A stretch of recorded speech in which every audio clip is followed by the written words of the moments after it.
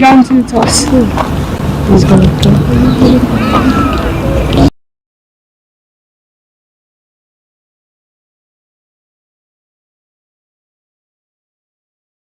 Very good morning to you all who have managed to join us at the JP Marks Oval in Potchefstroom.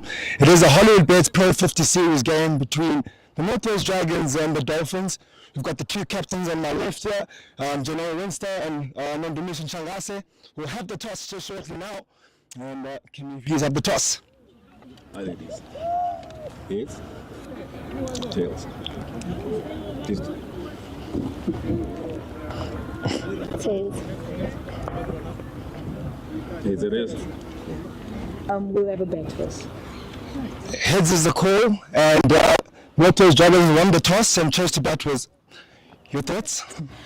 No, never mind the conditions, Potch is hot. But we have a strong batting lineup, so that is our plan going forward, and we know Potch is good for runs. Results haven't gone your way here in this tournament so far. 6 defeats. Unfortunately on your side, but what are you looking to correct here in this game? Definitely a tough one when it comes to the results, but every game is another opportunity for us. So we want to take this one and better on last weekend, and we want to make sure that all our processes and all our checkpoints are in place, so that we know we can take the win, especially this weekend. Congratulations on winning the toss. All the best for the game. Thank you. Have the Dolphins captain. You've unfortunately lost the toss, but you are on top of the log, and you're obviously looking to extend that in terms of lead at the top. What are you looking to do different today in terms of getting a victory? We just need to win this match. I know we're still on the top three up there, but doesn't mean that we need to just settle and be like, no, it's fine. We still need to work hard and win this match, and yeah. All the best for the game, and good luck to the rest of the day. Thank you. Thank you. The news at the toss is that the Northwest Dragons won the toss and chose to bat first. Thank you.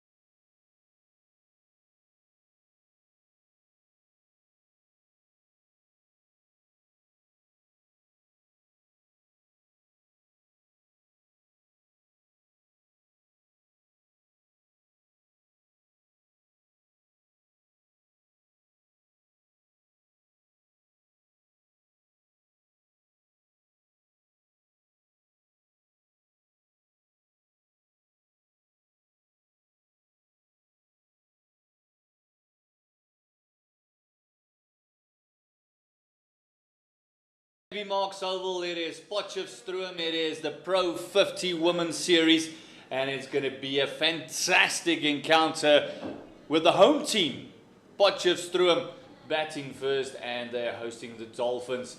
And the Dolphins will feel very much at home because it's very much a Durban weather day today. It's gloomy, it's cloudy, a bit of rain about, and they'll feel right at home, not the normal sunshine and scorching heat that we've had over the last few months, or shall I say last 30 days or so here in Potchefstroom and all the rest of Gauteng as well. Welcome to the broadcast.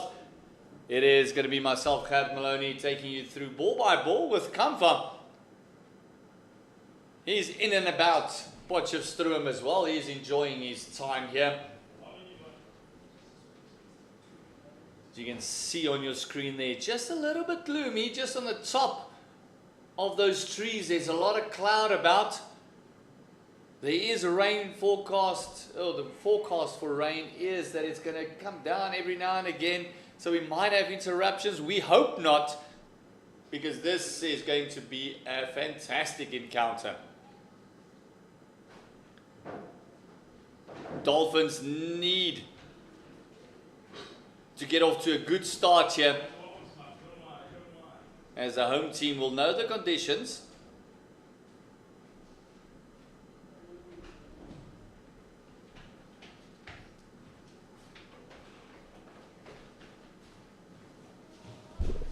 Benetti on the top of a run-up and joined by Kamfa, who was down there for the toss. And Kamfa, good morning, and what happened at the toss? Very good morning, Gert. Looking forward to an exciting day of cricket here at the JP Marks Oval. It is women's cricket again, back in action. Very excited to see some women's cricket back in action again. 50 over stuff. Look, at the toss, it was the Dragons that won the toss and chose to obviously bat first. Interesting decision to bat first, especially overcast conditions early this morning. There was rain about early this morning, Yachet. It'll be interesting to see how this pitch plays. It will be a bit sticky, so I expect a tad bit of movement here early on. Usually you get a bit of flat decks here around here, this part of the world.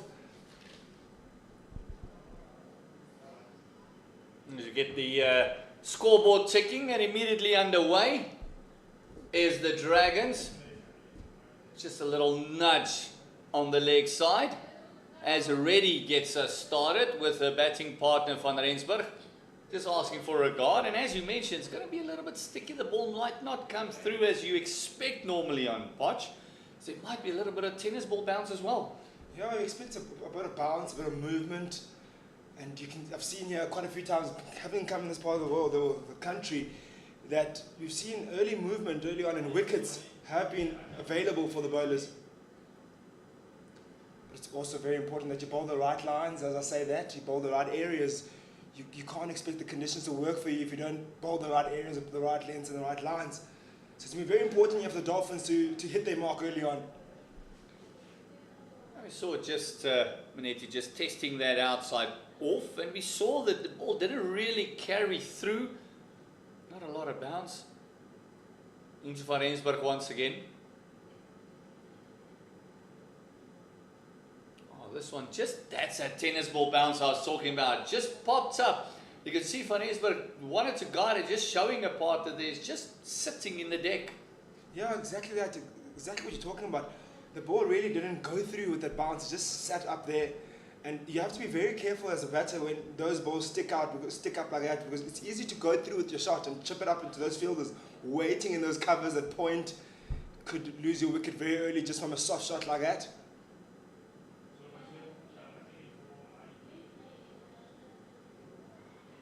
Oh, look at that. That again, just that little bit of pop in the crease. Did well just to get out of the way.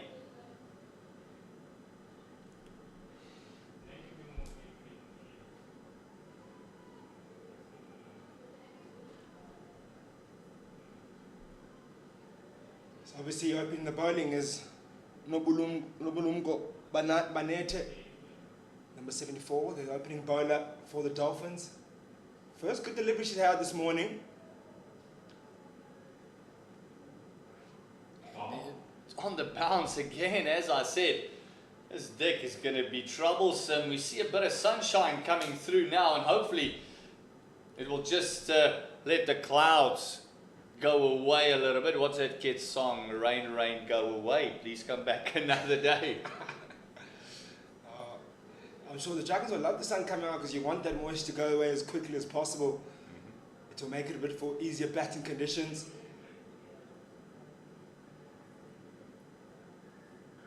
Oh, this one is played through the offside. It was short, it was wide, and it looks like it's going to be a teaser. And no, it's the first boundary for the day, and it goes to Van Rensburg. Really good shot there by Van Rensburg. The way she just went about playing, she waited for it quite nicely and rocked on the back foot and headed through the covers. You usually see how she played. She played it very late and she was able to play it right through those covers. Really nice shot to end the over. It is 4 for no wickets lost. Yeah, it's a good start. Still, they might know something we don't. Looking at the pitch and looking at the conditions, looking at the forecast, batting first wouldn't be most captains' first decision, but they must know something. We saw there Van Rensburg just playing the conditions nicely, just right on top of the ball, just slapping it through cover. Okay, obviously they are the home side after all, so they will know the conditions a lot better than the Dolphins will do. And I'm sure they'll know why they selected here to bat first rather than bowl first. In previous games, they have chose to bowl first, interestingly enough, when they've won the toss. Just maybe it's a fresher deck, maybe different decision, a different day. Conditions really... If I was a new person coming into this ground, it's rain early morning, dew, overcast, the ball won't nip about. It's not easy to bat here, but if you can weather that storm early, you can be in the game as a batter.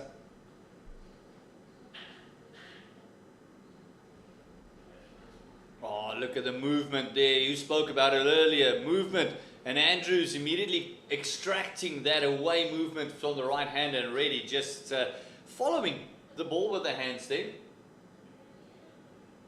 It's a bit wide though to go for. Early on, you want to be leaving those ones. You don't want to be putting your hands out there and driving those loose deliveries. Those easy can grab that outside edge and find yourself walking back to the dugout. As a batter, early on, watch the ball. Allow the ball to come to you rather than push at it.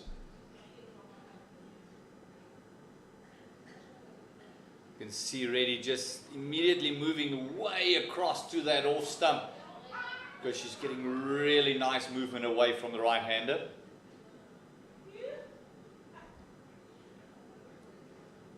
Sorry, for other games going on across as well is the Lions also playing today, and we'll keep you up to date with the Lions fixtures and all the others. Titans playing.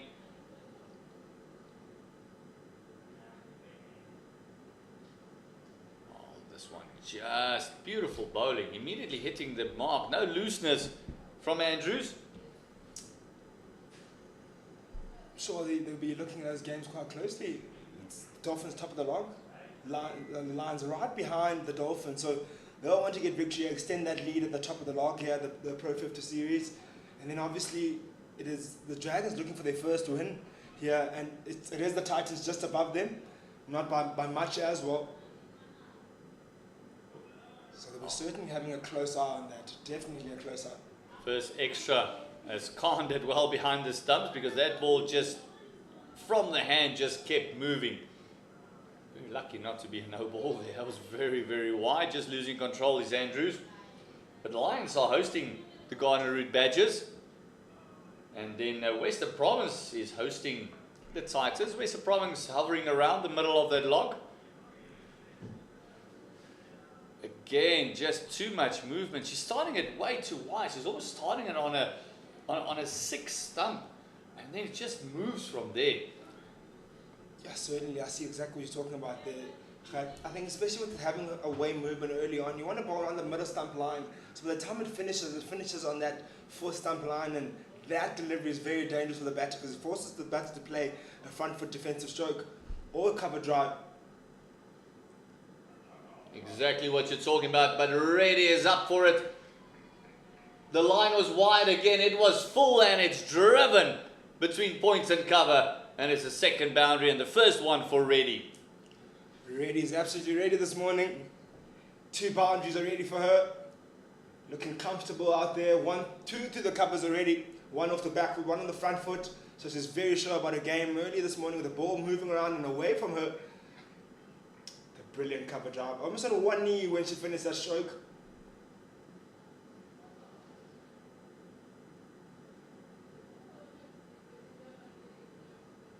Oh, that's the line. That's the line. If she's going to get movement from there, she's going to start forcing them to play straighter and not just with the swing. And that's when that slip that's in place comes into play. And also, they've got a backward point that's almost between a backward point and a fly gully. Right on the edge of the circle, they've got third man on the fence, and then they've got air cover and extra cover as well.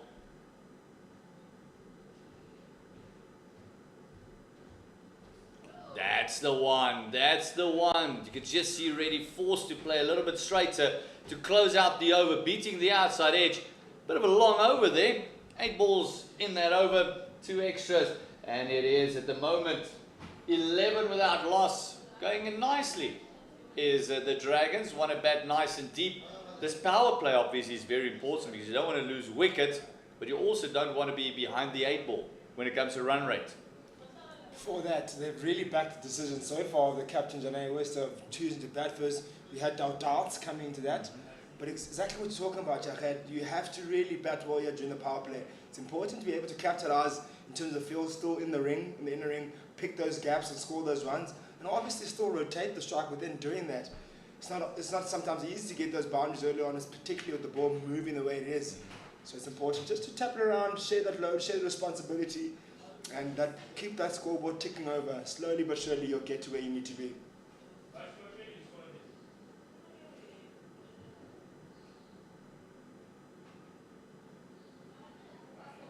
And it looks like Benetti is just getting a little bit of movement into the right-hander, which complements Andrews on the other side, getting away movement. They can just hit this trap, just maybe force the Dragon ladies just to play more shots, just instead of leaving a few. Very well spotted there, Kat, because now this 2 different tactics. On the other end, she has to bowl straighter Andrews, and for the ball to move away from the batter. And Banete, brilliant shot straight down the ground, but a good fielding effort. While the Dolphins on that mid-off, she has to start it a bit wider so that the ball can come into the bat. It's not too wide, obviously, not like the first delivery. Around about that 6-stump line so that by the time it finishes, it's finished on top of off, which ends up being a brilliant delivery. And you saw that one from Van Rensburg. That's exactly what she wants to do, get them driving, get them on the front foot, but it was also uppishly played because the ball's not really coming onto the bat. There's still a little bit of 2 pace in this wicket, not a lot of carry, so playing straight is going to be tough.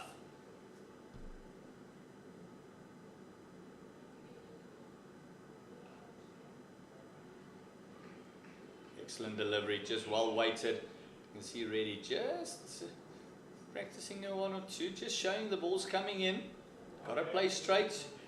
And so far, the length has rather been fuller than shorter from the Dolphins, which is excellent, especially on a pitch that gives you something that's not always carrying, that's not coming through. I was going to say that yes, it's been fuller, which is the right thinking, but I think it's just a tad bit full. I think they could just pull the length a little bit backwards. I think that might give them an extra chance because when that ball's a little bit backwards, it's not as easy to drive, especially the ball's not coming through quite nicely. So if you bowl just a bit short of that fuller length, then when you drive, you might chip it up in the air. It's a big opportunity here for the Dolphins. That's the length I'm talking about. Exactly, and much better carry as well on that length, Kamfa. Well spotted. It also looked like there was a little bit more effort there by Benetti as well on that one, because the international keeper that the Dolphins have is Yasmin Khan, the wicket keeper. You have to hit the deck here though, for the ball to respond. You have to hit it hard. You can't just put it there. That's one of those decks where you feel you actually got to bowl the ball into the deck just to extract a bit. We see a lot of that in the T20 World Cup at the moment with in Sri Lanka. Especially as you've got to bowl the ball into the deck, it makes it very hard to score, especially straight down the ground. Yeah, when you just float it up there and just try to kiss the deck, this is not those kind of decks where you have to kiss them. You have to really hit it hard so you can respond. It isn't the high foul, so you have to really go hard here. Oh, that ball's just floated up, and Reddy says, thank you very much, we'll have a double. Good running between the two. Lovely shot, just absolute timing, just punching it through the gap. Just get the scoreboard ticking once again. It's the end of the over. It is 14 without loss. Good over by Bonetti. Only 3 runs coming from it. Yeah, look at the first 3 overs here. I think it's a really good balanced start. Dolphins haven't bowled awfully badly. They hit their areas in certain occasions, and then maybe a tad bit full some occasions where they're allowed for run scoring. But I think they can't really fault themselves hard. It could be a bit tighter. It could be a bit close to the bat. To the Banete, she could be maybe on the 6th stump line coming in as she has an natural in-swing bowler. Then Andrews a bit more on the middle stump line, and then away swing for the right-handed batter. It's just a few tactical changes they might need just to get themselves that wicket to start off the morning, and that would be a clear, balanced game. Maybe, just maybe, the Dragons will feel on top. Very important for the Dolphins to use the conditions. They've got to try and get about 3 wickets in this power play to really put all the pressure on the Dragons that is looking for their very first win. Interesting fielding change here. They move the fine leg out, move them into that cover, reinforcements in the cover region. I think they know Van Rensburg loves to drive. She's very strong on that offside, and the ball is moving quite prodigiously from Andrews. And moving it away from the right hander means the right hander's got to walk all the way across and then flick it fine, because they do have a wideish mid-wicket in place as well. So I think it's a very good change. Just reinforce that, make the gaps a lot smaller, give Andrews a bit more freedom. He's not going to get anything there though. This will give Andrews the opportunity to actually go a little bit fuller, go a little bit more at the batters, force them to drive, keep them driving, keep them on the front foot. Well, that one is just way too wide, and again, it almost looks like it's a bit of ball chasing there, taking out the slip. I don't certainly agree with that decision, and I was actually very happy with the offside pack field. I was just saying one more tactical change. Move those cover regions a bit closer. Get that field a bit tighter. See, that's what you want to do. That's why I feel that slip was so important there. Because if that came from a solid edge, it would have been easy 1 down to 3rd, where they could have had opportunity with slip in place, and they've moved that slip to a 45. And I say again, with Andrew swinging the ball the way she is, they just had an attacking option with the slip there.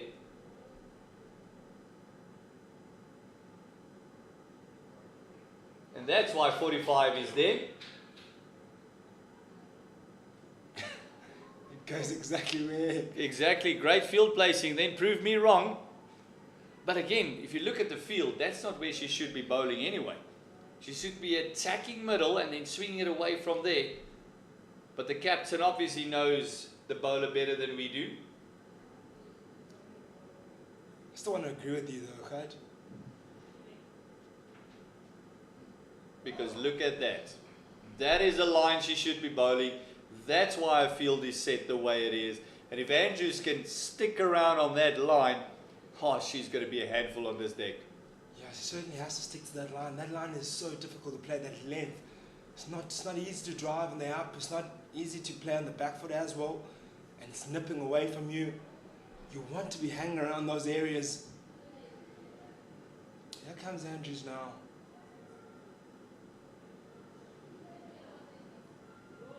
Good line. Maybe a 2 leg side-ish overcorrection from her. Earns the Dragons a leg buys, a signal by the umpire. If you really want to be attacking, one change that I would make is maybe keep the 45 then there, allowing her to attack the stumps. Take mid-on out and put her in the slips. Force them to try and play with a straight bat to the mid-on. Will also create a bit of angle on the bat to get that slip into play. Oh, again, just misdirected. Excellent fielding on the fence. That's the end of the 4th over. It is 19 for no wickets lost. Going at a decent run rate at the moment. 4.7. They're going at the Dragons. Looking very comfortable out there. Haven't been really troubled and no opportunities they've given so far. So I'm sure good signs for the coaches. Good signs in terms of how they're looking to build this innings. Nullifying that new ball quite early. Reddy and Van Rensburg. A nice partnership now. They got their eye in. They want to cash in, yeah. They've done the hard work early on. They've already taken out the Lions. The Dolphins already taken out their new ball bowler in Banete. Put in Chandler as the change in bowler. Chandler nice and tall. Maybe just expecting a height just to maybe get a little bit more out of this deck. Again, just moving the third man a little bit finer. She's bowling with a slip in play. Also fine leg and third on the fence. Everyone else in the circle. That's what they're looking for, is a little bit of extra bounce. Just getting it up there.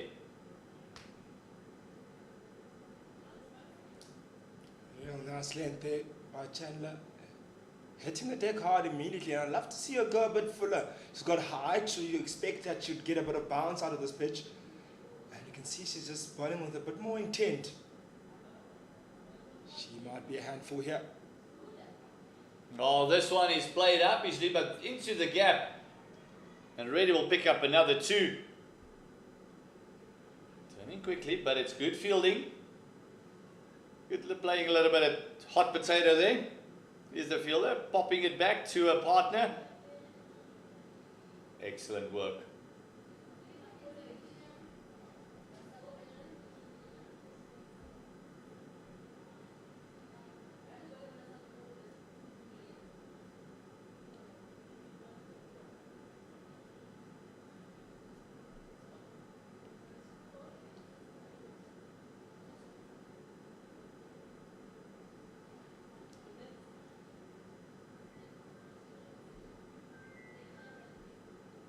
Oh, lovely delivery by Chandler. After bowling a short wide one, follows up with a nice tight back of the length delivery. That troubles Reddy, but gets a bat out the way in time. Yeah. Alexander Candler definitely knows how to extract a bit of bounce from the pitch.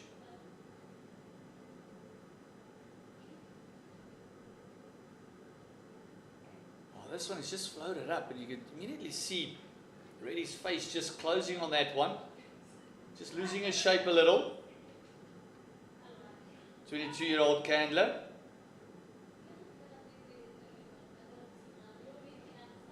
He's had a pretty decent outing with the ball. Very economical.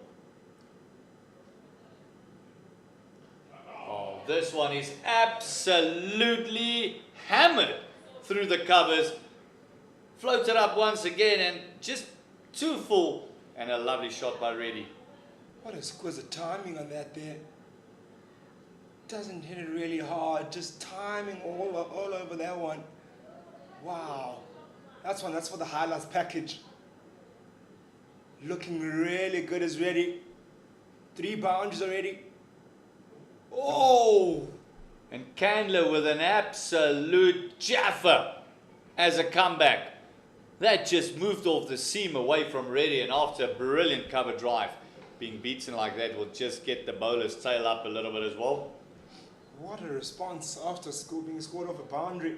She seems to have done that twice in this over. Been picked away on that back of the length delivery earlier in the over, and then she responded again on that back of the length line. And then she went fuller. Boundary scored by Reddy, and then went back to that back of the length delivery, beating the outside edge again of Reddy. She'll be thinking about that now, that line and length. She's troubled her twice. Maybe the third time she might get the outside edge. And now that the new ball is is a couple of overs old, and the Dolphins hasn't made any inroads into this pretty decent Dragons lineup. They need a break somewhere. They need something to happen, and for Van Rensburg, they're just putting in the slip once again. Putting in Sheshni Naidu into roundabout, looks like about a 1.5 slip position.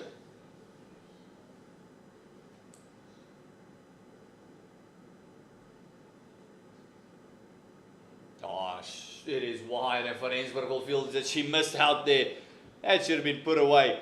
But again, I think it's the lack of pace coming towards you. You can see the ball just sticking into the deck once again. So you've got to generate all the pace and still pick the gap. I think it's just about being patient in terms of when you see the ball go short. I think naturally as a batter you think it's coming to you quickly when you see it short. But for here on this pitch, just wait, maybe a fraction slower and then play a shot a bit later. Again, wide, and Andrews just not getting it.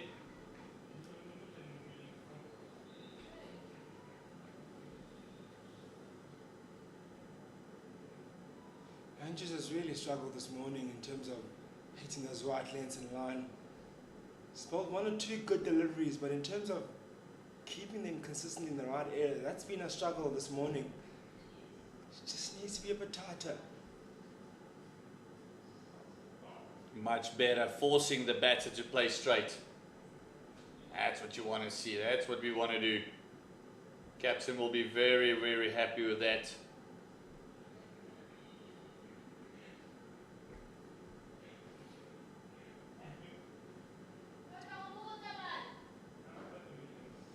Actually, I haven't picked it up. There was a bowling change. It is Marley bowling at the moment.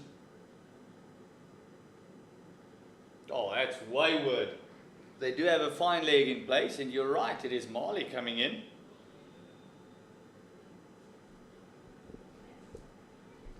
It's also the captain for the Pro50. Very similar to Andrew's action, also swinging it the same way. Yeah, they look very similar action. And also, both got that away swing for them. That's working for them early morning. Zintle Mali.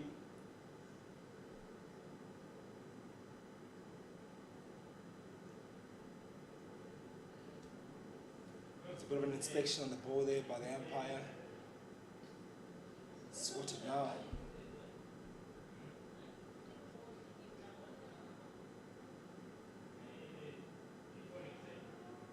Again, is wide, lucky to get away with that one. Might have just crossed inside that blue line, which indicates wide.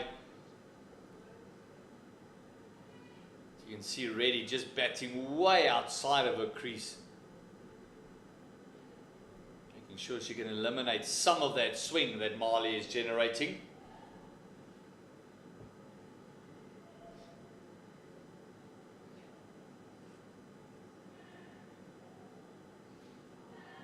Oh, look at that, absolute beauty. And this has been the problem with the Dolphins this morning, is if they could have just been more attacking on that line, with the movement they've been getting, especially from that end, it has just moved beautifully away from the JB Marks end. Just be a little bit more consistent. I think the results would have been different, especially on the wickets column.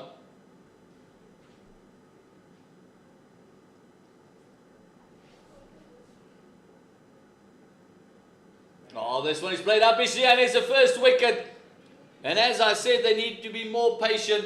It is a big wicket of a Reddy that's got to go back to the hut. Very big wicket that is. Reddy was looking really good. 13 of just 21 deliveries. Has scored 3 boundaries this morning.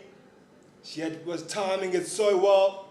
But that time around, that length exactly that we're talking about, that dangerous length that is hard to drive up, especially, and it was caught comfortably at the end in the cover region. Reddy has to walk off. Zintle Mali with the first wicket. And that brings us to the end of the 6th over. It is 27 for 1 now. Dolphins will feel they're right in this game now. And that's exactly why batting first would have been not everyone's choice. Because of that ball, you can't really go through the line. Getting on top of it is going to be so difficult, and then that movement was just an absolute beautiful ball. They could just be a bit more patient, the Dolphins. You feel that there's a lot more wickets to be get there in front of the wicket, because the ball is going to pop up. That catch went exactly there by the way they added that fielder with the reinforcement. So good fielding change was done in the previous over for Andrews, where they added a fielder in that cover region and they got their rewards, the captain. Marley just getting the reward there. But as you mentioned, very similar bowlers, so the plan can stay exactly the same. As Phoebe Molkenboer has come to the crease to join Van Rensburg. She won't be facing it. It was the end of the over.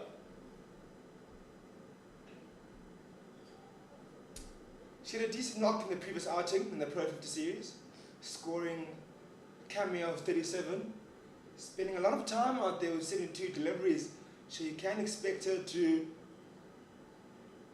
bide her time and be patient with how she goes about her business. She's a really good stroke player, is Phoebe Molkenboer. So they can expect her to come out here fighting and be patient again. I'm sure the Dragons will back this batting line up to be able to bat through these conditions.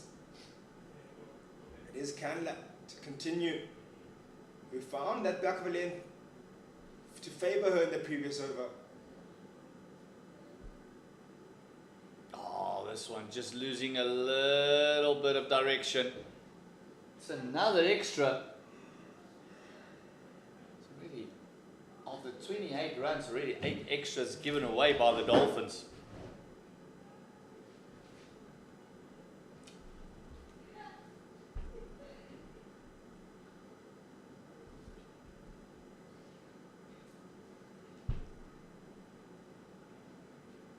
That's what they need, just a couple of dots after a wicket. Just make sure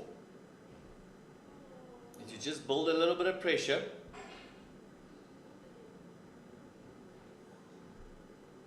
Yeah, that's going to be important, yeah. Yes, they bowled those 8 extras and they had to tighten that up. But the way to build pressure is to build those dots. Short again by Candler, but not punished by Molkenboer, still finding her feet, still looking for a timing early on. Correction from Rensburg on strike.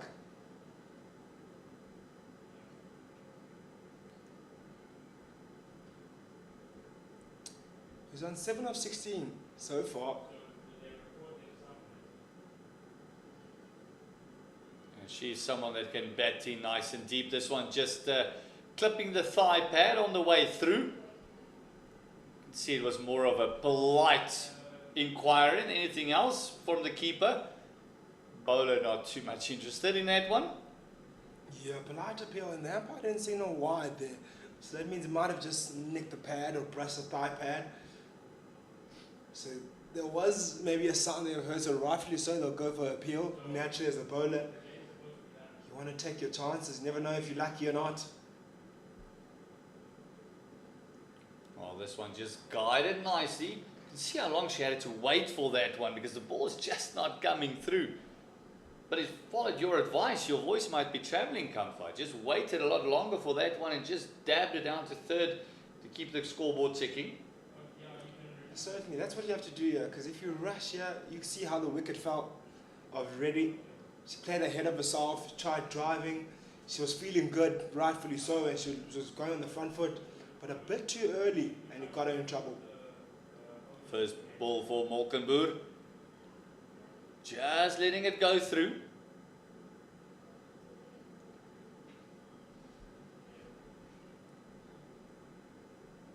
You can feel Canada is getting into business quite nicely now.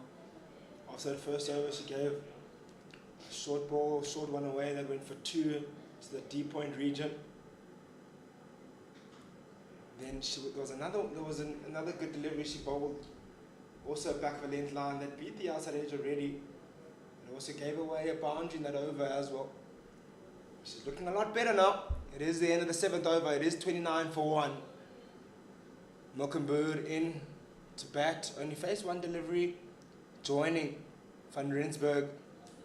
Sitting on 8 of 18 deliveries. Molkenburg is the Netherlands international for the Dragon ladies. 21-year-old.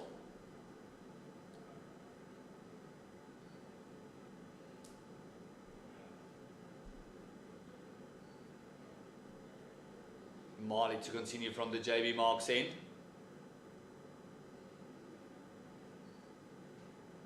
Oh, this one is played through the covers, but it reinforced offside. Just cutting it off and no run.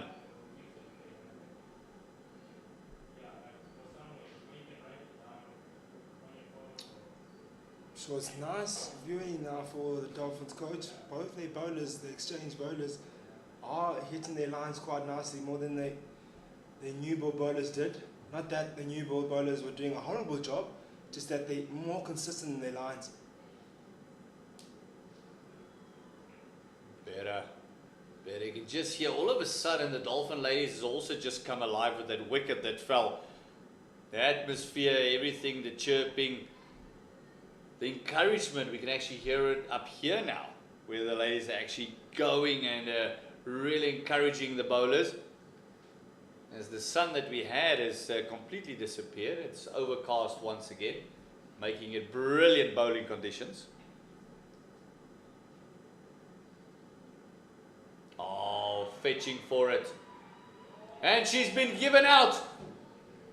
Feeling for that one outside the off stump. No feet movement. And it's Van Rensburg who did all the hard work. Unfortunately, has to go back to the hut. Oh my word. Mali, Zinhle Mali in business this morning. 2 and 2 overs. Picks up the 2 set batters, you could say. In Van Rensburg now, walking back. They'll have 2 new batters. Oh, they'll have their work cut out. It is the international. Mignon Dupree to come into bat. She's coming off a 50 in the previous game. Is Mignon Dupree. 51 of just 61 deliveries. She's a very busy batter.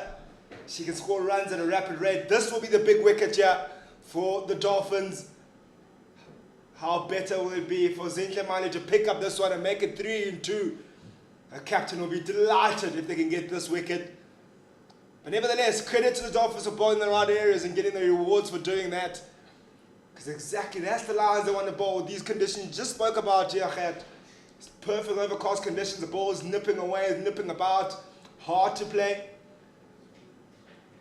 And if they get exactly that, the Dolphins, they're in business now. Particularly Zinhle Mali. Doing a fantastic job for a captain, and this will be the big one for the Dolphins.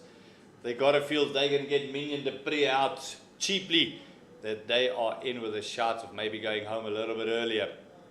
But the conditions, both teams got a bat. And now looking at the conditions, the overhead conditions, the pitch, oh, what do you feel will be a competitive score? Oh, look at that, squaring up Mignon Dupree immediately. Marley's got a tail up. She's up for this fight, Kamfa. Oh, Mignon Dupree will have a work cut out here. It won't be easy in these conditions. She'll have to be very, very wary of that ball coming straight and nipping away from her. Already squared up, as you said, Khat. And Zinhle Mali's got a tail up now. She's steaming in, running in hard.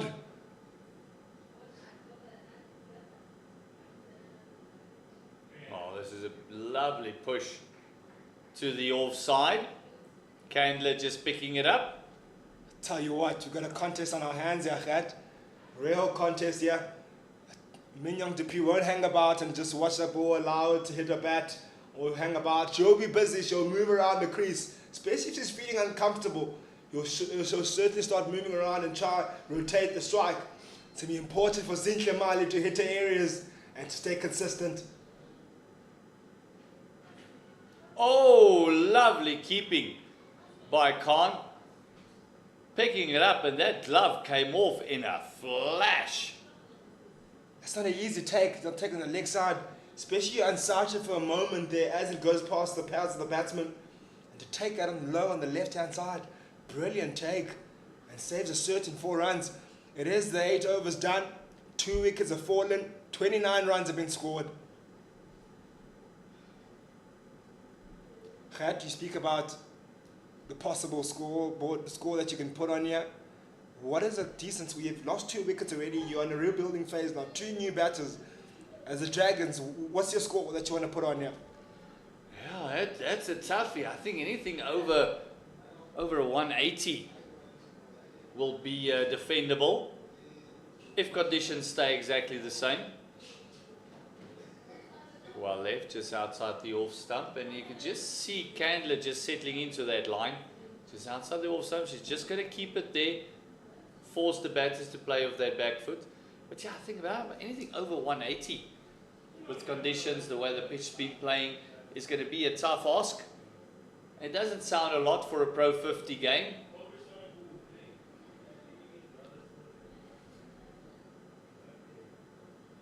But I think it's one of those pitches where you're never really in, as this one is squirted through the offside. Molkenboer says, thank you very much, I'll have a forfeit. Oh, brilliant shot by Molkenboer. Just leant onto that. Not really muscled or anything, just put a bat out there and allow the bat to do the rest. It is 4 runs and first runs on the board for Molkenboer. What a lovely shot that was. Talk about conditions here not changing. I certainly think conditions might not change. Speaking to the groundsman earlier this morning, saying that he's expecting some rain to come about again. And if there's more rain yet to come, conditions might not change. Yes, we don't want any rain to come, of course. We want to see a full day, a full game of cricket. And we want to see some exciting women's cricket being played out here. It is the Hollywoodbets Pro 50 series.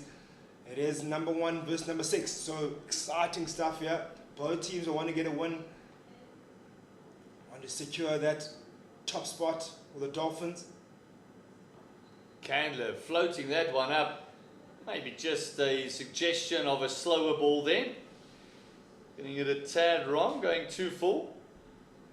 And I'm in agreement with you, Khat. I certainly believe 180 will be a really good score here. Even 200, but it will be a big ask to get a 200 on board. Might take the full complement of the 50 overs to get there. It's tough conditions these. Oh, this one is played beautifully around the corner. That was done against the swing. Lovely wrist work by Molkenboer.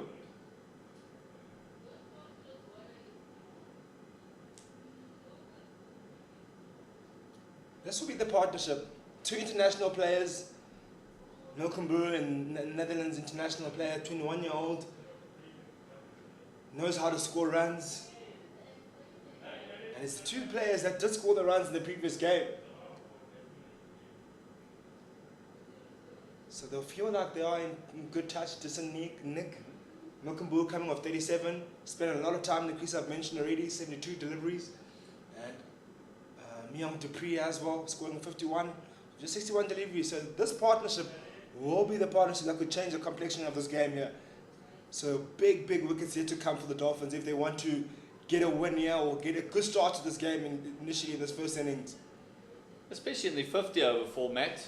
These 2 have been amongst the runs, 37 and 51 as you mentioned. The day after that, both of them got 0 in the Pro 20. So they're kind of chasing each other. But for the Dragons in this Pro 50, this will be the partnership to take them past that 25th, maybe 30th over to really bat deep, grind out a decent score. And see that ball just stopping in the deck. So what you'll be saying, Dragons must build on this partnership and get the runs. This is the important part. But on the other end, Dolphins will know the big importance of picking up wickets. And not just getting one of them, both of them out. Because both of them can change the game very quickly for you. And you'll find yourself chasing a score over 150 to 200. And that won't be easy. Zinjamali. Yeah, the thing that the Dolphins were very wary of is that these 2 can bat for a long time. They're not just explosive, they can really bat for a long time. So they can occupy the crease up until the 30th over, easily. So they really need to make this ball, while it's still swinging, while it's doing something for them, make it work for them, and try and nip these two out. And like you mentioned, from the flip side of the coin, is for the Dragons, these two need to stay together for a long period of time. It's a nice balanced partnership. There's an experienced head in Mignon Dupree, international campaigner, played plenty of international games for South Africa. Then you've got Milkenboer, the exuberance of youth. So a nice mixture between the two. They'll complement each other really well. So the partnership is not just important just in the context of this game, but in terms of the mind shifts, the mind games they'll play for both sides. 2-run scores, as you say. Oh, but Mali at the moment is bowling beautiful lines. It's just they're hitting that 6-meter mark, just forcing them to play straight. And what's interesting here is that Zinhle Mali is bowling probably the best I think she's bowled in the 2 overs or 3 overs she's bowled. And guess what? Milkenboer has identified that and is playing, respecting that very well. Oh, this one popping up, and luckily not from the middle. Just hitting the splice, and then Candler just taking out Khan there behind the stumps. Actually got one in the ribs.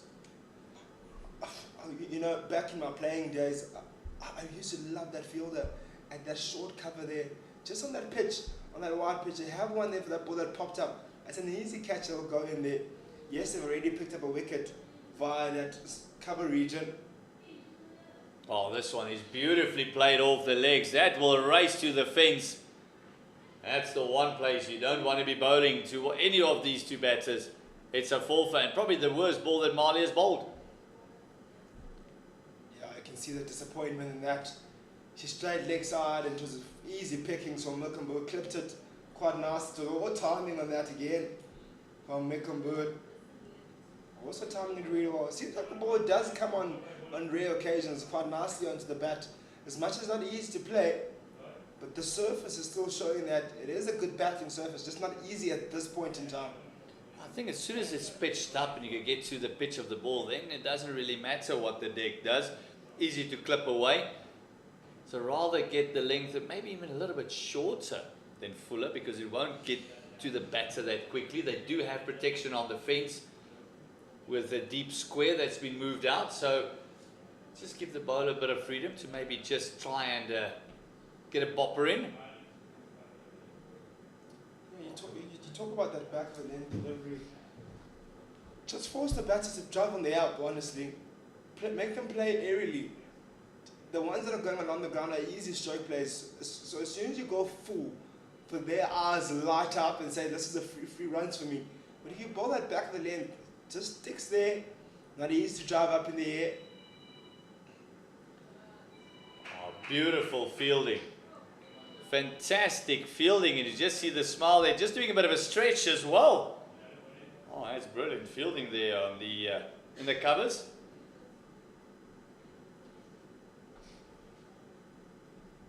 You mentioned your playing days. I mean, how long have you been retired? About 25 years now? Comfort? Talking about youth? I haven't really retired. I just haven't played in a very long time. Okay? I didn't know you'd pick me out there. I thought you were of retirement age. No, not even close. I think I'm enjoying it a lot more here in the com box more than anything else. And I love to find myself out there again, but you know, I think I made my choice. I think I'm a better talker than a cricketer. Do play decent cricket, but not as good as maybe the mic. Oh, lovely shot. Just leaning into that one.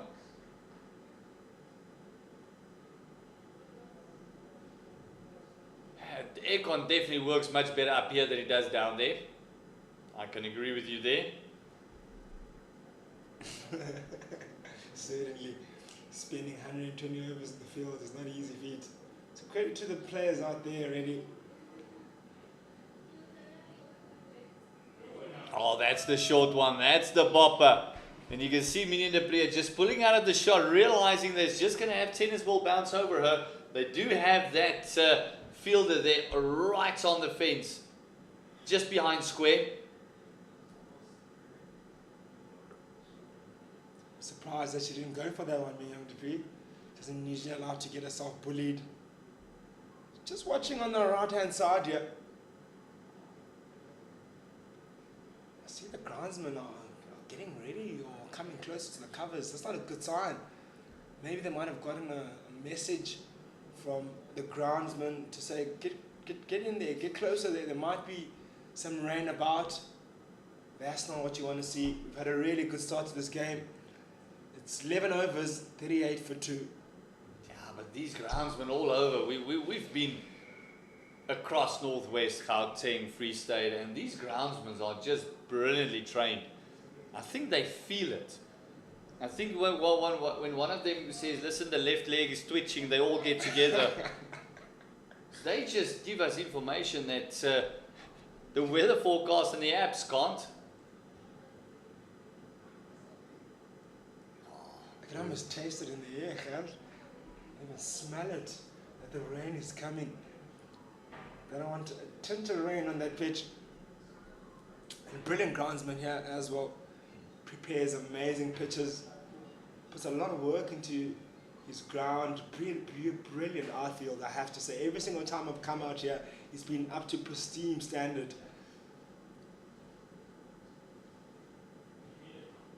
Oh, lovely bowling. Just really attacking.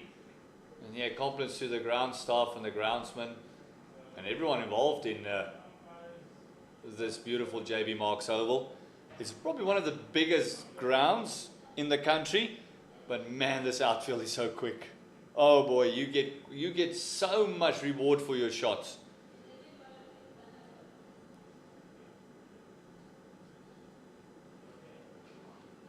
Oh, Malcolm just trying to use a wrist, just getting into that gap between mid and mid wicket. But the ball swinging away from her is very dangerous as well, because you can see Naidu just on the top bottom part of your screen there. Oh, sorry, top bottom, the bottom right hand. Just see Naidu hang around there, around about the second slip area.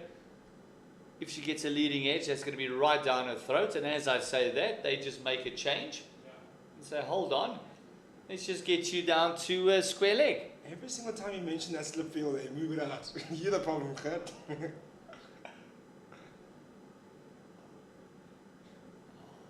Been just hitting her straps. Marley bowling brilliantly. I think it's going to be very important here for these Dragons players to respect the spell of Zinhle Marley. Get her out of the spell. Let her bowl her full complement of 4 to 5 overs, however long the spell is. And then get ready for the next bowler, because she's in the real middle of a good spell. She's picked up 2 overs already, just for 6 runs in the 3.4 overs she's bowled.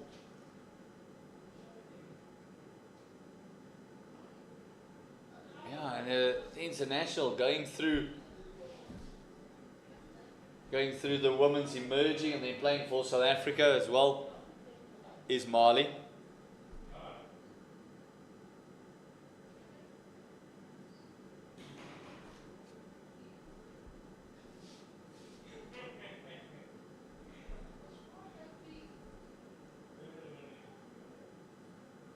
Oh, that one is short. It is wide, and Malcolm says, thank you very much. I'll have another forfer.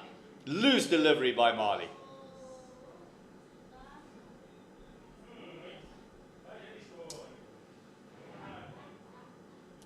That's the end of the 12 overs. It's 42 for 2. Brilliant stroke being played there by Malcolm. Rocks on the back foot quite nicely. Gets really good timing on it again. She's timed it so well. I've mentioned the word quite a few times about timing. And it's going to be so important for her to build her innings on timing. Because if you want to muscle a delivery, I could easily just chip it up in the air.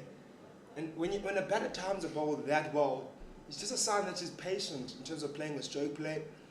She's willing to play it as late as possible. Because it's not easy to time the ball out here on this pitch. As we said already, it does stick a bit. We will have a change in bowling.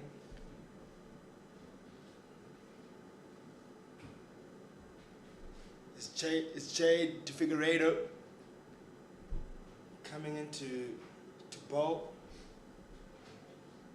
She picked up 3 wickets in the previous game, so she's also in good nick in the Pro50 series to Figueiredo.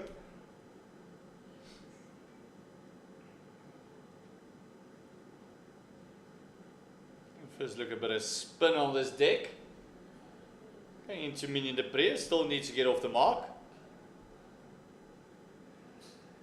Oh, and one thing we know about Jade Figueiredo is she won't mind giving it some air.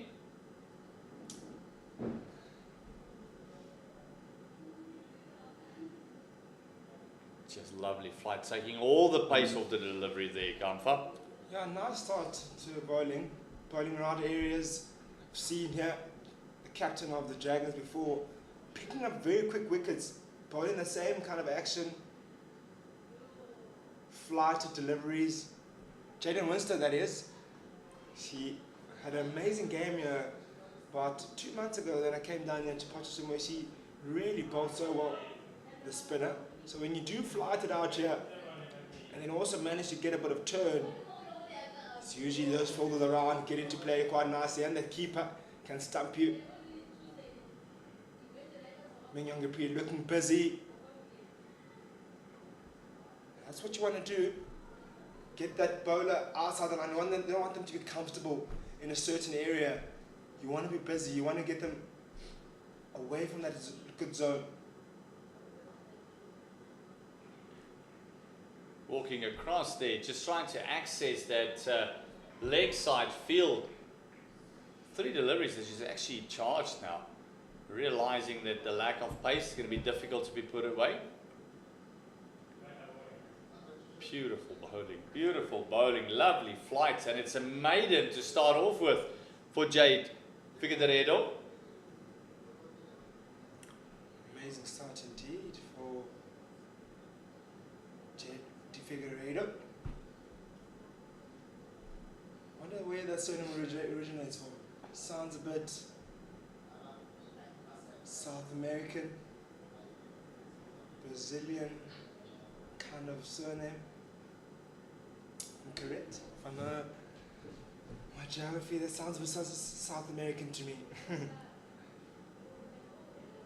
Mexican, you know? Yeah, might have some Latin influence there. Maybe even a bit of Portuguese. Somewhere there. But it is going to be a double change as Michaela Andrews comes back. At 2 overs, only going for the 8 runs. Replacing Marley. They're missing a trick here. The Dolphins, they moved that field, that cover down to deep cover. They're protecting that single. I'll still keep that fielder there. So that single is not available. Also, then he gives you an attacking option to take a catch when the ball is chipped up in that air. But it's not like they've been blasting it through the covers as the batsman, especially with the Minion de Pre still needing to get off the mark after 16 deliveries. That's an easy way to do it with that fielder there. I think they would have found the gap if the fielder was put up in the field, up in the covers. Would have been then a brilliant boundary at the end. But I guess maybe they know better. I just feel that you've got some pressure going. You've got 2 wickets. Molkenboer, I can understand, has been there for 20 deliveries. She's hit a couple of boundaries, maybe get off the fence. But Minion de Pre has only scored a first run now. And as we say that fielder is playing a bit of argy-bargy. She's coming back. And going directly to her. Exactly what I'm talking about. He saves that single, more importantly, then drives up the runs, creates pressure, an opportunity will come. We talk about pressure in this game is so important to be able to stay on top of your game and to be able to stay on top by applying pressure to the batters. And it just takes 1 or 2 overs. You already got a maiden over in the previous over. That plays mind games to the batters. Mignon de Pre couldn't get off strike. Up in the air, oh, just slightly. Those are the slight moments, those small little wins that you want to have in this game. It's a game of margins, this. You want to win those small margins, those small little moments. It's all about the moments. If you can just take those moments, you get an opportunity.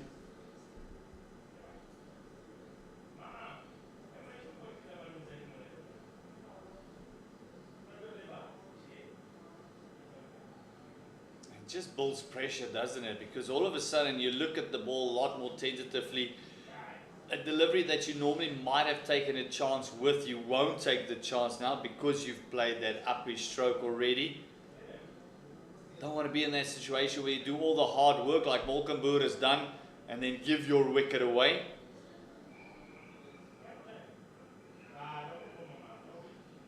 Last delivery of the 14th.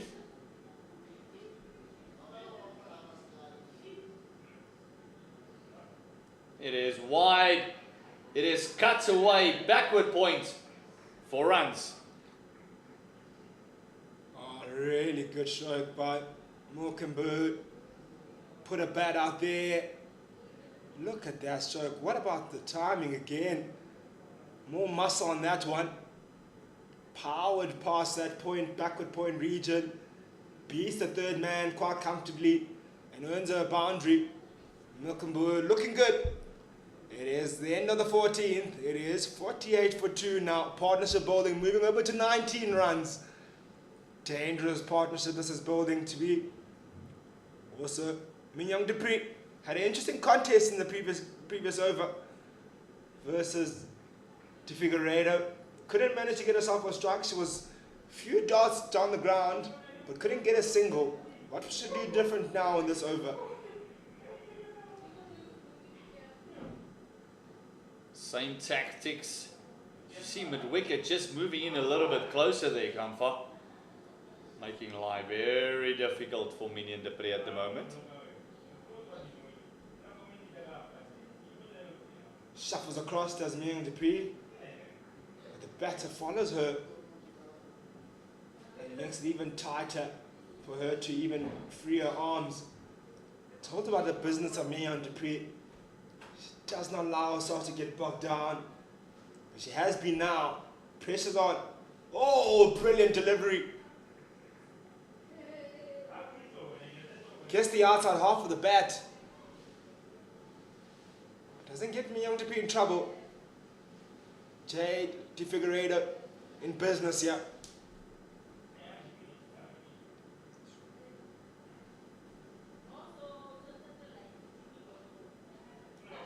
Oh, up in the air.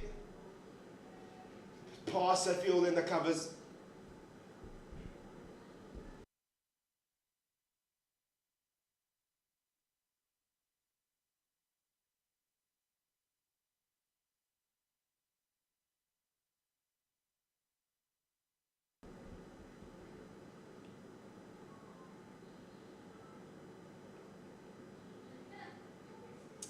Nice shot again, played in the covers. Molkenboer. She scored the majority of the runs here in this partnership, 18 of them. That one grips, that one turns away. That brings us to the end of the 15th. It's 49 for 2 now. Yeah, this partnership of 20. It's not often that you'll say that Mignon Dupree has been the silent partner. 2 of 21. They've really bowled excellently well to her, but she's now got herself in. She's faced the deliveries. We know how much she can accelerate from here. Molkenboer has batted pretty nicely for her. 18 of 26. Going to the 16th. Approaching that 50 mark. This is where, that's the window of opportunity now for the Dolphins. There's a batter struggling to get her runs. Yes, she's an experienced batter. She'll know that she's got a lot of time to bat out here, but pressure still remains. Still a game of cricket we're playing here. Get those fielders in. Be loud around her. Make her feel like she's not in the game even more. And also, the bowler has to go about it the right way. Banete coming into bowl. Oh, lovely delivery. That's where you want to be. So close. What a nut. That ball was moving into the right hand, and as soon as it pitched, just left her. What an absolute beauty. And that's the sort of deliveries you want to bowl to an international, especially a class of Minion de Pre. Beautiful delivery by Benetti. Again, another one. A huge appeal. It's given out. A brilliant delivery. That earns him a wicket of Minion de Pre. She was struggling. She couldn't get in. She tried everything in the previous over, the last 2 overs, the spin of Figueiredo to try and get runs. And this time around, they get the inside edge of the bat, and she's gone. Struggling innings comes to an end for Minion de Pre. But what a fantastic build of pressure it was to her. And Benetti picking up the all-important wicket of Minion de Pre. Wow, wow, wow. What a delivery. You talk about her bowling that a bit wider and allowing that ball to nip back in. You spoke about her bowling just a tad bit wider because she had that in-swing ability. And she bowled exactly that line that she wanted her to bowl all game. Change of ends brings a wicket. Change of ends brings some fortune. And all the pressure is now on the Dragon woman. They really need someone to put the shoulder down because they're only 16th over. They've lost the 3 wickets. Molkenboer is kind of standing there on her own at the moment. They really need someone to stick around. Even if these two can just occupy the crease up until the 30th over. Just get the ball a bit older. The swing will be a bit less, but Benetti, just that previous delivery, just set it up. Swinging it in, then moving it away off the deck, and this time it just kept the line, swung back in, finding the inside part of the bat, and Khan says thank you very much. Let's be honest, Gert. In that first couple of overs from the Dolphins, didn't really hit their areas, didn't ask completely the right questions, or let's rather say consistency. They didn't find the consistency in that early part of their first 6 overs. After that first change, things changed for them. Those 2 change bowlers found consistency, found their areas, applied the pressure, wickets fell. And now you can see what the pressure has done. He's forced some areas, he's forced some balls to be pushed at. Now Dolphins are right on top, a big opportunity to pick up more wickets here. Change the tide of this game even more. Now as we have a quick drinks break, we see the Dolphins just resting up, and it was actually that first wicket of Reddy that set it up. After that wicket fell, we mentioned about the spirit all of a sudden lifting from the Dolphins, and from there, it's almost like they just recognize where they need to be. Yeah, they've been hunting in packs in the last couple of overs. That's what you need to do. We talk about partnerships in batting, and equally as important in terms of partnerships in bowling as well. From both sides, you have to apply pressure. Last 2 overs, brilliant bowling from De Figueiredo. Then the change in bowling by Netta. Applying the pressure again on Minion de Pre. Getting the rewards, getting that wicket. The one that nipped back in, gets the inside half of the bat, and the umpire points her out. Oh, that dreaded finger of doom for any batter. We've got a new batter at the crease now, in Oluwatu Gasa.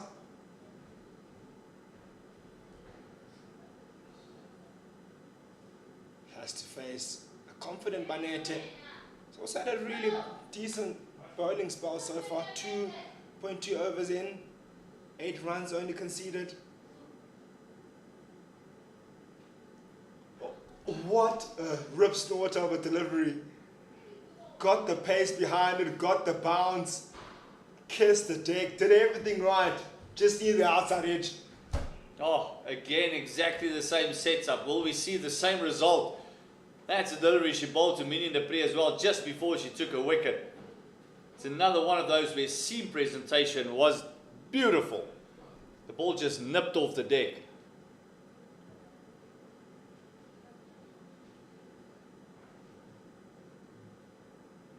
It was the same setup. This ball just carried on with the angle. Fantastic bowling. Benetti is just bowling brilliantly. And you mentioned bowling in partnerships. It is Jade Figueiredo on the other side that's only conceded the 1 run in the 2 overs. She really bopped down Minion de Pre, allowing Benetti just to pick up the wicket. And this over thus far has also been a wicket with no runs. Oh, and it's the second wicket. Bit back of a length. Absolutely flummoxed Gaza there. Played it off the bat onto her body and into the stumps. And it's the second wicket in the over. And Benetti is on a rampage. Oh, unfortunate. I'd say it was unfortunate. Hits the inside half of the bat. Hits the thigh pad. Hits the foot. Goes onto the stumps. Gaza will think to herself, why? How did that happen to me? Why me? She has to walk off though. On the roll is Benetti. 2 in 1 over. Could be a maiden wicket this. Oh, maiden wicket. Really good overs she's had now. Coming back into attack. First 2 overs were a bit thereabouts, but now she's come back strong with 2 wickets at the bang. And all the wickets coming from that JB Marks end. All 4 wickets. Marley picking up the 2 from that end. Now Benetti picking up the 2 as well. It almost looks like Gaza was almost frightened into that shot. The ball just popped up and it just surprised her completely. I was going to say, Gert, I picked up, as you talk about bounce and wickets coming from that side, there's a lot of bounce coming from that side, from the JP Marks end. Hence, you maybe see the seamers being bowled from that side and the spin being bowled on the university end. Chantal van Schoor has to face 1 delivery from Benetti. Oh, and again, just look at that head just going away. That's what I'm saying. It might be that little bit of extra bounce just really surprising them. And it might also be, you've been showing it here in the com box now, maybe getting a short in catch there as well. Or even that slip fielder there, any fields around there, make some noise. Be in the action, they're on top right now. Here's a big opportunity for the dog. I mentioned it after they picked up their second wicket, that partnership had to be broken of Milkenbood and Dupree, and they did exactly that. Picked up another one. They're in business now. Get those fielders in there. Use your momentum. This is a game of momentum. The small wins I speak about. And if you want to stay on top of this game and you want to win games like these, you have to take these type of moments and earn the right of that. And they've earned their right now. They have to press on from here. They can't just sit back and say, you picked up 4 wickets, good start, ladies. No. Keep on going. Here's De Figueiredo now. 2 overs and 1 run. Oh! Chipped it up in the air. Great effort. And this just shows, if you look at the balls faced by all the batters, Reddy faced 22. You're never really in on this deck. If you look at Van Rensburg faced 21, Milkenboer is on 28 deliveries now. Minion de Pre faced 23 deliveries. All of them facing a lot of deliveries, but never really getting in. Oh. Sliding down leg, that one. And then gets them 2 bars. Or it might have come off the bat. And that also brings up the 50 for the Dragons. A hard-earned 50 runs coming off the 16.3 overs and a run rate of 3.1. Tough going. Ooh, flight on that one from De Figueiredo. That was a bit of a tempter. It was one of those deliveries where you just float it up there and say to the batter, I'll wait till you hit me. It's a hit me ball, I call him. A drive me. Take me on.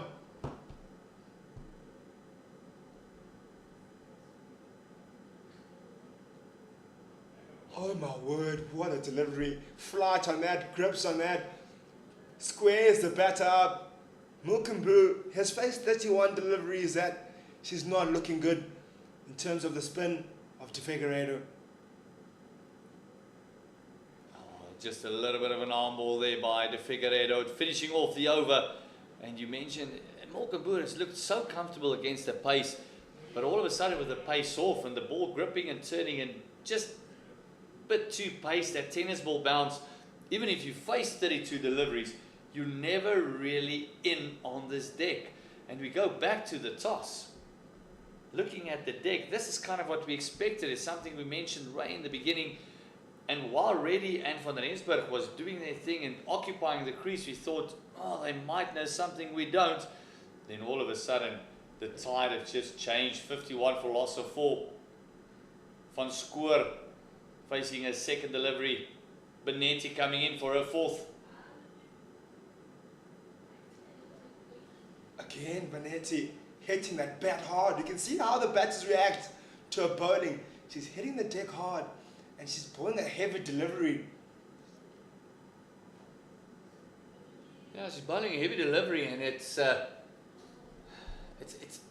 batter's kind of just pushing at the delivery there. It's almost like she's losing it. You can see the smile from Benetti's face, which I think any fast bowler will have if you realize you've got a little bit of intimidation going. That occasion, Van Schoon using the pace of Benetti. But it seems like all batters, Dupree did the same thing, Casa did the same thing with Benetti. So it's clear maybe it might not necessarily be pushing at it, it might be that the bounce might be an extra bounce at the last moment. Credit to maybe the pitch, maybe the way it's playing. I don't think it's just the way the batters are playing, it's just a surprise delivery. Ooh, digs that one in. Goes a bit fuller there in that occasion, testing that the front foot of Molkenboer. Maybe the fuller delivery not accurate enough, but a bit wide. But nevertheless, a good delivery. Yeah, they really need Molkenboer and Van Schoor to stick around. No partnerships to speak of, except the first one. It was 28 runs. Good delivery again by Benetti. She's just come back a different beast here in her second spell. She bowled the 2-over spell initially, where it was really there and thereabout, as I mentioned already. But this one, my word, she's come back here, only conceding 1 run in the last 2 overs, or in the last 2.4 overs, picking up 2 wickets. She's just found a different injection in the bowling, different pace, different confidence.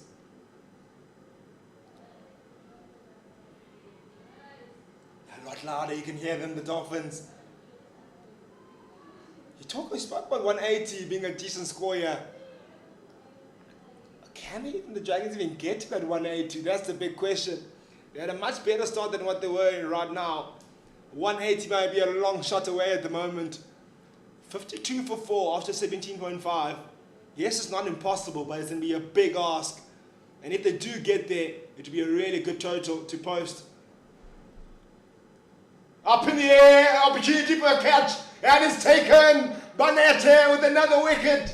She's in business. She's bowling like a rocket.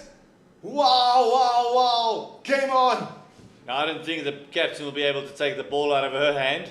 She'll even be asking, can't I bowl from the other end as well? So brilliant bowling by Benetti. Picking up her third. It's that delivery that angles in and then just straightens up on the right-hander. And this is Molkenboer, who's been there for 34 deliveries before that one. And then all of a sudden, just popping one from the leading edge. You're never in on this deck. And it's the set batter once again, Phoebe Molkenboer, making her way back to the hut. She looked very good until this latter part of her innings. What a spell it's been from Benetti. Her last 2 overs have gone for 3 of just 1. Just bowling absolutely superb spell at the moment. They cannot read her. They cannot pick her. She's bowling on a different deck at the moment. Wow. It has been phenomenal.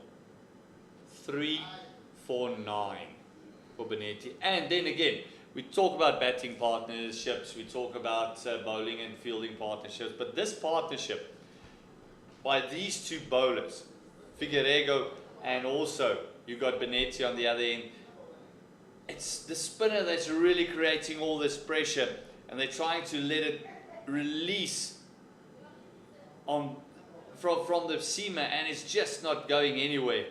The Dolphins just tightening the screws at the moment. Oh, look at that.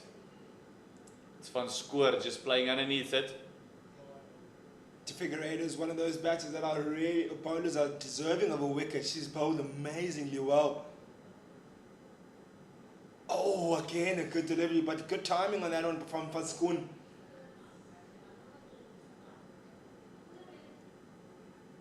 A 3.1, 2 overs have only gone for 3 runs.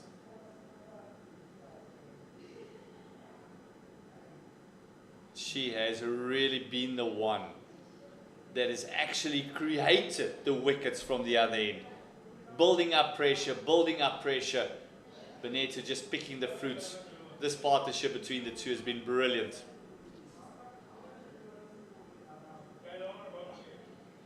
Okay, it's still 4 dots in a row once again.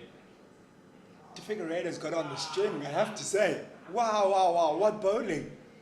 Flight, right line and length. Oh, so close. Cut it off the off stump. You missed that. Figueiredo's in business. Let's just see if she didn't take the paint off that stumps there. That's how late that was cut. Wow. What a turnaround in this game.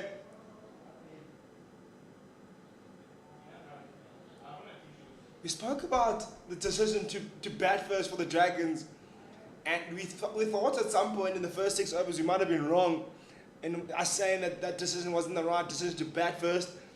And then we saw here a big turnaround. It was Mali coming in to bowl, picking up wickets, 2 back-to-back overs. Then Benetta coming in again, picking up 3 in just 2 overs. A big, big turnaround in this game that we never expected. That opening pair looked comfortable, ready. Who's gone now already? Tabitha Lagrange now has got to face the music, and I'll tell you, she's got her work cut out for her because Benetta is on a rampage. She's only bowled 4 overs of her allotted 10. So she's searching for that 4th. 3 for 9 in 4 overs. Brilliant bowling. Oh, the left-hander. Solid. Nice and still at the crease. Seen her over the last season or 2, really just a crease presence has been so calm as Tabitha Lagrange. And it's one of those that's just calm at the crease, stands nice and still, will wait for the ball to come to her. Clips it leg side, does Tabitha Lagrange. Talk about calmness. That's exactly what's needed here from the Dragons. Can't be too flustered by the 5 wickets that have been lost. Yes, Benetta is in a spell of her life at the moment, but they just need to nullify her as best as they can. She won't bowl forever. So it's about respecting that she's in the middle of a good spell. Let her get past the spell, then face the next bowler. Ooh. And when she gives you a full toss, try and put it away. It's easier said than done. When you're out there and the pressure's on, those full tosses look like brilliant deliveries.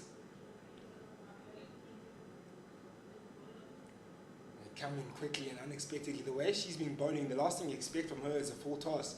But you have to be aware of it and be able to put it away, as you say, Khat. Clips the leg side quite nicely, chops it around.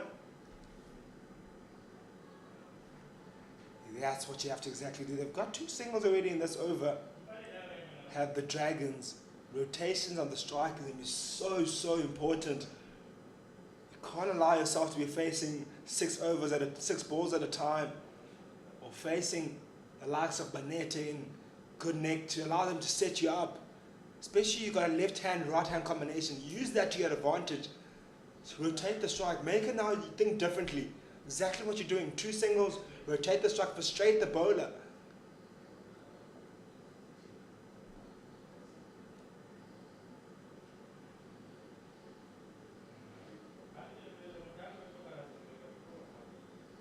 $54 for 5 after 19.5, sorry.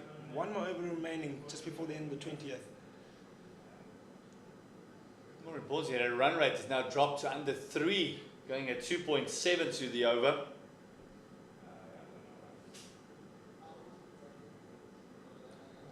Chipped up in the air over the bowler. Oh, Manette thought that could have been a 4th. She saw it coming away. So difficult for the fast bowler to get around and back. Never mind, it makes some ground as well. You see it never finding a footing, and she was laughing even the way she was falling down. She knew she was never going to get to that. But fantastic over once again, only 2 runs coming from it. 20 overs gone, 54 for the loss of 5. And Van Skoor and Lagrange has got, they've got a lot of work to do. Ladies and gentlemen, I've got an expert here, an expert coach right next to me, Gert Maloney. Easy on the word expert. Take me through what the Dragons have to do now. They find themselves at 54 for 5 after 20 overs. 30 overs remain. Again, cut on that off stump. Look, I think if you're only 20 overs in a 50 over game, the first thing is we need to bat the 50. You don't want to lose any deliveries. You don't want to leave it on the park because that could be another run or 2. All of a sudden the scores that you'll be assessing will change. If that 180 was on the board, now you'll look at your runner and say, listen, if we can at least get up to a 150, we got something to bowl at, especially on this deck. That gives a lot to the bowlers.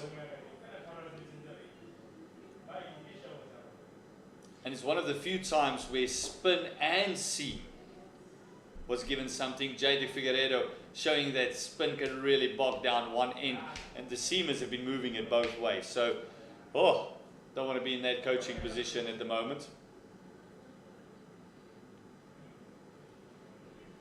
Certainly don't want to be in that seat, especially after deciding to bat first in these type of conditions. I'm sure they would have chatted this morning coming in here to the ground. They were warming up here, the Dragons. They were here earlier than the Dolphins on the ground. Would have seen the conditions. A surprising decision at the toss.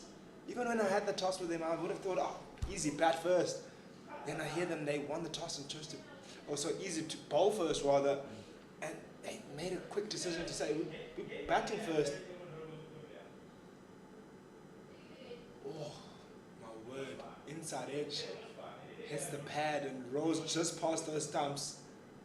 If anyone deserves a wicket, it is Jade on this end. This Varsity end, she has been an absolute dot machine.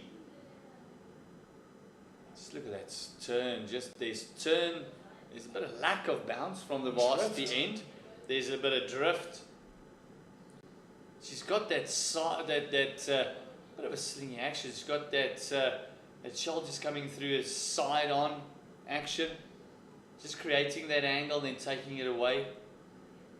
So we see the 14th of February. That'll be today. And one thing we haven't mentioned is Happy Valentine's Day to everyone.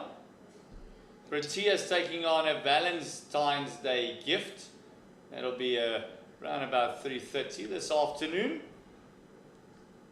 Having a bit of a tough time against Afghanistan the previous time. Yeah, went right to the death. Many calling it the game of the century, T20 game of the century. And we also got our women's playing as well on the 22nd of February. They also were here a couple of days ago here in Potchefstroom. Also had a brilliant win last night as well, chasing down 102 and not losing any wickets. It was their captain. Was it de Klerk to chase down the score of 102. So a brilliant win for them against Pakistan. Taking the win, a serious win there for the ladies. A lot of cricket now being played by the ladies, which I love to see. I love our women's sports growing tremendously around the country in rugby, cricket, all around. A lot of love being shown for our ladies' sports. Talk about love, Valentine's Day, love for our sports and love for the cricket, love for the game. And I'm enjoying that, loving that. I love seeing the game growing, tournaments being made and created and being backed. Just need more crowds out there now backing those ladies. You've got the games, you've got the display, you've got the standard up to where we want it to be. Just need the crowd to build up. You see a few people have come around here today. We always see a few people, a few cricket lovers here at Potchefstroom. They love their cricket. They were out packed here on Tuesday night for the Proteas women's game. So they should be coming out again here on this beautiful Saturday afternoon. It is Banete continuing her over. She is 4 balls in this over now. Still searching for a fourth. Yeah, but the way Van Schoor played that one as well, maybe just keep pitching it up. There's a couple of gaps there. Just keep pitching it up, and doesn't look like they really want to go after Benetti, so she can really eke out her overs for no runs. Very good delivery and tentative at times from Van Schoor. She's almost kind of hoping for the best as she puts a bat out there. No disrespect to how she's going about it. Yes, it's not easy to bat out there, so no judgment to how she's going about her work. She's almost not sure if she go back or forward at the moment. Credit to the bowling of Banete.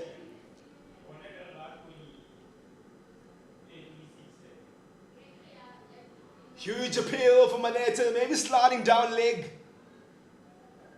What a spell she's in. Almost every over she's within a shot of picking up a wicket. Brings us to the end of her sixth, the end of the 22nd over. It is 57 for 5. And yeah, it's 5 and the run rate's actually slipping. It's now gone down to 2.6. It's getting worse for the Dragons. You want to survive, yes, but they do have a right-left combination there. You mentioned the Protea ladies, the 22nd in Bloemfontein at Mangaung Oval. Then also Supersport Park up in Centurion, the 25th of February. And then the 1st of March at Kingsmead, home of the Dolphins. They'll be playing once again in the inbound ODI series against Pakistan. Certainly want to win that one as well against Pakistan. A big series for our Proteas women.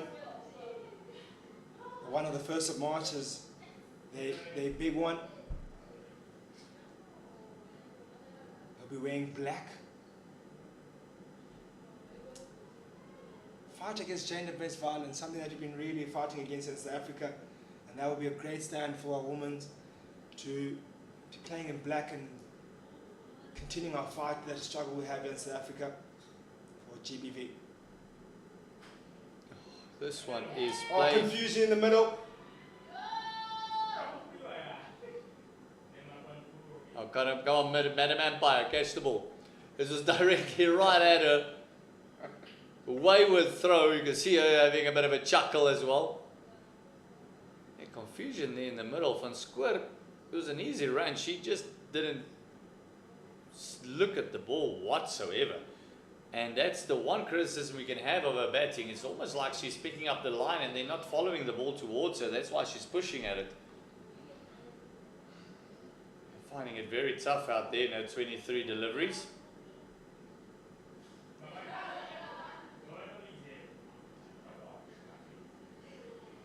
One-handed stop in the covers there. Cheeky from Mali. I could have easily gone past there and sort of been hands on head on my teammates. I want to get both hands there, Mali.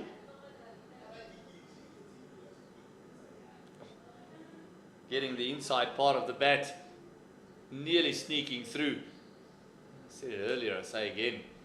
Jade Figueiredo really deserves a wicket here.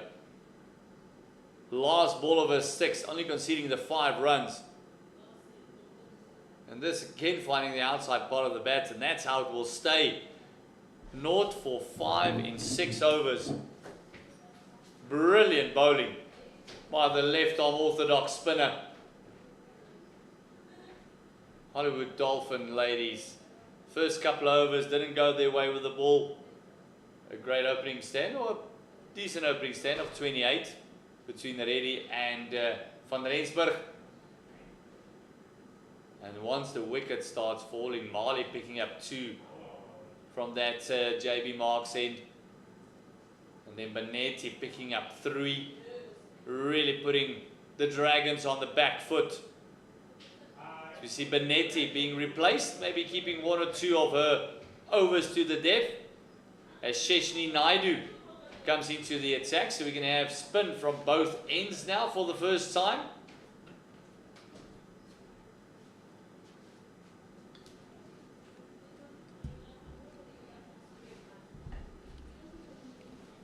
First delivery, just a bit of a chop by Van Schoor into the covers.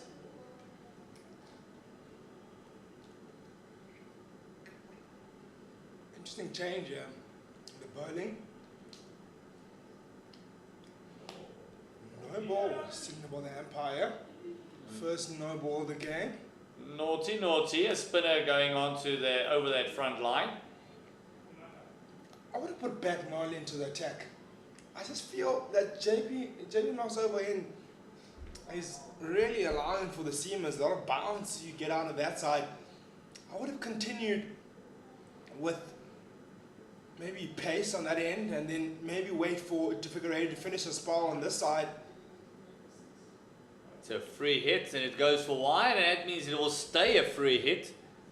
But you should see where Van Schoor looks to hit the leg spinner, because it does look like she's getting some purchase. Does look like she's getting some spin. Oh, popping it up. And no run from the free hit. Oh, that's telling. It was short, it was wide, and it could have gone anywhere onto that offside.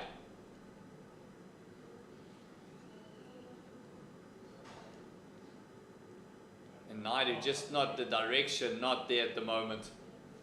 Yeah, she's struggling to find the areas as Naidu. But as we know, leg spinner normally takes an over or 2 just to get the radar going, and this is an interesting change coming around the wicket to the right-hander. It will make that shot that Van Schoor loves, just that bit of a guide, a little bit easier. Not sure if that's the right angle to be bowling at it, spinning it away. It's easy pickings to cut or to just guard it past that 45.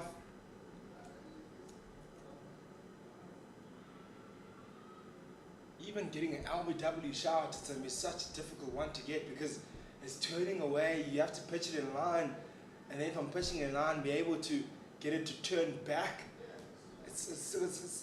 I'm trying to see how she's planning on picking up her wickets. The only way she can pick up a wicket is if a mistimed shot up in the air by the batter. Maybe going to leg side. Oh, guess the outside edge. We asked about how she's going to pick up a wicket. There's no slip in play. Beats. Fine leg. But brilliant effort on the boundary. Really good effort. Really good work on the boundary there.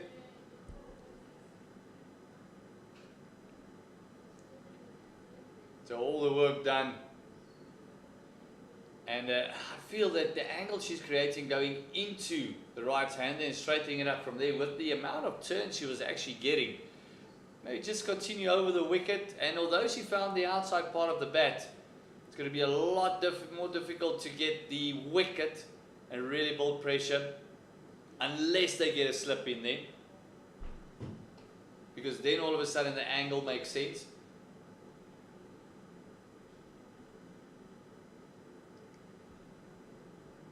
Jade Figueiredo continuing with the 7th over. And she's playing Pac-Man at the moment. It's all dots, dots, dots. Pac-Man. You and your words, Gert.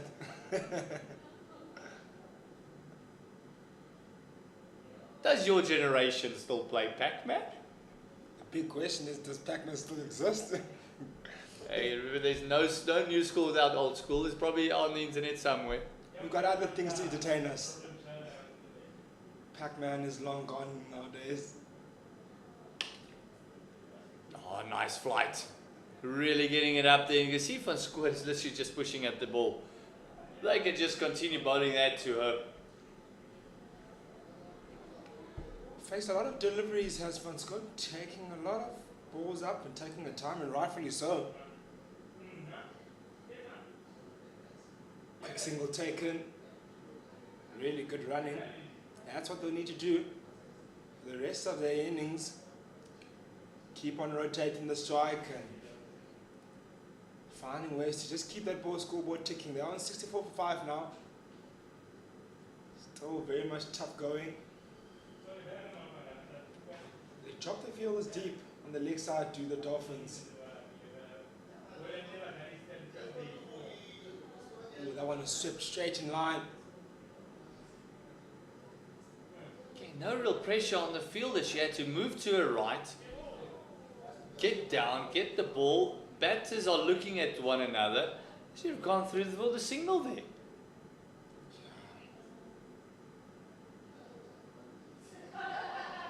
Inside part of the bats, luckily onto the pad and not the stumps. But Vascoor is just doing ball watching, because even the previous single, the Granji had to call her through. Not so long ago, there was a misunderstanding in the middle. Could have run a clean, easy run there, and there was just a lot of indecision. It just shows they're not on the same wavelength in terms of running between the wickets.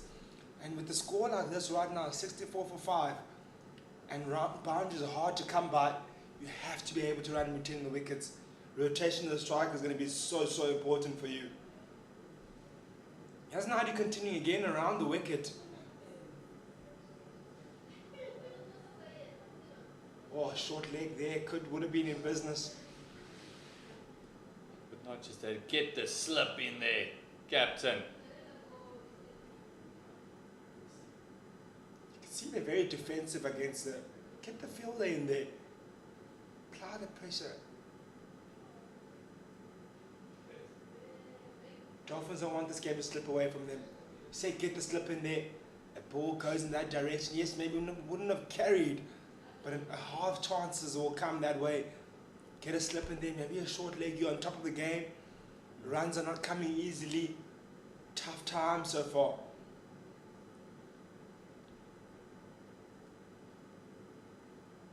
Especially with the angle she's bowling, get the slip in there, really build pressure. Feels like the Dolphins are just trying to protect the score already that they've had, or that they've restricted the Dragons to right now. They don't want to expand to anything bigger than this. They maybe fear that this pitch is difficult to bat on. But you have to get wickets in the day. Sweeps it quite nicely down to deep square. Does Van Skoon. Easy pickings for not a dangerous shot at all.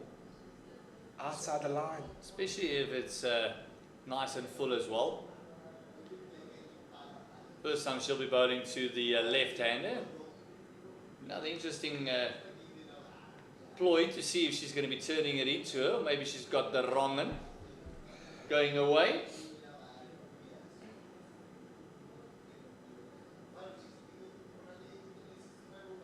Oh, it's making life very difficult for the batters. Previous over was a bit of a long over, got the no ball in there, a wide as well. 2 runs from the outside part of the bat. This over thus far, only the 1 run and 1 more delivery to go into a second. Oh, and gone.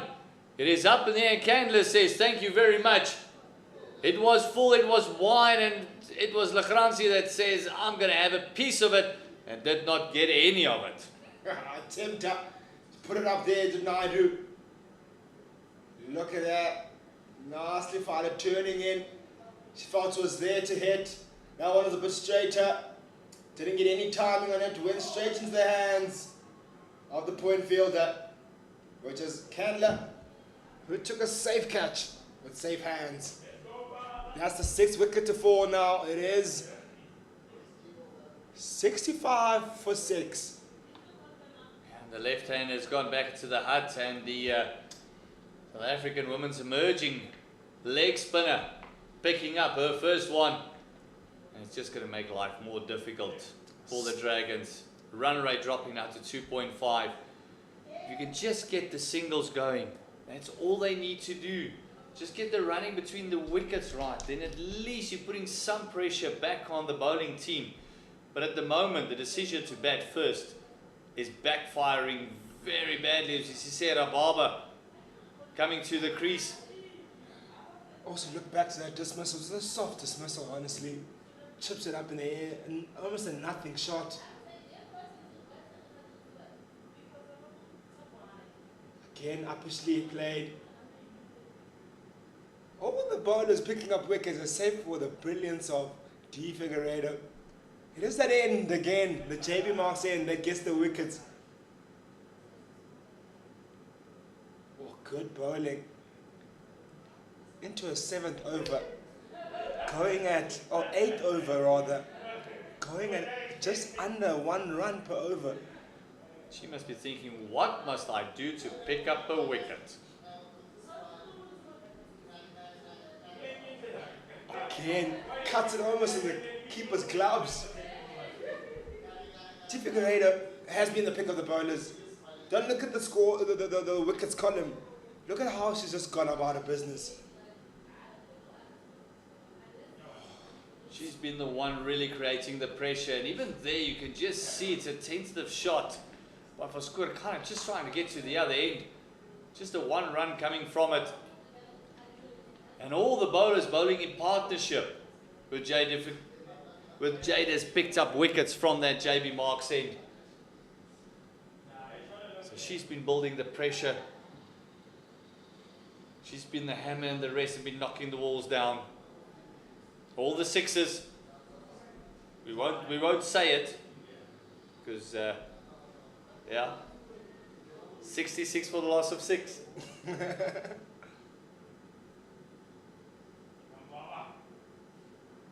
Upper sleeve and straight. That looked like more the outside edge more than anything else. Sarah Barber is not going to hang around. Playing here for her first season. Comes from the Lions.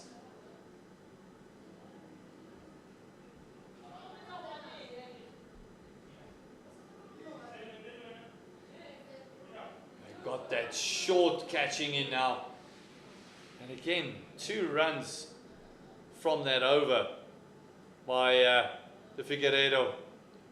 Going at 1 run to the over. She's still got 2 overs to go.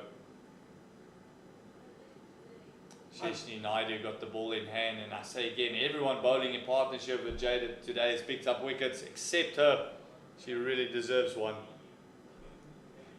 I guess she's probably accepted a role already as the set-up bowler, setting up her opposite partner on the other end.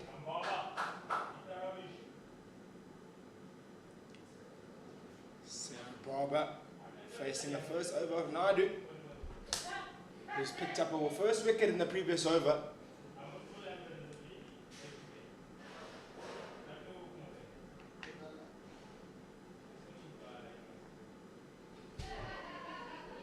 Interesting to see how she will play. Naidu coming around the wicket. There's a slip in place now, the one that Khat has been begging for. Goes towards that slip region. Oh, that slip is in play. I think it's a very good move. New batter in.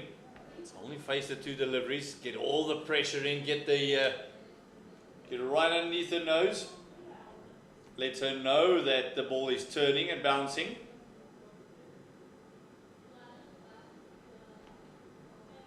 That's the one thing with her coming around the wicket. It does make sweep very, very easy.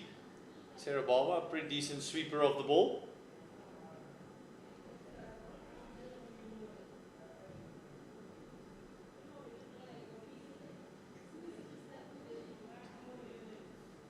She does come from 18 not out in the last T20 game against her own previous club, the Lions. Looking with a lot more intent to play, realizing that survival is not the only option.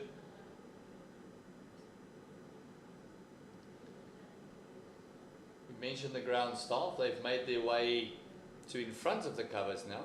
Oh, popped up in the air just over mid-wicket. On score now also seeing that sweep is an option. Bit of pressure trying to be released by the Dragon woman.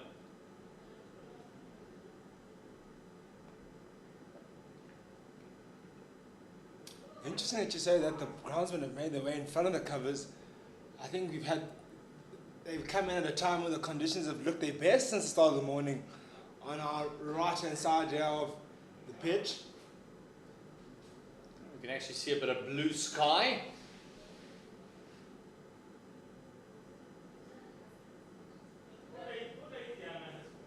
Great fielding there in the covers, making sure there's no more runs coming in that over. 69 for the loss of 6.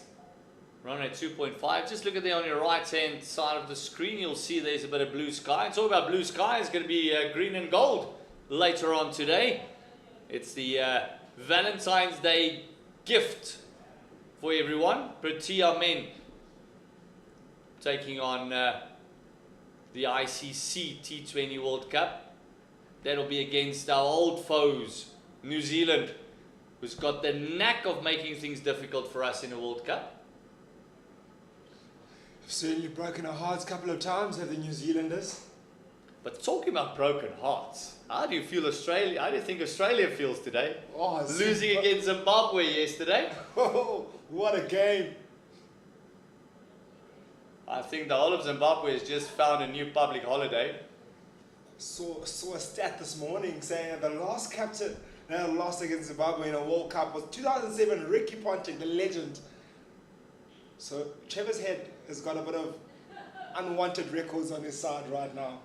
Yeah, maybe phone up Ponting and say, how did you go about getting over it? But, in that being said, Australia's a quality side. They'll come back.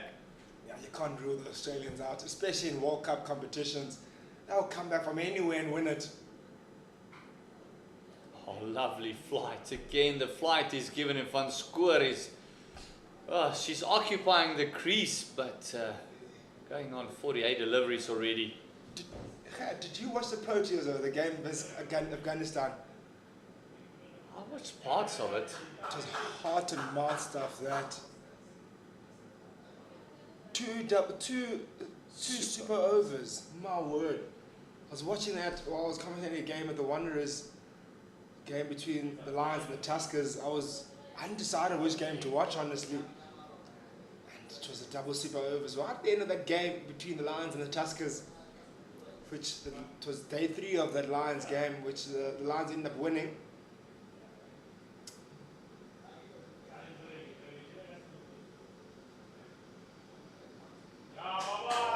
Lay down the ground and fantastic fielding. Making sure it's only one. Oh, great fielding. The Dolphins are so confident. Everything they touch is just turning to gold. Jade de Figueiredo just can't get off the one. 9 overs for 10 runs. Only going to just over the 1 run to the over. Brilliant bowling. 71 for the loss of 6 after 29, and yeah, that double super over I think has created more ulcers than any other game in history. What a game that was. Drama that was. I could barely stay seated. Heart and mouth stuff. Short, rocks in the back foot does Sarah Barber. Just pushed through a bit more by Nadu. Sarah Barber is not really hanging about here, allowing them to bowl to her. She's staying positive, staying on the front foot and aggressive. And she has to be careful in doing that. Yes, that's right to be positive. Just that keep on the floor, keep on the ground, and maybe rotate the strike. Oh, digs it out. Put a flight onto that. After the quicker one, just gave a bit of flight and very nearly sneaking underneath the bat, but Sarah getting out the shovel there and just digging it out. Oh, and it's beautifully bowled. Lovely flight. Trying to sweep it and then losing her balance. And it's a second wicket for Cheshni Naidu. And the Dolphins all over the Dragons at the moment. I think she was just beating all ends up there. They didn't try to sweep at all. She's trying to play a bit straighter and beaten all ends up by Naidu. You asked how she's going to pick up a wicket from around the wicket, and exactly that way, turned away, pitched on the 4-stump line on the leg side, and came around the corner and earned their 7th wicket. Have the Dolphins right on top now. It's going to be very difficult for the Dragon women. But again, we've seen what this pitch has to offer for the bowlers. Got to feel, even if they can just get up to 100, get up to that 3 figures, it might just give you a chance. It might just give you something to bowl at. But going at 2.4 just shows that the running between the wicket has also not been great. Winster joining Van Schoor. Another left-right combination at the moment. You're absolutely right. Maybe 100 might be a psychological score to put on the board. 100, 110. Yes, it's a big ask from here. 40. Your last 7 batters have struggled to get to the score of 71. So you're asking your last tail-ended batters to get 40 is a big ask. It's possible. I'm a very optimistic man, so I certainly do believe they can do it. The captain walks to the crease. And Janine Winster. Brilliant. All spinners as well.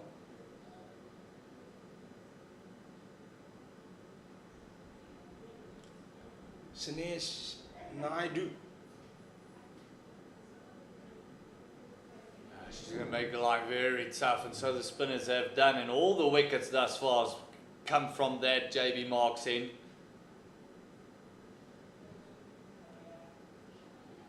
This one just pushed onto the offside. Realizing they're only halfway through their innings. Round about the 30th over, you want to double up your score. If they can do that from here, that would be a monstrous effort from the Dragons. It would be a real big effort from them. Big ask, not impossible. That's 30 overs done now. It is 7-1 for 7, sorry. Still a lot of time here to bat for the Dragons. 20 overs they still have to bat. Might not get to the full 20 overs, but that will be their target. Okay, it's 120 deliveries that you have to face, and even if you're going at 2.4 to the over, they can get another 30 or 40 out of that 120 deliveries. That would give them that 3 figures. It would actually get them up to the 100 mark. We see Figueiredo just finishing up a last over of her lot of 10. Up, that one gone uppishly. Hands on head for De Figueiredo. Just things haven't gone away. Just bowled brilliantly. Flighted it in the right area, right length line all morning. And man, she's been amongst the wickets. She took 3 against the Lions, 3 for 33. In the T20 game, she picked up 2 as well. Also 2 for 23, very difficult to score of. She really deserves a wicket. And this one just through the offside. Is that going to go to the fence? It is an absolute teaser. Brilliant effort at the end, but on the boundary by the Dolphins field that might be hurt. Don't want to see that. Not a good sign for the Dolphins. The fielder is down after a brilliant fielding effort of stopping that boundary. She hasn't moved since. It might look like a shoulder injury there. Get the first aiders rushing to her. Normally in that situation, you kind of fall flat on your chest and you're just winded.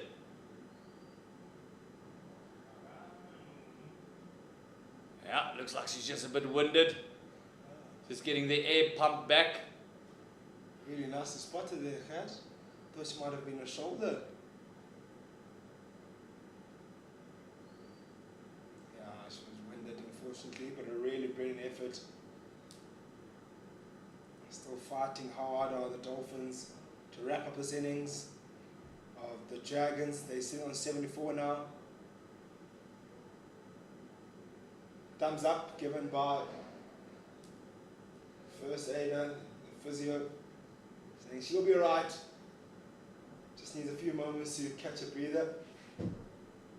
Seems like they're sending on a replacement for her. I think the first aiders might be giving a bit more time for her to recover. All of a sudden, it's a rush of blood. If you look at the scorecard there, it was Reddy and Van Hesburg who put up a 28 partnership to start things off. And then it was only Molkenboer that looked half solid. Even that 15 from Van Schoor has been a struggling 50 from the 53. Molkenboer actually looked pretty decent. Even Minion de Pre just looked out of sorts today. Compliment to the bowling of the Dolphins, the Hollywoodbets Dolphin ladies that bowled brilliantly today. Yeah, they've been exceptional. The opening two bowlers came in quite nicely this morning. Bowls in decent areas, didn't really hit their lines as where they were liked, but the change bowlers were the ones that make the difference.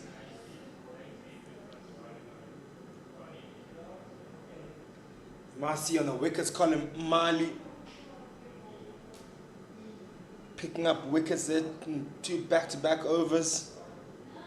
And Banete as well picking up wickets, but the pick of the bowlers has been the lady with ball in hand right now, Jade Figueiredo.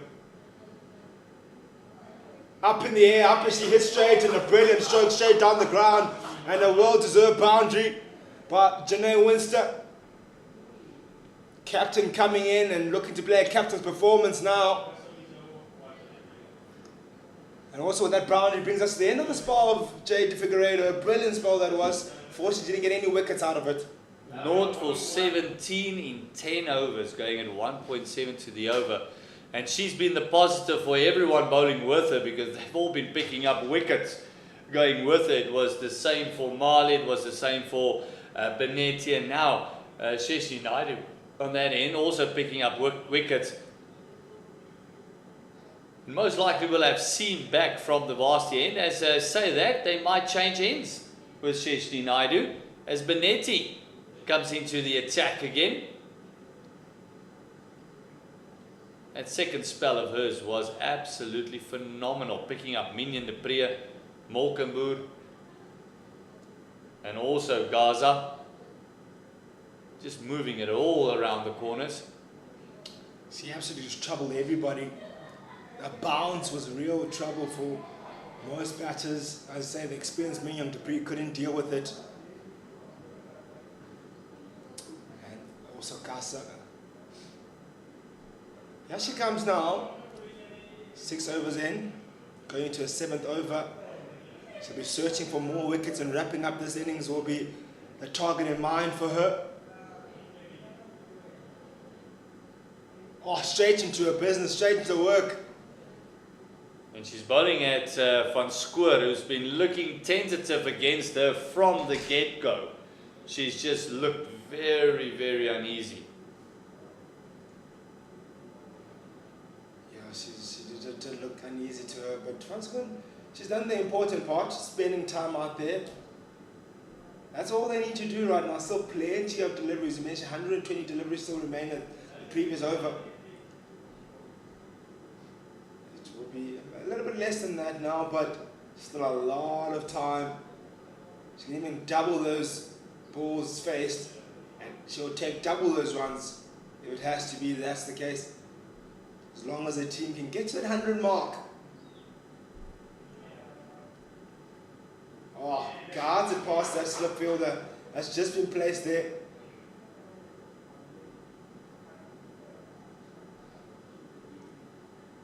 anything that's been outside the off stump, Van Scoor has looked to just dab it down.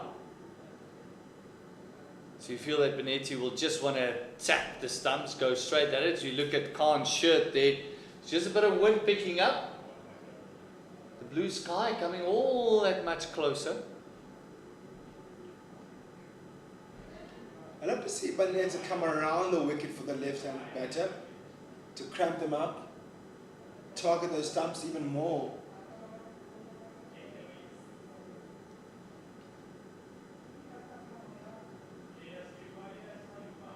So I do believe she does have a bit of pace and bounce that can threaten that outside edge already from around the wicket. She can even give herself even more options by targeting those stumps. If that one doesn't bounce or get the outside edge, then she's got the stumps in play. We have been proven wrong quite a few times here in this game with tactics. Yeah, but at the moment I think her rhythm is so good going over the wicket that she doesn't really want to change too much. And also going for just over 2 runs to the over. She might feel that she's in with a shout. The left-hander, she's been moving it away into the right-handers and nipping it off the deck away from the right-handers. So this means that she can get that seam position up again. Will nip right into the left-hander. Oh, this time just the radar off a little bit.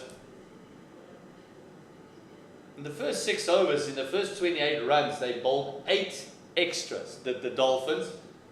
And at the moment, they're only on 11. So in the next 25 overs, only 3 extras being bowled by them. Brilliant bowling. Very disciplined.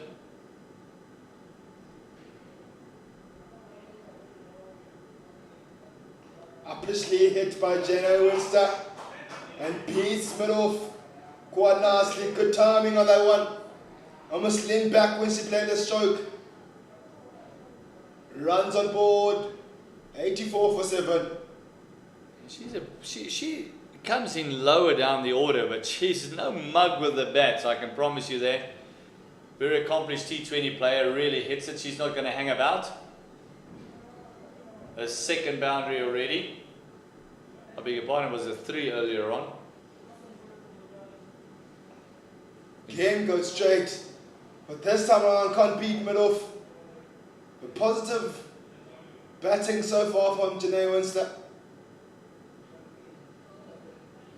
Jane Winster is one of those that will never just hang around. Benetti finishing up her 7. 3 for 20 is her returns at the moment. Looks like they've changed ends with Sheshni Naidu coming from the varsity end.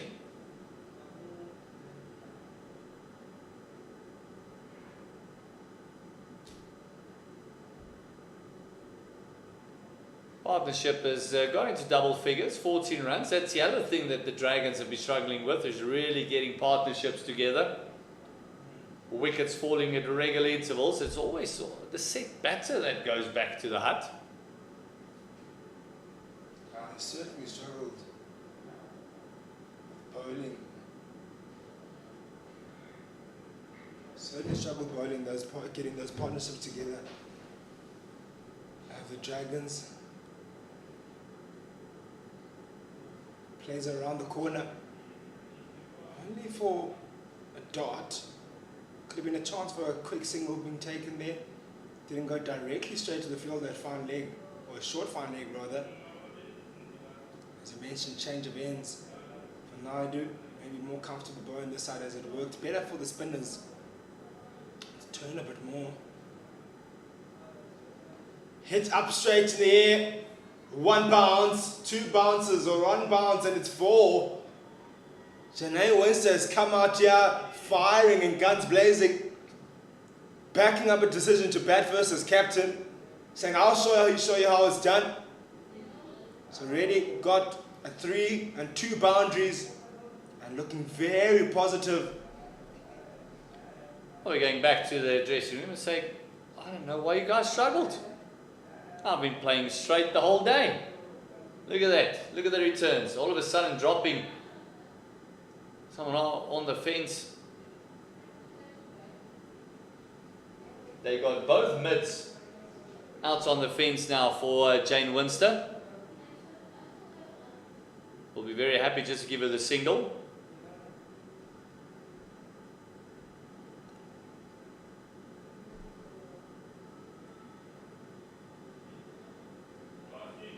Slashes across.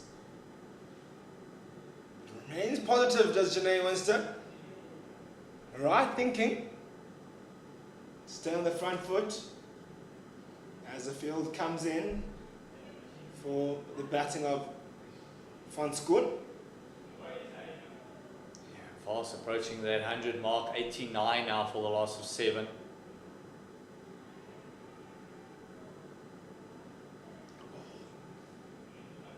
Just missing that off stump. Van Skoon looking to sweep. Can't lose a wicket softly like that.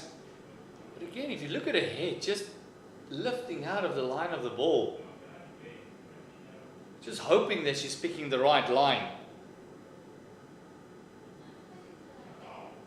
That's what she needs to do. Stay up straight and keep her head down. Maybe only sweep when it's more leg side-ish. So we're feeling the pressure, wanting to pick up her runs. So only scored 16 or 55 deliveries. And you got our other partner coming on the other side. Janae wants to just come in 13 deliveries and score already 14, chasing her down very quickly. With a quarter of the balls she's faced. She has to just share the responsibility of doing that.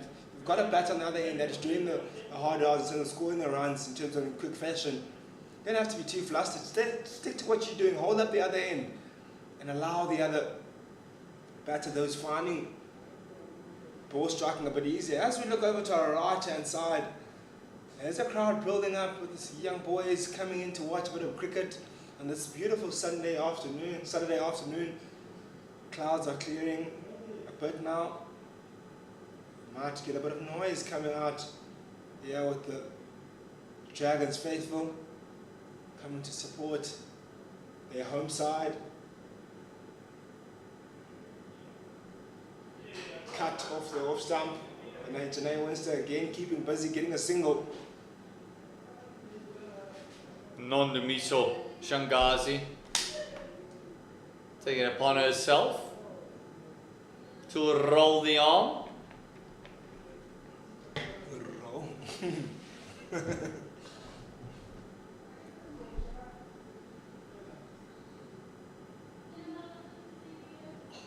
Squirt just keeping that one out. And going so quickly through the overs, 33 overs gone already. This partnership is 19. Jane Winster just looks like she's betting on a different pitch than anyone else.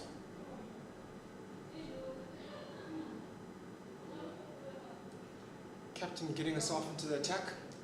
First time in the game, Nondumiso Shangazi.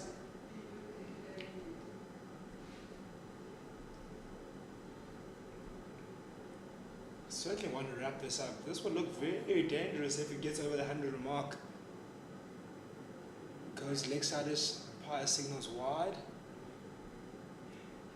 Don't want this game to slip away from them to the Dolphins.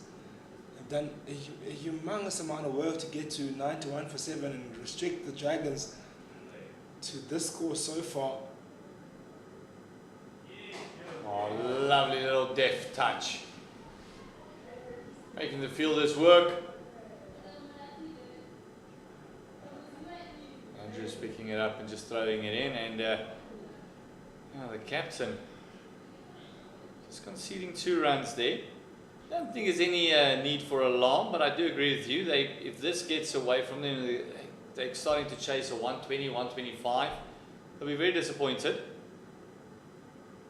because they might just feel that they've let it slip a tad.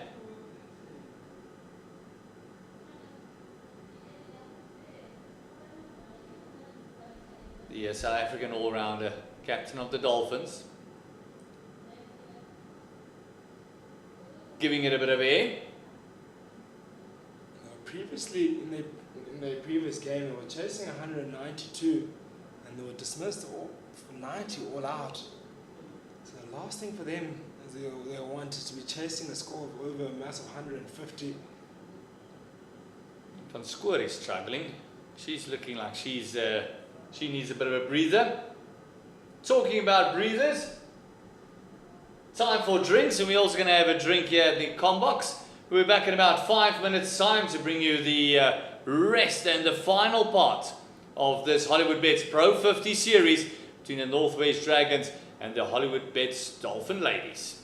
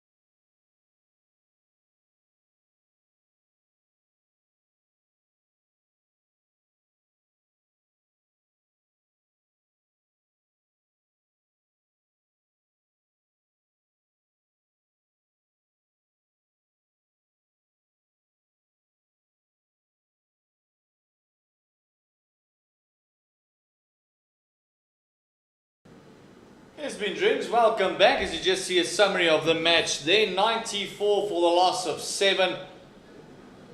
Morkamburu there, 20 of 36. And Van Schoor at the crease at the moment. It's just been occupying the crease.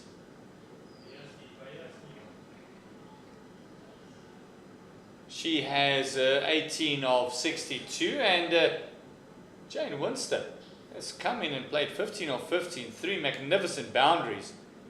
Zintle Mali picking up the first 2 wickets. Oh, again, you can see Winster very eager for the runs and Van Schoor just not interested.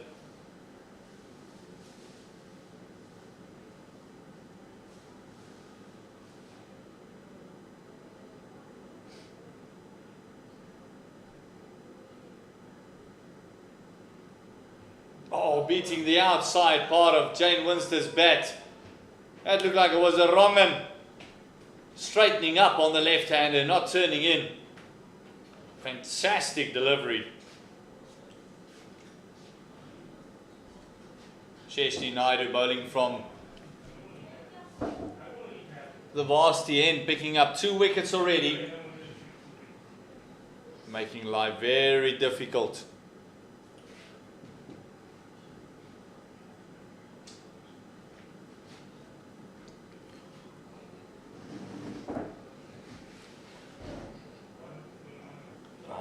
Throwing downtown. It's just the one. Jane Winster's favourite area has been down the ground. And yeah, this was at drinks. That was a scenario. Picking up a run since then.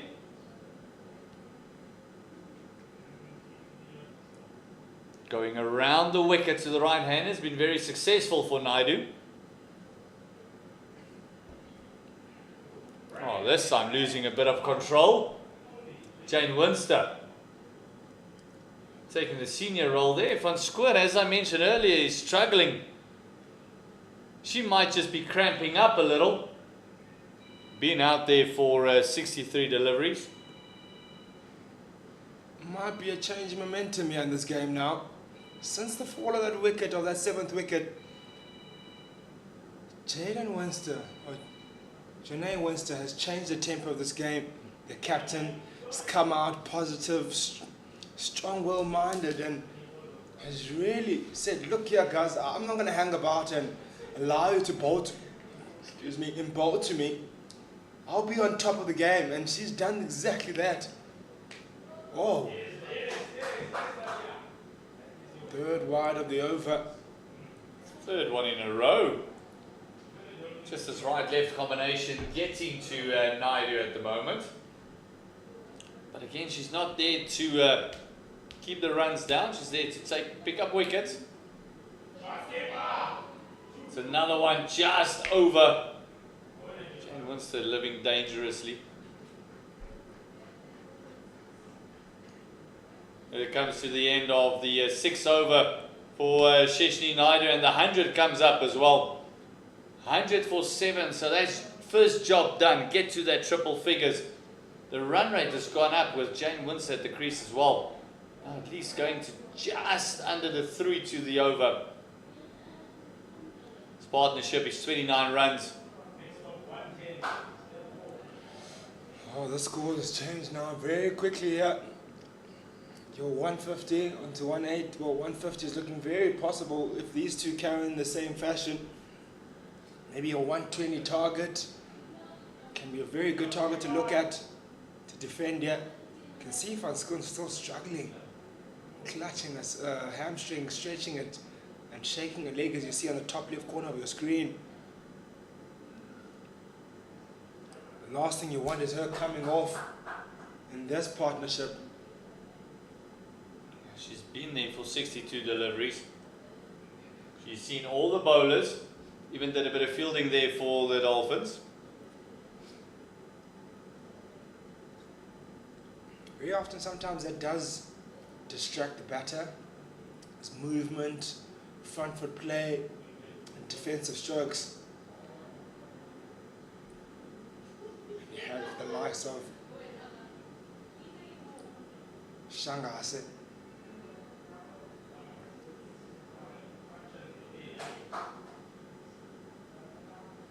Bowling, and she'll be very accurate. You want both your legs available to you when you're playing this kind of spin.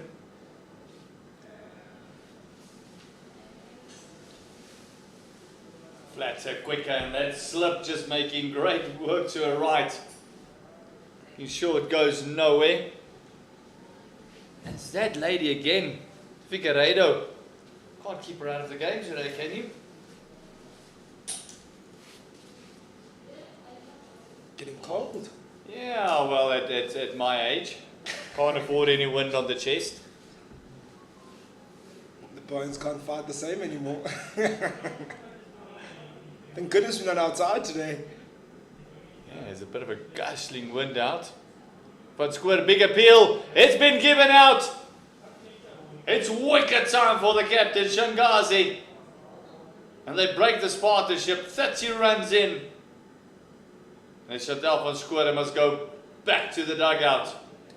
Oh, she batted brilliantly. It was Van Schoor. This time around was trapped in front. Maybe that hamstring could have played in her mind, and she could have lost her focus a bit and focused on it too much. And unfortunately, she has to walk off for 18 of 65 deliveries. What an innings from her in the context of this match. She was pretty much the glue for the batters to bat around her, and the likes of her captain, Janae Winster, to come in and have a free innings of 18 of 21 deliveries so far. It was Nondumiso Shangase, the captain of the Dolphins, getting her first wicket. It is that end again. JB Marks over end again, doing the business. 8 wickets coming from that end. Dabaseng Nini striding to the crease. Just trying to slow things down a bit. They've reached that triple figures.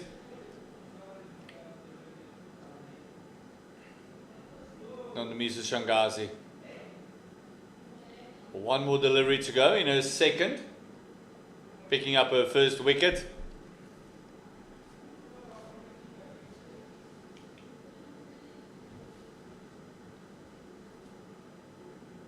Oh, she's into a good zone now, is Nondumiso Shangase. That brings us to the end of her second over.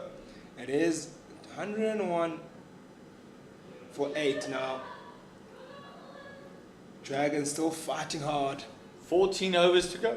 As I said earlier, you just do not want any deliveries on the park. If you can now just face this 14, even if you get 2 or 3 to the over, it doesn't matter. It's another 14 overs, you can get 2 to the overs, another 28 runs that you can eke out. It's going to be very difficult as we see Marley taking off the cap and says, thank you, I have the ball in hand.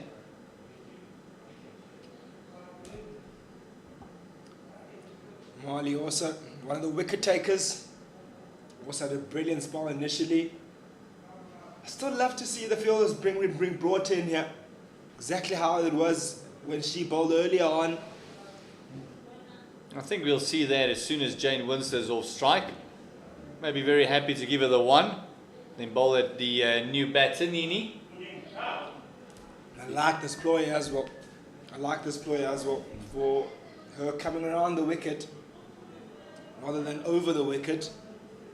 Forcing Winster to hit to the bigger part of the ground, which will be her leg side. They've got deep mid wicket on the fence. They've got fine leg on the fence as well. Deep square.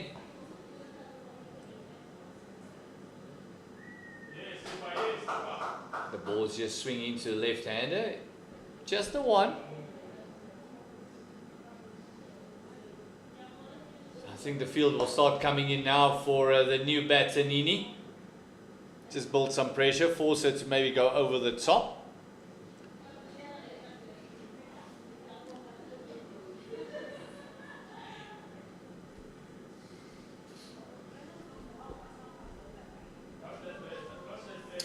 Also has captained the side previously has Ndabiseng Nini. Youngster as well, Seema. She's really good at the new ball, is Nini, and she will be a handful here on the surface. Usually bowls really well from the JB Marks over end. I'll be quite keen to see her come in with that new ball. Very consistent in the lines and length as well. Very disciplined in her bowling. Straight drive, a single taking, quick one as well. This is what the Dolphins needed about 20 overs ago, I feel.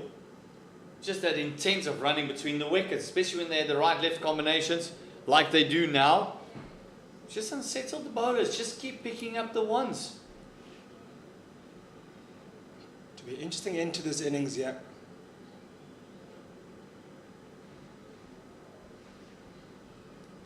Going over the wicket this time is Zintle Mali. Maybe feeling like she's allowing easy strokes.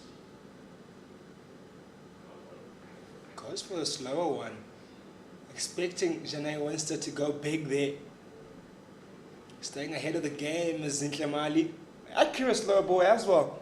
Not an easy skill to perfect is the slower ball.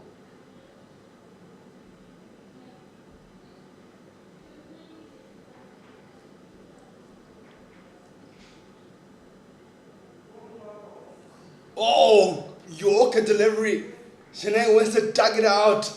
It was destined for the wickets. Oh, that was close. She had to get a bat down there. Otherwise, she was gone. Just shows you that Winster is no mug with the bat.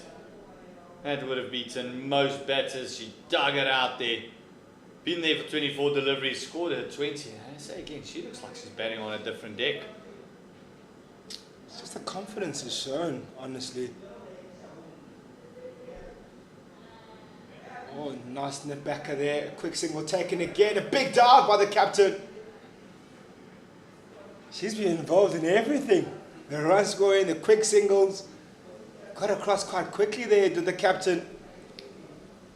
Changing the momentum of this game. A captain's innings, I'll call it. Probably the best best batting performance from her side so far. This Milkenboer did bat well as well.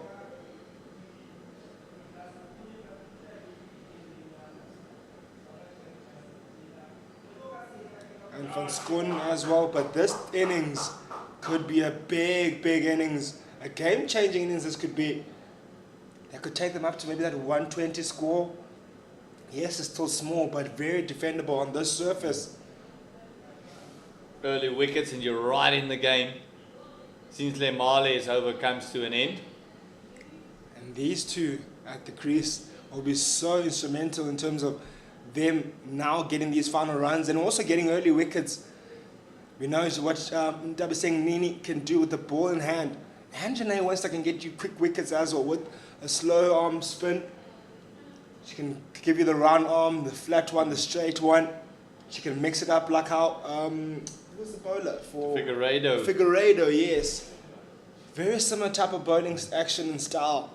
Can give you those dry overs and wickets as well. And this is what it does, just a bit of a partnership brewing. After that 30, which was their biggest partnership between Van Schoor and Winster. Oh, this one keeping low and very well dug out, kept out by Jane Winster. Nini not known for her batting prowess, but she can hang around. She can certainly hold her own. Oh, pitching way outside leg stump. Maybe just asking the umpire, still watching, just checking. Just out inquiring. Nothing bad to inquire and ask. Maybe, are we seeing things different? Taking your chances.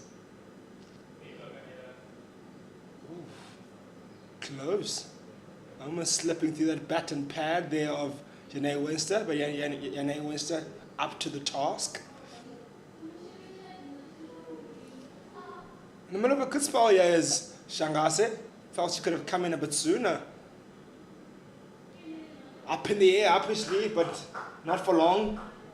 Single taken nevertheless. Good awareness by the Dragons again. Great awareness by Winster because she knows she's got to face the bulk of the deliveries. Now Nini only has to face 2 deliveries from the captain Shangazi.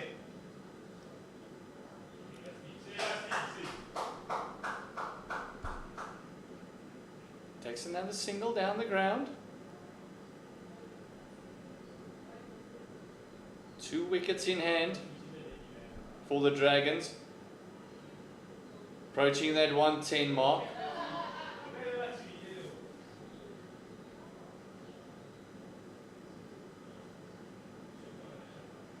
She must have felt that she could push that a little bit firmer down the ground, get herself back on strike, but that's the end of the over. 38 overs gone. Still 12 overs to go in the lots at 50. It's 109 for the loss of 8 for the Northwest Dragon woman. Jane Winster is there, 22 of 30. Dabaseng Nini just joined a couple of overs ago. 3 or 4. Van Schoor and Winster putting up a 30 partnership to get them over that 100-run mark.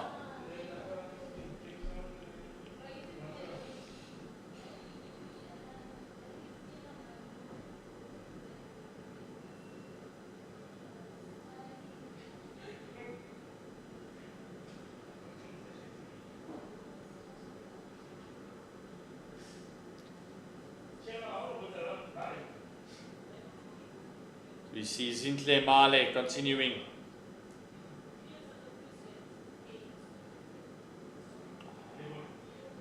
Just a tentative push there, trying to run it down to third. So certainly feels within the opportunity here to pick up the wicket here of Dabaseng Nini.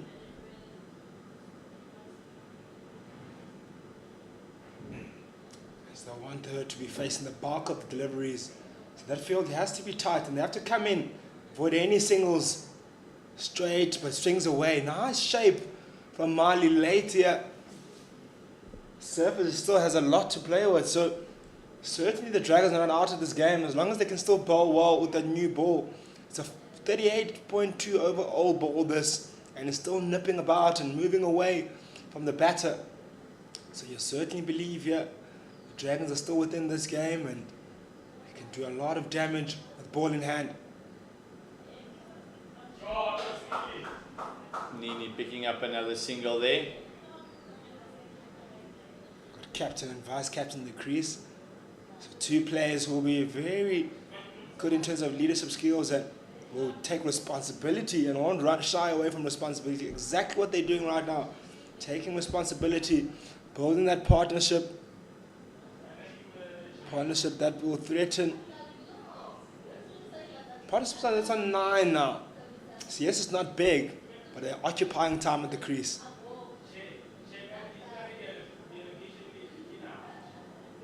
So that 110 is up. One stage it didn't look like they're going to reach 100. Now they're over that mark and now they're just building, making sure they got something to bowl at. Yeah, there was 74 for 7 at some point. Under that 30 over mark. And it looked far-fetched from them. Winston lining up. She wanted to go big. Only managing the single. Zintle Male was the bowler who picked up the first 2 wickets. Bowling fantastically well from that JB Marks end. You can see in Dabaseng Nini they was pushing hard for the second, knowing the importance of a captain coming into bat, but rightfully turned back with one delivery left in this over. Yone Winston will want to start the beginning of the next over and face the bulk of the overs, or bulk of the balls rather. Oh, good batting, keeps it out. That's the end of the 39th over. It is 111 for 8. Who would have thought? Nelson up, yeah. It's just shows you it's never over until it's over in this beautiful game of cricket. It's always an opportunity. And great work by Jane Winster. Making sure that she used all her experience to lead the youngsters. Both of them started coming out of defeats in their previous games. So they'll be certainly looking to get victory here. Important game this is for both sides. Mainly for the Dolphins. Dragons have lost 6 in a row here. For them, psychologically, just getting that win over the line will be so important for them. Just momentum. Pro50 tomorrow as well. So momentum is a big thing in this game. Dolphins sitting on 18 points on top of the log right now and breathing right behind their necks as the Lions are playing right now as well. So they'll want to extend their lead at the top there, the Dolphins. The Dragons will want to upset them and get victory. And hate to have 7 down, 7 games lost. Ooh, good delivery by Shangase. Gets the outside half of the bat. You can see frustration there from Janae Winster. Dropping the head backwards. Feeling like she could have timed that one better. 4 dot balls in a row now. Pressure building. Pushes it through. A quick signal taken on the leg side. Good running. Good rotational strike. Right at the end of the over from Janae Winster. Just taking up that role brilliantly, isn't she? just enjoying her time at the crease. Nini just has to survive one delivery by Shangazi. Oh, worked to that fly square there. That's the end of the over. 40 overs gone. Who would have thought it? Earlier on, we never thought we were going to do the 30th over. Now we have 40, 10 overs left, 60 deliveries left, going at 2.8 to the over. And so again, even if they go to 2 to the over, it's another 30 runs on the board. 112 for the loss of 8. Another 30 runs on the board will really make it competitive. This pitch is not easy to bat on, but the bowlers need to bowl well. And you mentioned earlier, those two in conversation on your screen now, Winston and Nini, those will be the ones with ball in hand has got to make all the difference. And Marley being replaced by Michaela Andrews also swung the ball prodigiously in the first couple of overs.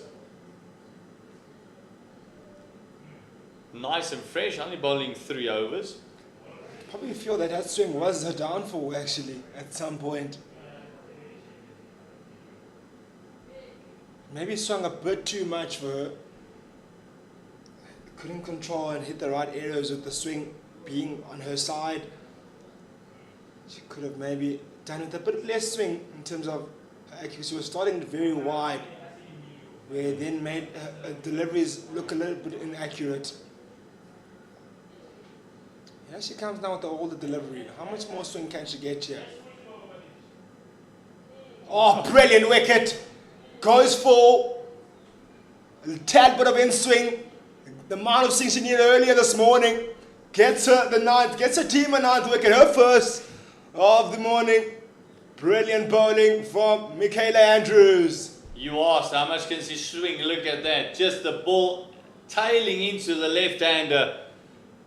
And Winston looked brilliantly, like she was batting on a different surface, and all of a sudden Andrews comes in and just a swing going through the gate and picking up a first wicket, and also our first wicket here from the varsity end for the Dolphins. And now things are going to get very tough for the Dragon ladies. They really need to work hard now. Yeah, big ask this for these last 2 batters to face. Now this is probably, she's more threatening now with this. All the ball is Michaela Andrews, because what she struggled with earlier this morning was that there was too much swing, as you mentioned, that new ball. And maybe she's a better customer with that older one, because she can still make it move, but not as much, because of the ball is a bit older. But it's just enough for you to beat the inside half of the bat.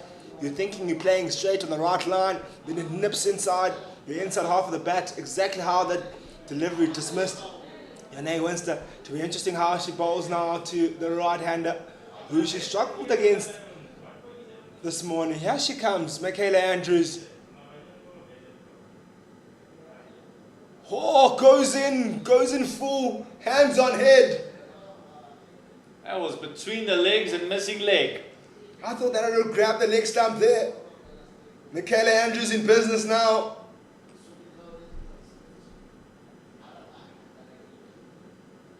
Looking good in the second spell, Khad. Fantastic, rhythm looks good. Really getting the ball to move. Just saying, hold on, didn't feel that one. I think the batter wasn't ready there.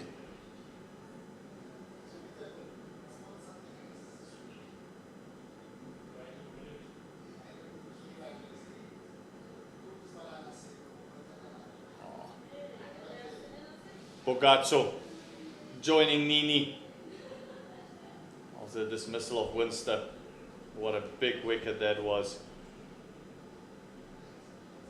A lot of pressure now on this last partnership. 2 deliveries to go in the 41st.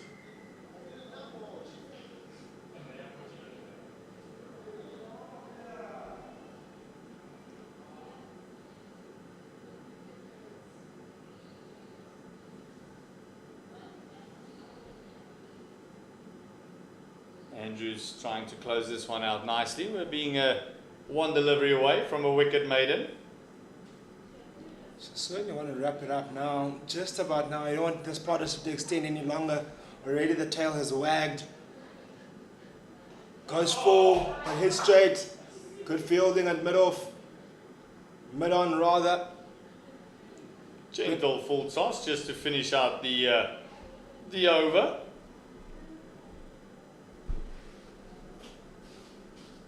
Probably went for the Yorker there.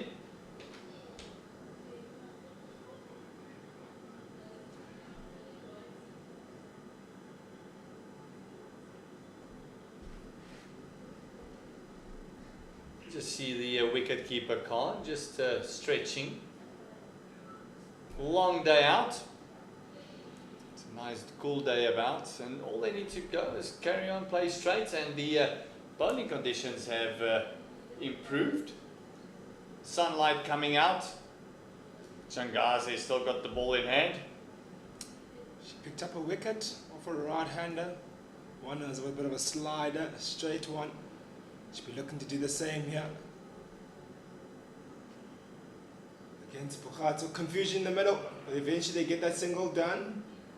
Took them a while to consolidate and confirm that they're taking that single. It's two now right to the end of the two big tail enders.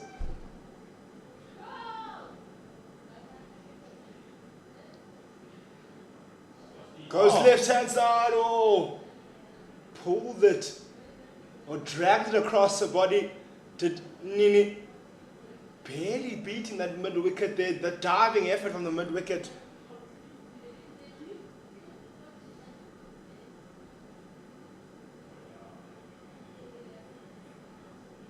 $115 for 9.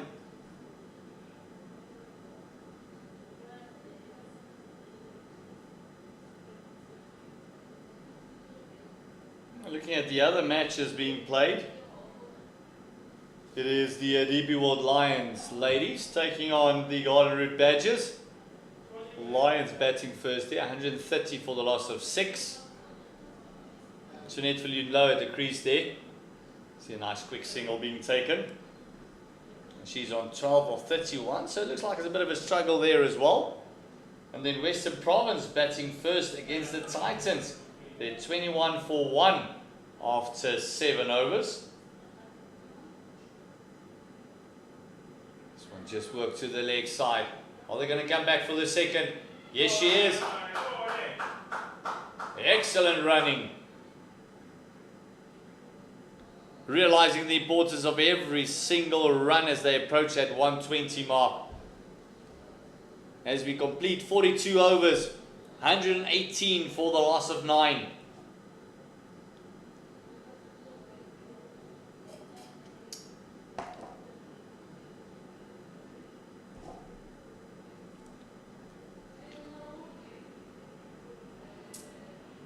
Kayla Andrews, continuing from the university end.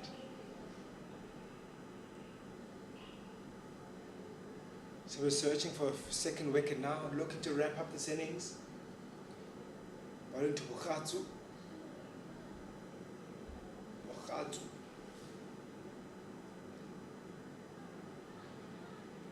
Our mates to work for this last wicket. In these last couple of wickets, they got 7 pretty quickly. Their last 3 have been serious hard yards, almost 20 overs for the last 3.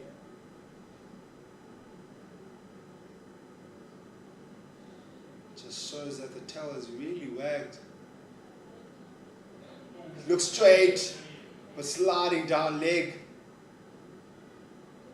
She's been swinging it nicely, and I think if this was the first couple of overs that she bowled, that actually might have been given out the way she's been swinging it.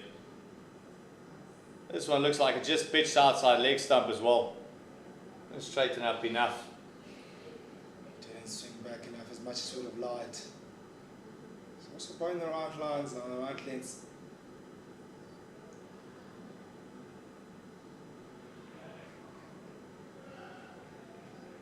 Just trying to go against the swing there. They only have mid-on in the circle on the leg side. Then they've got fine leg, deep square, and then also deep mid-wicket. on the fence. Third man is on the fence as well. Oh, looks to play it on the up and uppishly. Still a bit of tennis ball bounce there for Andrews, but fantastically taken by Khan, standing up for the medium pace of Andrews. Late here in the afternoon, or into the afternoon, not late in the afternoon rather, but into the afternoon.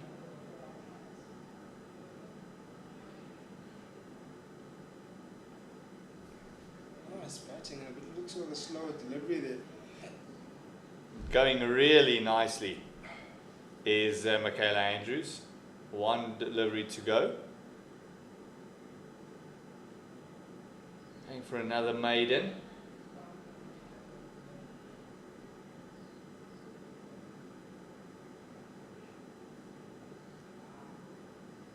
Oh, inside edge. Missing the keeper, missing the stumps. Picked up by fine leg and just a single off the over. 1 for 16 is her return. It's after 5 overs from Michaela Andrews. 119 for the loss of 9 after 43 overs.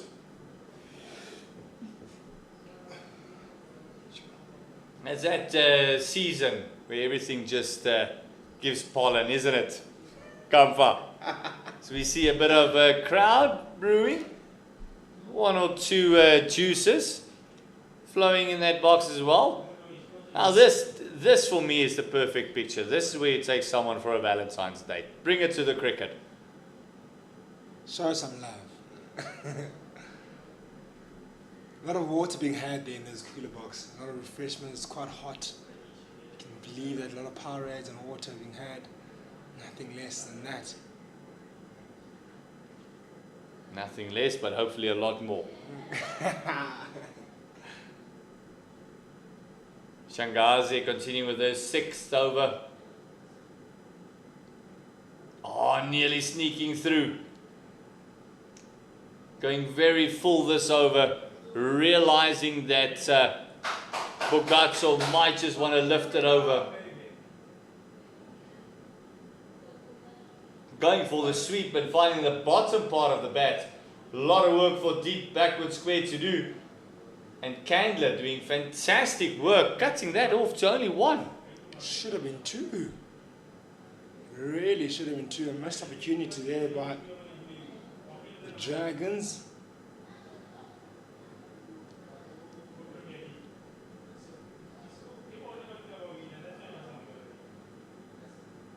Oh, Shangazi. After getting a toe in, back to the bowler. Popping the ball in and popping it back to Khan.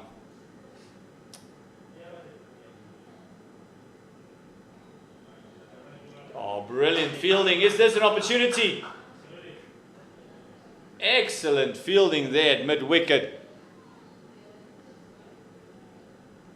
That's the end of her 6th over, 1 for 16. 121 for the loss of 9 for the Dragons. Finally taking some quick singles. Ooh, that was extremely close. A better throw. You never know. Certainly a better throw, or even indecision in their running there would have cost them dearly. What we do know though is that the Dolphins will be definitely chasing a score over 120. Nice crowd building up their young boys sitting there in their whites on a Saturday, maybe coming back from a game. They probably would be enjoying this bit of cricket here. Been plenty of cricket being played here at the JP Marks Oval in Potchefstroom. They love their cricket out here in Potchefstroom. Alexandra Candler coming back into the attack. 4 overs, going for 13 runs. First over was a bit wayward. After that, the radar worked brilliantly. This one pushed behind. Deep mid-wicket, deep backward point. It'll be 2 runs. Excellent placement by Nini.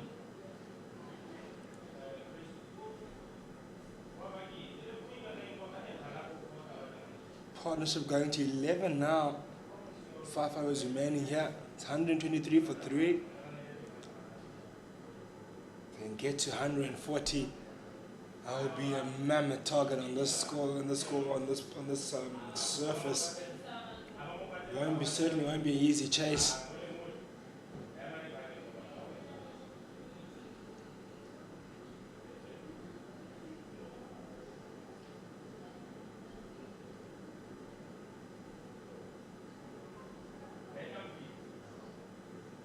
Up in the air, an opportunity for another wicket. A clash at the top there, but eventually a catch is taken. Could have turned out really bad between those two, but it seems like catch was cleanly taken eventually. That brings the end of the innings of the Dragons. Yeah, it looks like Khan and Naidu going at one another. And we got to say, fantastically taken by Naidu there, because it was almost like a stumping away from the wicketkeeper there, because Khan was diving in, and great take by Naidu to finish it off, and Candler picking up her first wicket, and that means 123, 1, 2, 3, all out is the Dragons. Fantastic work done by the back end of that batting order, especially Winster, who had a 30 partnership with Van Schoor. Jane Winster scoring a 24 of 39 deliveries. Just see that catch again, leading edge. Up in the air, and a sidestep at the end by Naidu. I'm sure the rugby boys down the varsity will be happy about that. We look at the scorecard here. We had Reddy and Van Rensburg coming to bat early on. They had a 28-run partnership, as you mentioned, to start off the innings, but unfortunately that was broken. It brought to the crease Phoebe Nickenboer, who had a bit of a fight out there, 20 of this 36 deliveries, who was joined soon after by Mignon Dupree, who was unfortunately struggling. He was really not finding and being able to see the delivery today. Was dismissed by Nete, and then it was then all the way to Kasi, who was also dismissed soon after, and Van Schoon, who joined Milton Lickenboer, had a bit of a partnership together, but eventually it was Milkenboer who to walk off, who was left with. And then it was the innings of Van Schoon, who hung about for 66 deliveries, who basically was the glue for the tail end, which allowed the likes of Yane Winster to score 24, 39 deliveries, potentially a match-winning performance from her, a real game-changing innings from her. And it ended off with an innings of Ndabiseng Nini scoring 10 or 15, crucial 10 runs, that is, right to the death. And here's the bowling we hear from Gert. Yeah, the bowling went pretty well. The first couple of overs didn't go great, but after Marley picked up that first wicket of Reddy, all of a sudden the vibe and everything just changed, as Marley picked up 2 wickets for her 17 runs in 6 overs. And then Benetti came back for her second spell, and oh my word, that was goosebump stuff. Picking up 3 wickets in her 7 overs for just 20, going at under 3 to the over. But the pick of the bowlers was Jade de Figueiredo, because every single bowler that bowled with her in partnership picked up wickets.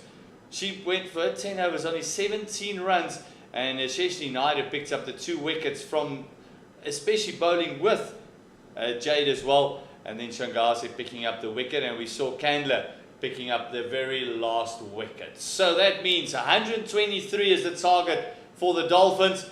They'll chase that down in the next part of this match. We'll be back in about 30 to 40 minutes time after lunch with the chase of the Hollywoodbets Dragons, needing 124 runs to win.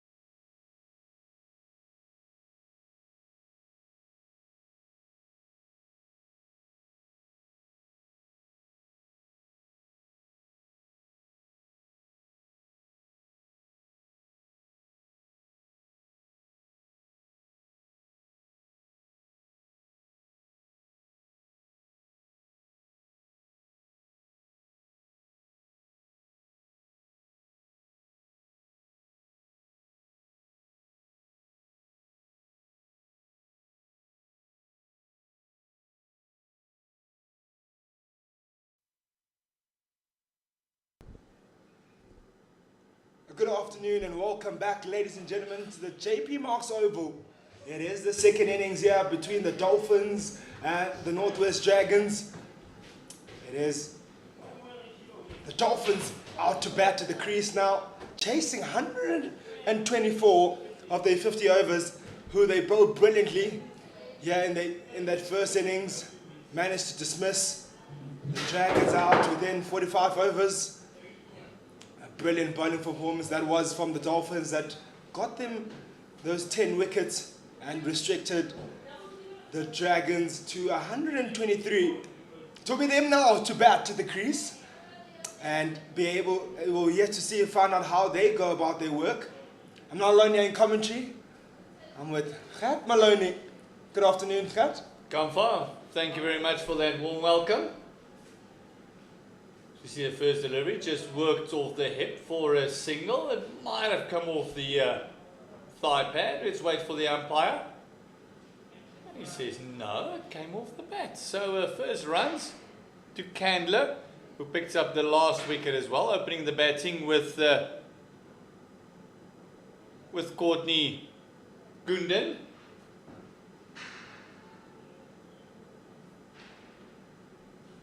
A right-left combination.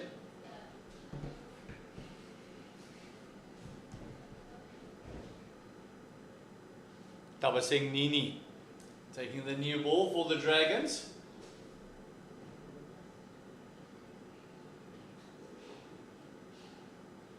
Outside edge and goes all the way along to the boundary and rolls now quite nicely across the carpet and the JP Marks Oval. First boundaries of this innings for the Dolphins. Off the batter, Courtney Godin. Tabasing Nini, how important will she be here in the quest of defending this 124 for the Northwest Dragons?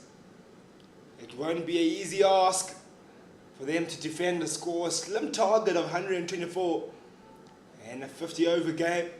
They will require a brilliant bowling performance. Look, the conditions certainly won't be the same right now. Early in the morning it was cloud cover all over the place. There was rain about an hour before the game, the start of the match. And it was plenty of movement early on. There was a dew on the pitch as well. It was perfect bowling conditions. Now the sun is out. The pitch is a tad bit drier. Yes, the sun hasn't completely baked on it. But it will certainly be easier batting conditions. We actually saw that during the Dragons innings as well. It just got a little bit easier as the game progressed and the wind was gushing across the field. It just helped dry out that little bit of stickiness in the pitch. The moisture is just coming out a tad. It's just dried up nicely, flattened out nicely. I think there'll still be something for the bowlers with the new ball. We saw that even in the latter part as well. There was movement still with the old ball as well. So the new ball is going to be crucial for the Dragons. This first 10 overs, this power play, they need to pick up at least 4 wickets to really make the Dolphins work hard to get that 124. Oof, that's a big ask there, Gert. 4 wickets in the power play. Exactly what they need though. Trapped in front, look straight, big appeal. But the umpire remains unmoved. A good delivery nevertheless. Good start. Good delivery from Tabasing Nini. Yeah, might feel a tad unlucky with that one. Came back nicely into the left-hander. And Gooden be very, very happy to still be there. Good bounce. Maybe the bounce, I'm going to say, with that delivery. Looked very straight. Looked like it was pitching in line. And it could have been hitching the stumps, but maybe just clipping the bails. That's the only reason I can see. As we look at the crowd there, quite a few people have come out. Camp chairs all over the place. Nice support base they have here at the JP Marks over here in Potchefstroom. As I said earlier, they love their cricket out here. Also on the right-hand side of the field, there's a few people on the grandstands. They would have had a lovely game. They would have seen here for the Proteas versus Pakistan. So they're hungry for some cricket. the Potchefstroom faithful.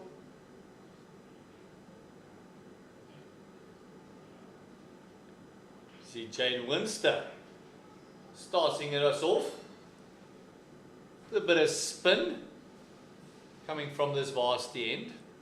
I'd love to see the captain coming around the wicket. Rocks in the back foot.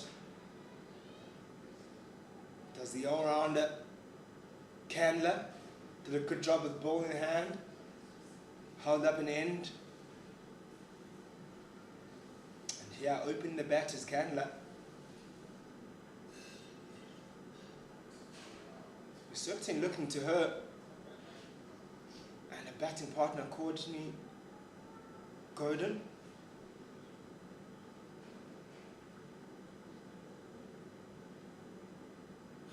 Oh, this one just sliding on with the arm and nearly sneaking through.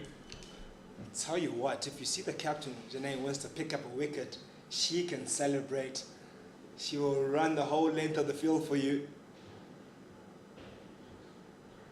And in particular, in the context of this game, any wicket for her will be big celebrations because it won't be easy for them to win this game without picking up wickets. I can certainly tell you they won't be able to defend with the 50 overs.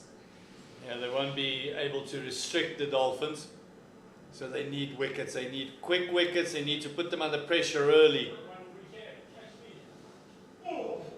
There we go. Very nearly popped it up, that Candler. Just for context, there's 289 balls remaining of 117 still required. So, that will require a miracle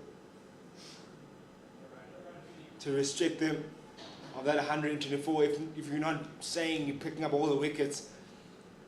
And nevertheless, to create that pressure, wickets will be required. You'll never ever defend a score of 120 and 50 overs with just slowing down the rate. It's close to impossible with the partnership building, with the confident batting partnership. It is the end of the second over, it is 6 for no wickets lost. And immediately you see the running between the wickets from the Dolphins compared to what the Dragons did. The intent is much better, putting the pressure on the fielding side.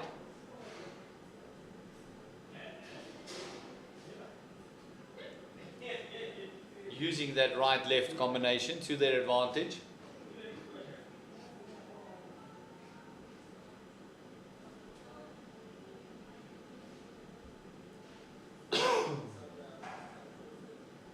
Short delivery by Nini. See a lot of bounce from the JP Marks over in, and Nini utilizing that bounce there in that occasion. Slow bounce though. I did see Banete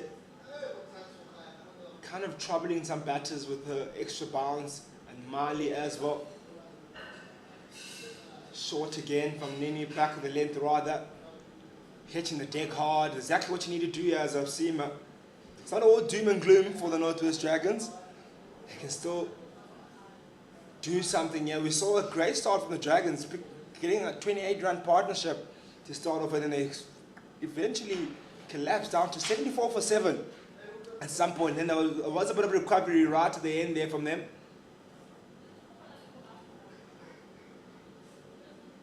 Which eventually pushed them over to 124, or 23 rather.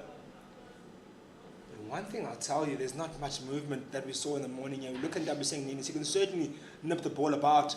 And it's looking a lot straighter now, the ball. I do believe she has the skill set to move it around.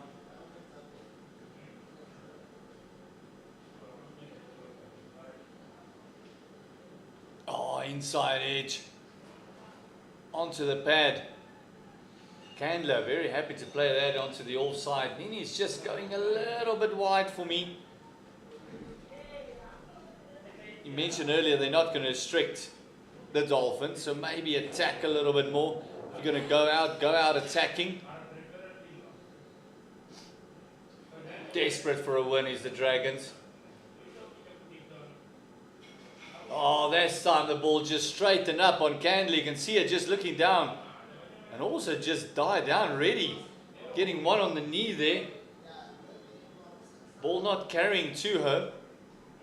Yeah, the ball keeping a bit low there. We did see that right at the end of that session from the spin, rather from the opposite end of the, or rather Jamie Marks away from the spin. We didn't imagine it would happen to the seamers as well. Something to contend with. If that's happening, Again finding the outside ball of the bat. Nini just getting her radar going. It's the first maiden for the Dragons.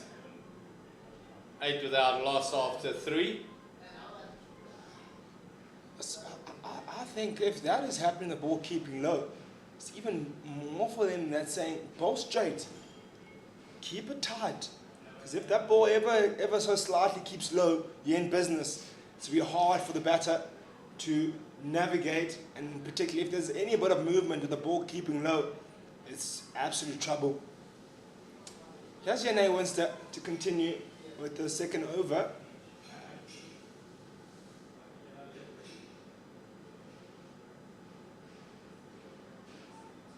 One thing we did see, a good start doesn't guarantee a good score here for the rest of the innings.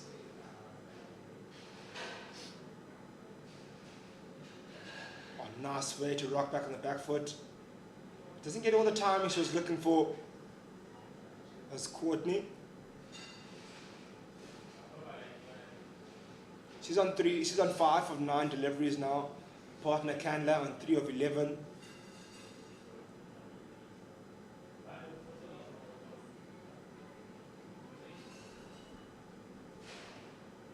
Good over so far from Janae Winston, the captain, who had a brilliant cameo right at the end there, who pretty much got a team to a decent total. She was the one getting them over that 100 mark and then adding a few onto that as well. We look at the left-hand batter, Courtney Lee Gunden, 24-year-old, and it's been into the double figures, but nothing much to speak of. 38 in the last outing against Western Province.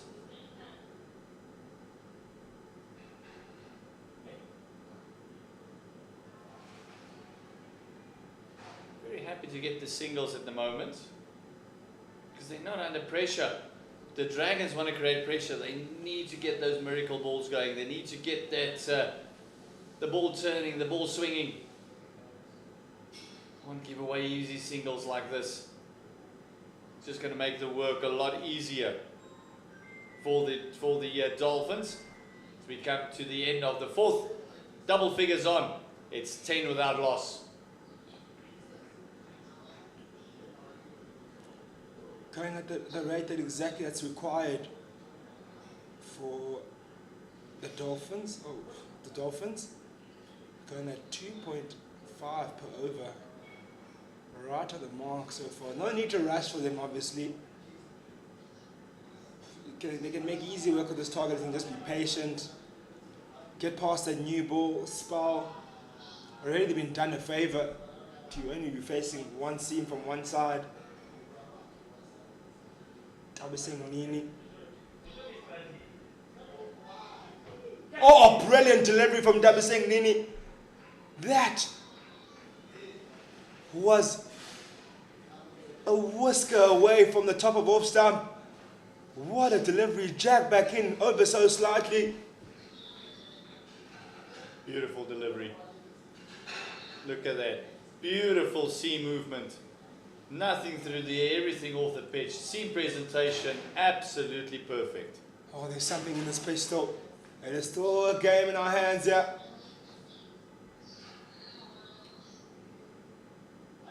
Bit fuller this time. Guided down to third man boundary by Candler. Bit of a freebie delivery to follow up with there by Ndabiseng Nini. Good start to the over. I was saying the previous over I didn't see as much movement, but that one jagged back a wee bit.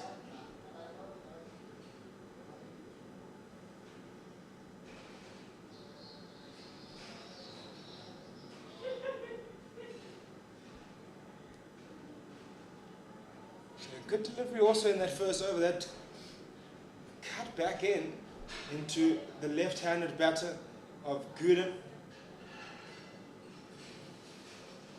It was a very tight call from here. Maybe slightly going over the stump as that one did. So maybe a good call by the umpire. Would have been a big wicket for them. Candler has been amongst the runs.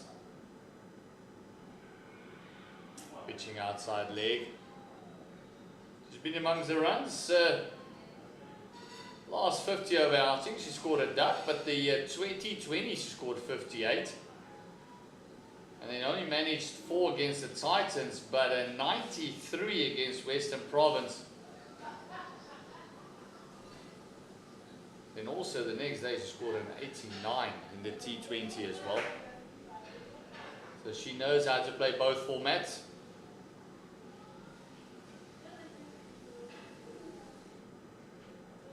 And in the T20 she scored a 58, so going well with the bat. The T20 format, 350s in 5 games, not too bad going. Good going indeed, and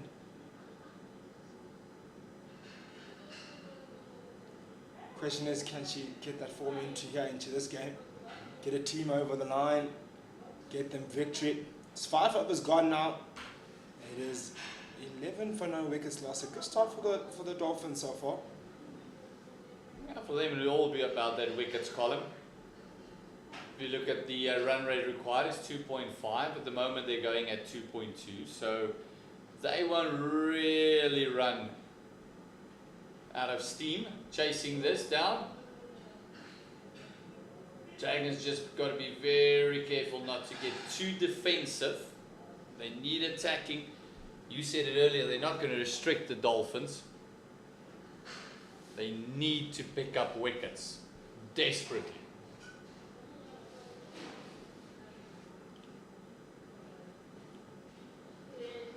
I almost feel the Dragons have to have a better start than the Dolphins did, because now they're the ones chasing the game, I believe. It's Dragons for the Dolphins, they know what's their target, they know what they're chasing. Oh, a nice delivery from Yone Winster, but turns a bit too much for her. Just pretty much just about in line, but just a bit too much turn for her. So Dolphins will just need to be patient here.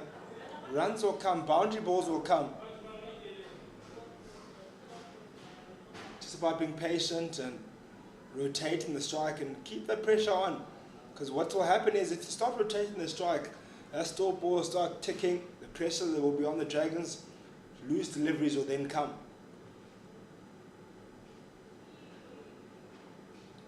Yes, the loose deliveries will come and the 1s and the 2s will be there as well. To see off this fantastic partnership between Nini and Winster at the moment, just doing a great job, maybe hoping that the relief bowlers will give them a freebie or 2. Up in the air, could be the first wicket. Yone Winster, the captain, who finished strong with bat in hand for a team and starts powerfully now for the Northwest Dragons. The first early wicket. It is Candler gone. Still can't get the form in their 50 over format. Big wicket for the Dragons, and this is what they need. They need a couple more of these. It is Candler gently walking back to the hut, and an easy catch. And it's the first wicket down. It's wicket time for the Dragons. They need a few more of those.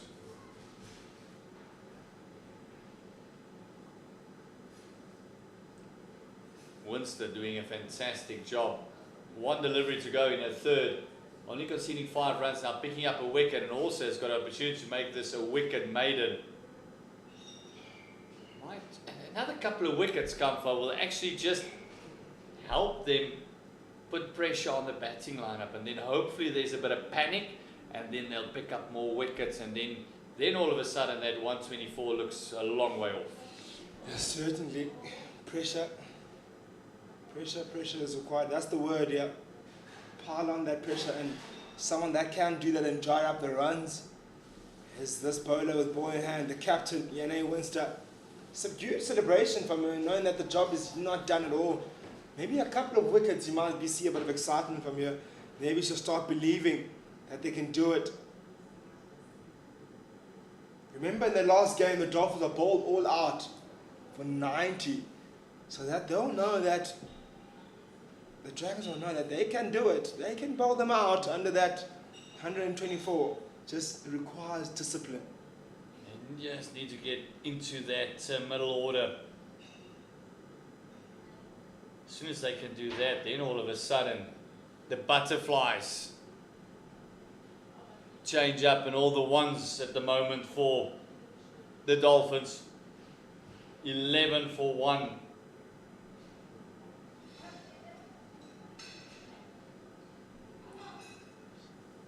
As Yasmin Khan has joined Courtney Gundan.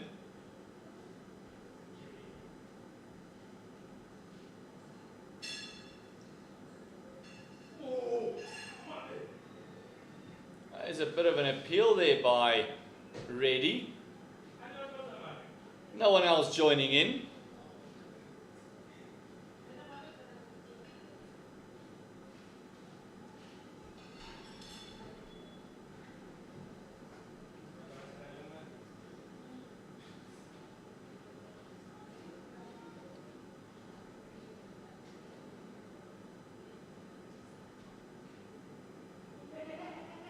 Yasmin Khan, the international for the Dolphins, plays for Namibia, women's national team.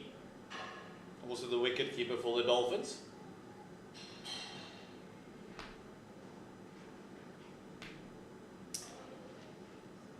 A few internationals here out here. Phoebe as of Northwood Dragons.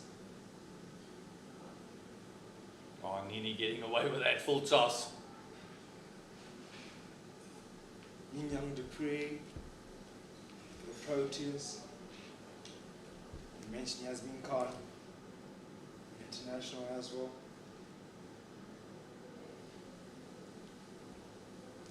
Can Tabi Nini do something here with that ball in hand?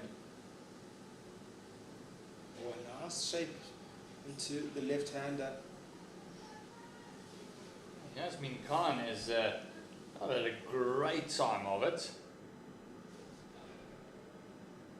Coming off a 15. Also a 0.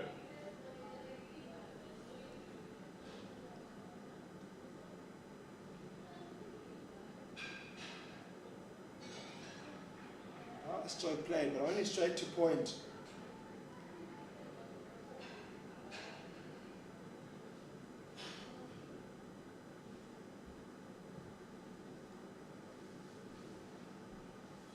It's one of those games I feel these change momentum constantly.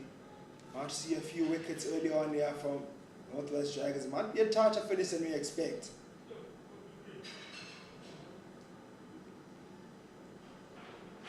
And it's another maiden. Tabaseng Nini following up a maiden with a maiden. It's still 11 for the loss of 1. That's after 7. Just shows you what good overs can do, and this pitch is not easy to bat on.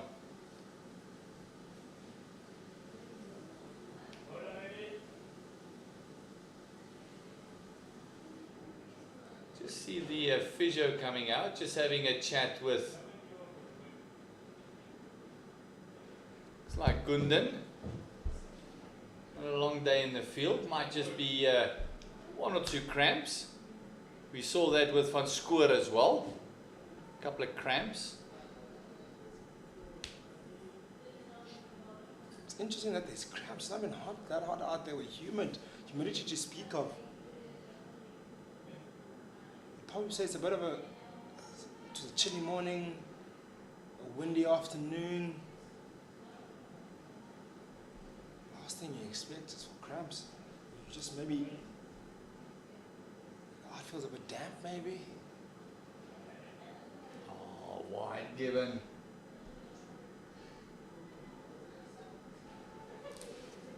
That's a 1 thing they don't want to do is give away extras. It's the first run in 2 overs for the Dolphins. Chances down the ground. Goes straight to the fielder. Looks like she had timed that a lot better than I expected. Went down the ground. More angled bat. Hits the inside half of the bat. Jumps short of that cow corner. Could have been an opportunity. If she actually timed it better, she would have been out. Nice, quick feet. See what pressure does there. Advanced nicely, got to the pitch and then just nearly dragged it down the throat of deep mid-wicket. Lovely shot through the offside between cover and point. Just beautiful timing, and it's a boundary for the Dolphins. Exquisite shot there. Rocked on the back foot quite quickly. Saw that one early and hopped onto it on like a flash.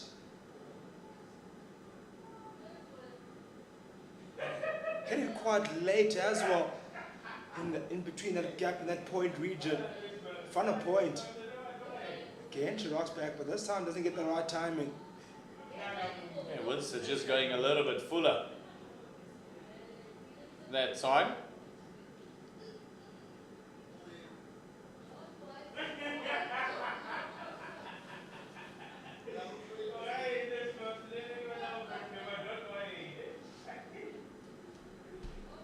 That's the end of the 8th over.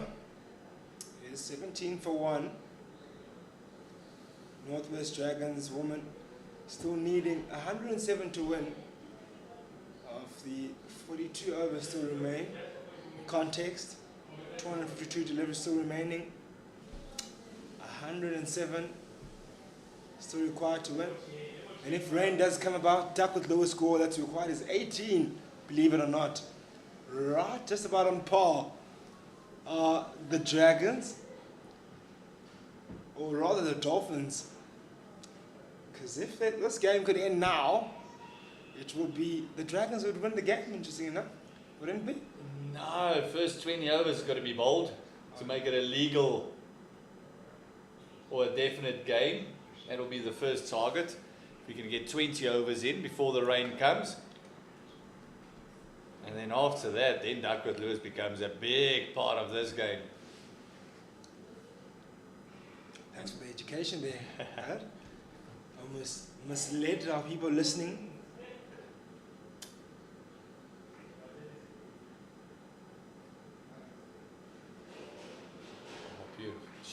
Beautiful shot, just leaning into it. Yasmin Khan, all class. Lovely shot through the covers, 4 runs. Runs are starting to flow now for the Dolphins. 2 boundaries in 2 overs. And that shot was timed really well.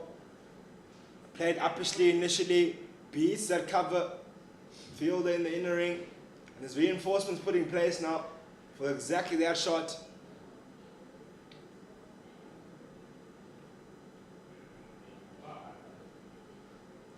Again, brilliant stroke in that coverage, but now that reinforcement stops exactly that shot. The captain, Yane Winster, placed herself there, stopped a certain boundary that was timed well. Yasmin Khan looking good. Off a 5 of just 6 deliveries so far.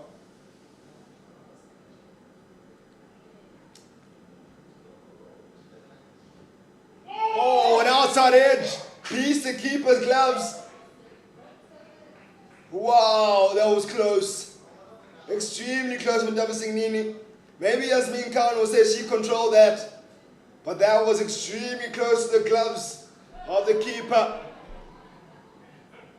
Oh, this was the opportunity they were looking for. Look at that tentative push after a beautiful drive and insult to injury. Reddy almost got there. More boundaries now.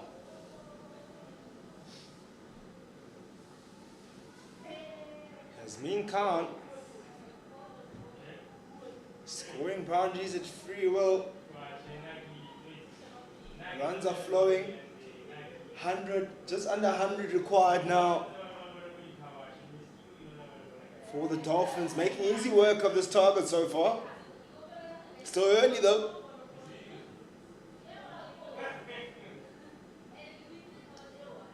Oh my word. Another brilliant stroke from Yasmin Khan, you beauty. She's looked amazing.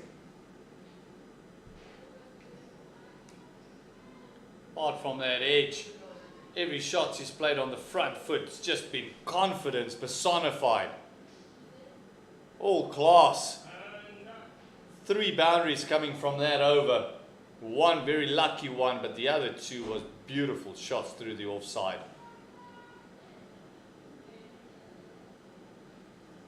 And all of a sudden, 9 overs gone.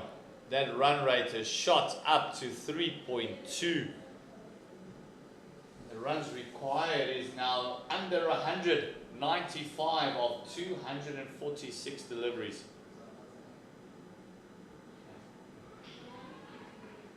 And after a big over, that's all you need, is just knocking it about. Courtney Gundan, just happy to play second fiddle to Yasmin Khan at the moment.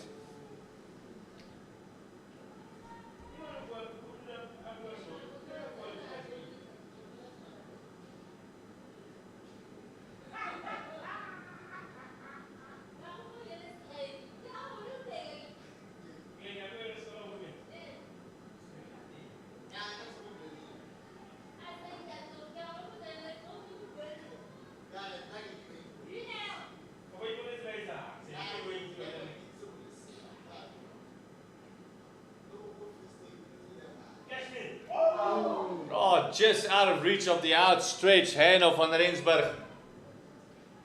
Advancing to Winston, absolutely punishing it through the offside. It's another boundary to Khan. Yasmin Khan playing a T20 game here. She might be chasing a T20 score, but it's certainly not a T20 and playing aggressively. Barely beating that field in the cover region. Might have been Min Young Dupree. Sarah Barber.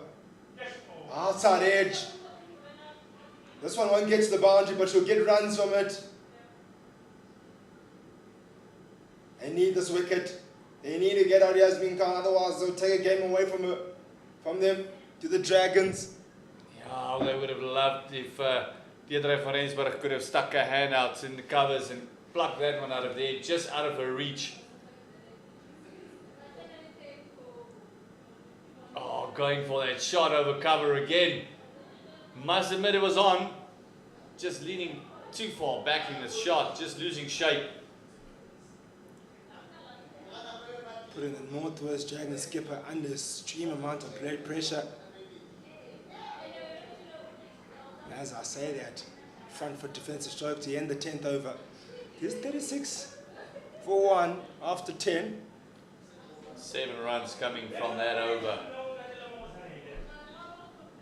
Khan is so easy on the eye when she's playing through that offside. Anything in her half, she'll love to drive. She'll go for it.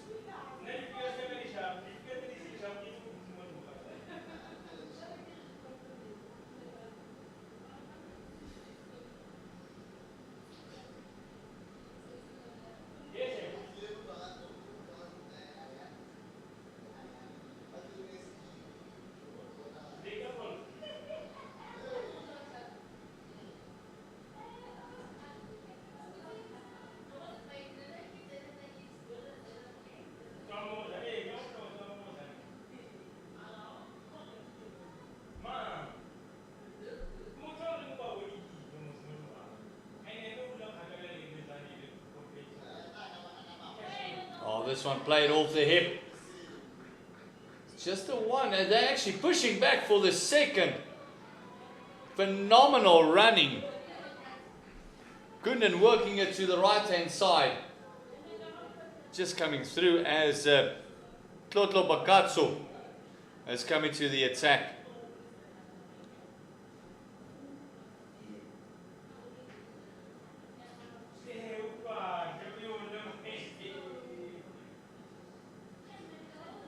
Both these batters looking really good, running in between the wicket with intensity.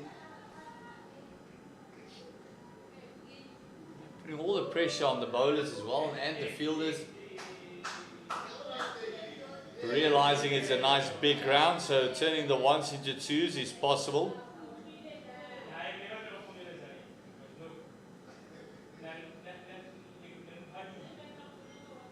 Rocking back, playing this one, 3-pointer cover once again. 4 runs. And now Gundan has decided she's going to join the party. Another pricey over. Losing the way of the Dragons. They seem to have found a good start, but boundaries are leaking now. 42 for 1 now after 10.3. 82 required. Of 237 balls. Only picked up 1 wicket. Off to an electric start. The Dolphins.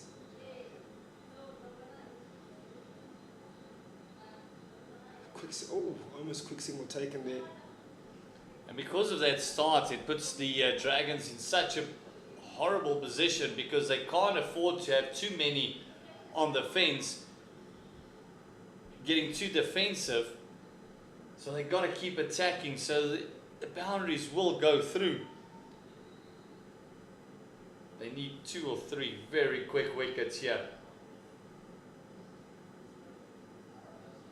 Because they're just going to allow the Dolphin batters to bat the way they are. It's just going to be easy pickings for whoever comes in next.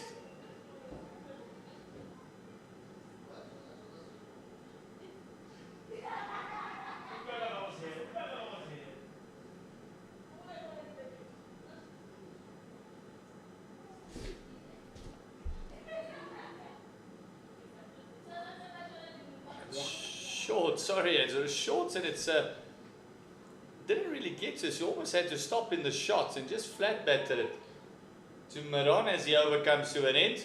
6 runs coming from it from the first Tlotlo Potchefstroom over. How about this partnership? Since these two have come together, they've put together 31 runs at a rapid rate. They started off slowly. It seemed like it might have been a strangle for the Dragons. And they literally lost their way since that wicket, Seems like that wicket has come to their detriment. You would have think on the opposite side, you think picking up a wicket might be positive for you, but no. Dragons have taken it like a boss and started scoring runs rapidly. Field has been pushed out now. It is the end of the power play, or an over ago. There's a 2 fields on the boundary on the offside. Deirdre van Rensburg into the attack. Bowling leg spin. Up 2 years or so ago, she was a pretty decent pacer as well. Swung the ball both ways.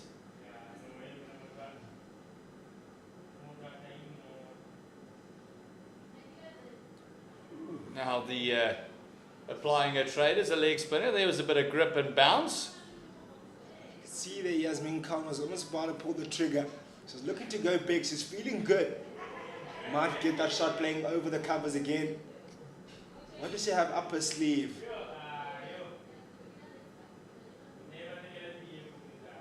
Box on the back foot and tries to play it down the ground, but finds the fielder cover in Yane Winster. There's a lot of ground on the leg side and just behind that fine leg region, in that 45 space. Can't find the gap. They do have protection on the fence. They got deep mid wicket. They've got sweeper on the fence, and also they've got mid off or long off. Again, just picking out backward point is Khan. Certainly loves the cut shot, does she? Both of these batters actually are very comfortable on the back foot. very certain there. Let alone the front foot as well. They've scored boundaries off the front foot. And there, look at that shot. Shows the full face of the bat and puts a head down.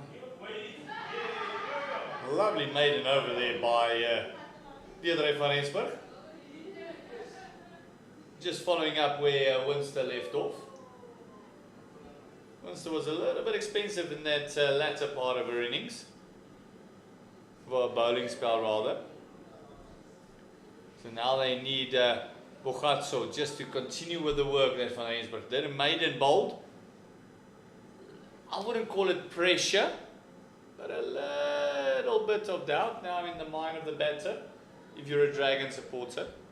A Dolphin supporter will say, we don't mind a maiden here and there. Oh, this one is slapped between the legs of a batting partner. Again, a back foot stroke. Shows comfort in that stroke as well. Again, there's Courtney goaded.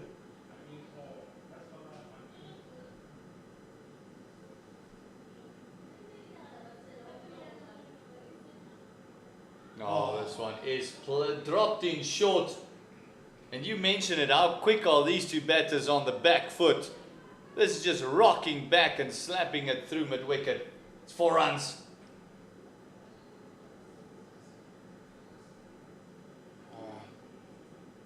Shoulder across and pull that one past that square leg and mid-wicket in place. They had no chance of getting there. Pierced that gap so well. And again, another back foot stroke.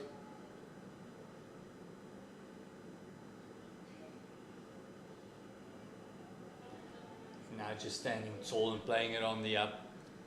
No pressure on these batters. 35 is the partnership. They could do this run chase in a record time. The way they're going. 35-run partnership now. Desperately need a wicket to the Dragons. Oh, that one just keeping low a tad.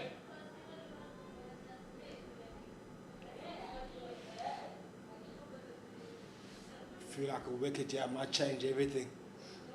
Might just pull the handbrake on things. Bogatso. Definitely want to do that for her side. Here she comes. Huge appeal. Could have been the wrong end. Could have maybe gone the bowler's end.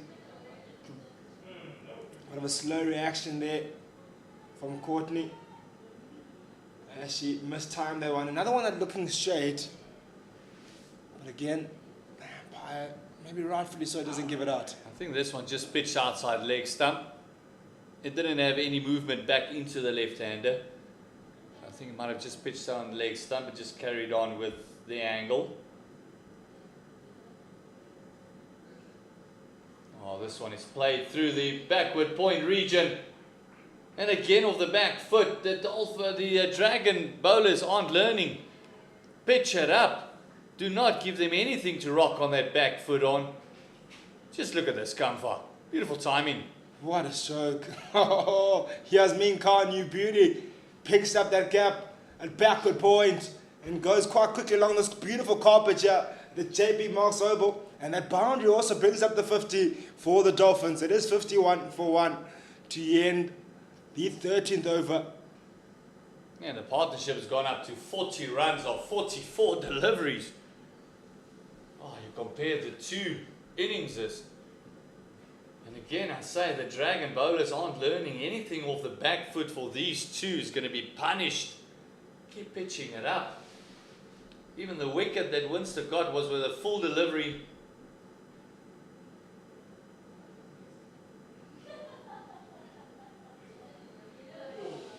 That's flight and it's worked out. She does have protection at deep backward square for the left-hander.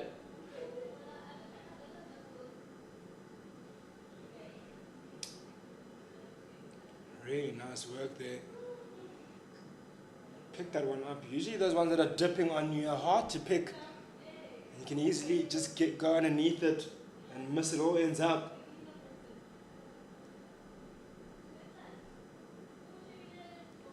Back foot again. Oh, brilliant fielding here from the captain. Yone Winster probably saving 2 there. An extra 3 runs. Might have hurt herself in the efforts. Grabbing the groin there. Bit of a stretch maybe to get to that one. There's the length. There's a beautiful flight and the length. Van Rensburg is bowling a lot better to the left-hander.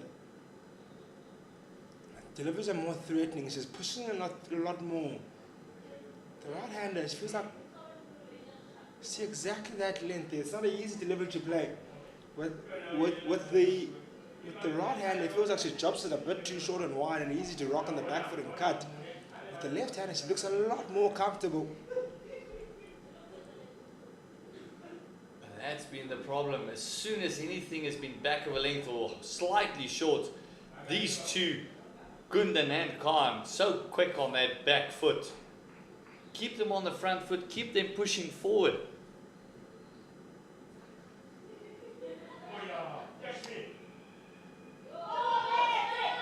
Oh my word, goes up in the air, drops short of the fielder. Opportunity, a half, not in a chance really. She did the right thing, she ran in forward, but unfortunately dropped short. Good over from Van Rensburg. I tell you what, she's in business against the left-hander.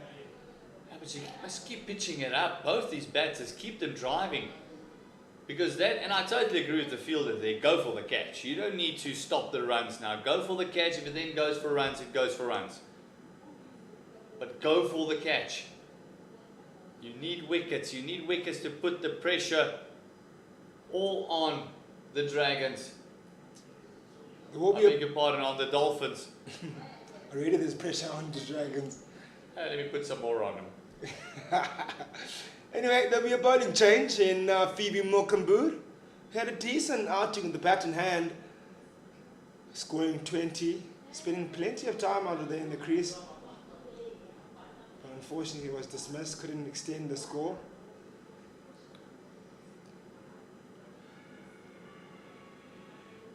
There she is now. Bit of appeal that might have gotten her out of a wide.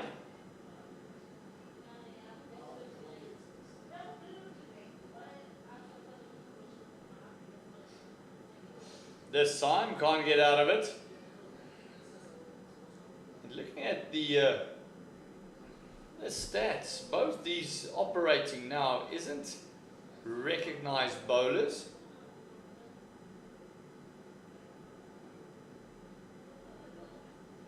They are doing a job though, drying up the runs, doing exactly what's needed and for applying pressure.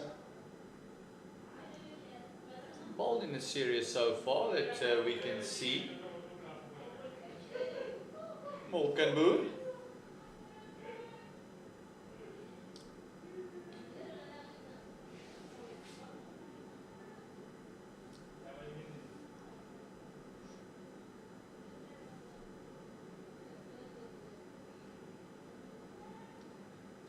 Van Rensburg as well is only bowled in the T20 against the Titans. You can almost see a slow down in rate as well in these two coming on to bowl. The spin, they're not as comfortable against spin. Maybe the spin is also pitching it up a bit more. Oh, very nearly ready, taking off the stumps there. Wide given. Khan just has the awareness to stay in her crease.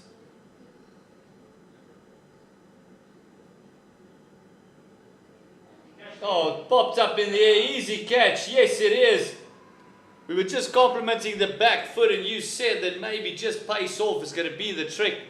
And Yasmin Khan gone for 24. She was the danger player, Yasmin Khan. One that bounce and an extra bounce on it. Look at that delivery again. JB Marks, end again is the one that does the trick. It's the extra bounce that got her. You picked it up beautifully there, Comfort. It's the extra bounce from that JB Marks end that just cramped a bit for room. She couldn't get her hands through the line. And it's another wicket for the Dragons.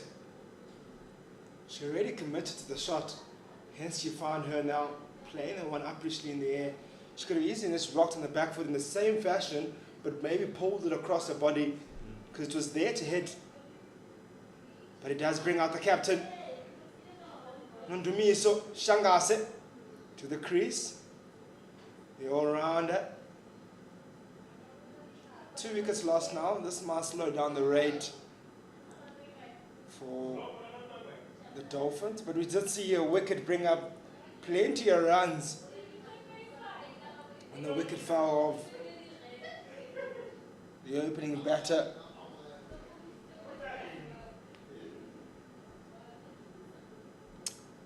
Candler,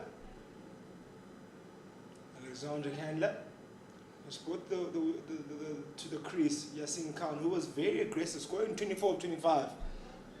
Game-changing performance that really kick-started the innings of the Dolphins. Partnership was 46, was looking really good up until it was broken at that point by Milkenburg. Short. Exactly the shot Yasin Khan could have played.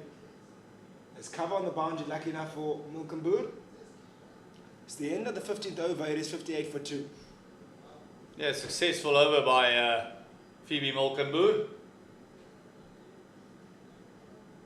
2 spinners working in tandem, not bowling at regular intervals for the Dragons, but now doing a fantastic job. We saw a ball just dropping short from Van Esberg in the previous over, and now this one was down the throat of Midhoff.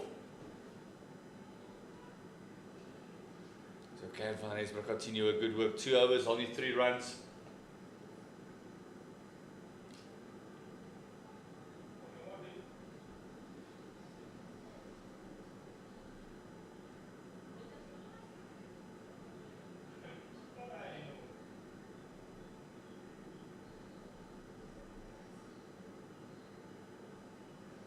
Just want to play that one with soft hands and maybe just get off the mark.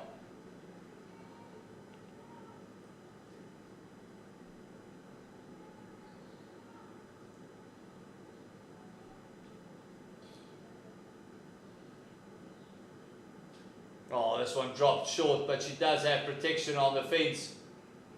Just the one. This is the contest I'm looking forward to now. Van Rensburg versus a left-hander in Courtney. She looks a lot better against the left-handers. She struggles against the right.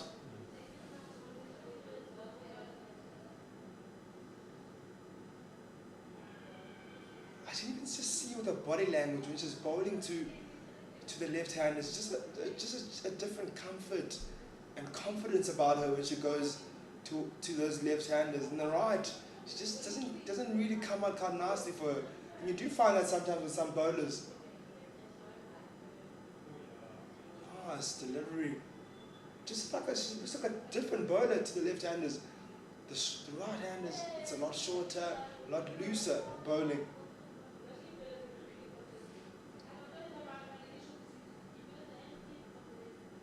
Oh, this one is dropped in short. Just a single again. Well, that's what a leg spin will do. They will drop in one short every now and again. So you can pick up 2 wickets or so here. The Dragons will be in with a shout. Oh, nicely played. Very late, Shangazi.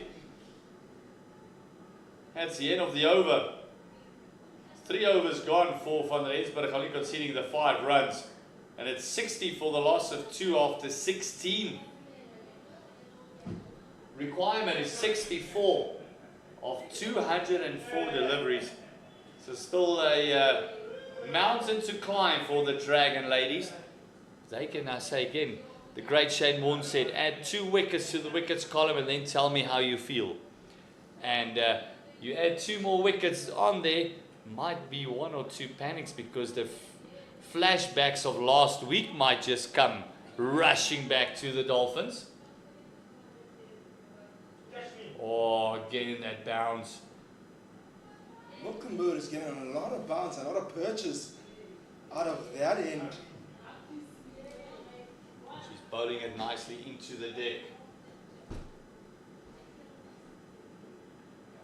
Oh, short, but there's cover again on the boundary.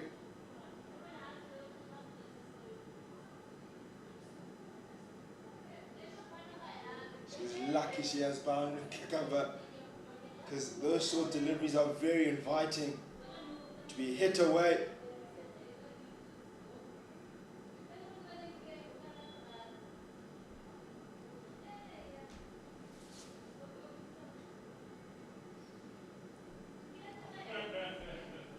Bit quicker. She does play around the pace quite a lot, does Phoebe Mokumbu. I like when spinners do that, bit of variation in your game. Quick single taken by Shangase. Very clever cricket at the moment. Realise they don't have to do anything rash. All the play has to be played by the Dragons. I also want to pull off a captain's innings here, like how Winston did. Full toss. A little bit of frustration there for Gundan. Being there for 51 deliveries. Feels she should have put that one away into the stands even maybe. There was a bit of turn there. Look at that. You can see even the bowler smiling. Bit short. It was short, but there was turn. These extras are building up now. Played on the offside is a protection at sweeper.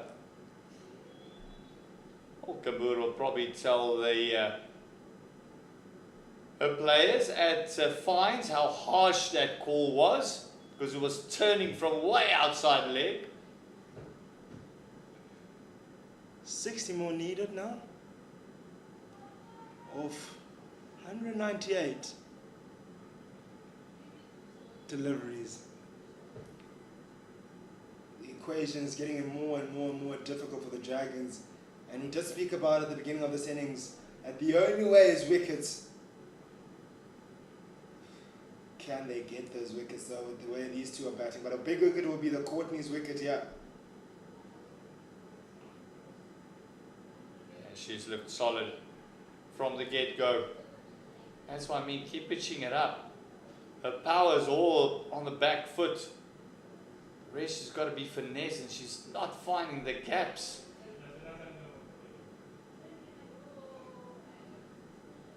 Again, Winster coming into the fold there.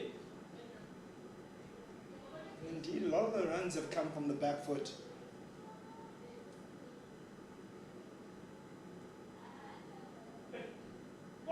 Sweep short, a huge appeal. The umpire rightfully so doesn't give it out. Just pitching outside line, impact outside the line, and surely not given out. Yeah, I don't think that would have hit anyway. Yeah, missing leg. Good decision. Nice polite inquiry. Good delivery though. You'll never know if you don't ask. Bowled it a stump closer there, that's gone. Oh, what an effort from Winster on the cover boundary. Well, in the covers rather than on the cover boundary. Come back to your point from the left to the right handers. It does look like she's rushing herself a little bit in the crease to get the ball through to the right hander. She looks like a bit more relaxed against the left hander. And also not scared to toss it up against the left-hander, where with the right-hander she's almost bowling a bit too quick, a bit flatter. Keep tossing it up. One thing they've done really well here in terms of for the bowling of Van Rensburg is being able to rotate their strike. just in general in the innings so far. Short again, into the covers, they only take one. Dolphins not really pushing hard for that second, even though it does go to that field in the deep. Yes, the ball gets quite quickly to the field due to the outfield being quite quick. But you could maybe just call two, just to pressurize the field on the boundary, just maybe to force that misfield or that mistake. If your run rate required is 1.8, I don't think you need to put any more pressure on them. I think you can trot over for the one and leave it at that. You don't want to take any necessary risks, not even a 5% risk at the moment. If you're going to lose a wicket, the Dragons got to work for it. You're not going to give it away, especially not through a run out. So if it's not a clear 2, I can't see them even calling it for the 2.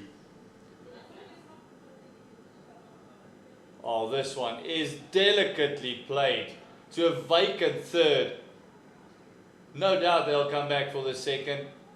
And that's exactly what I said. Not even a thought of a third. They don't need to push it. And they know they're only about, say, 11 deliveries away from the game being a fully legal game. Then the 20 overs is gone. Then that Duckworth Lewis comes into play, but they are way ahead of that as well. 70 for the loss of 2. Nearly sneaking through the gap there. Good delivery from Mikambu.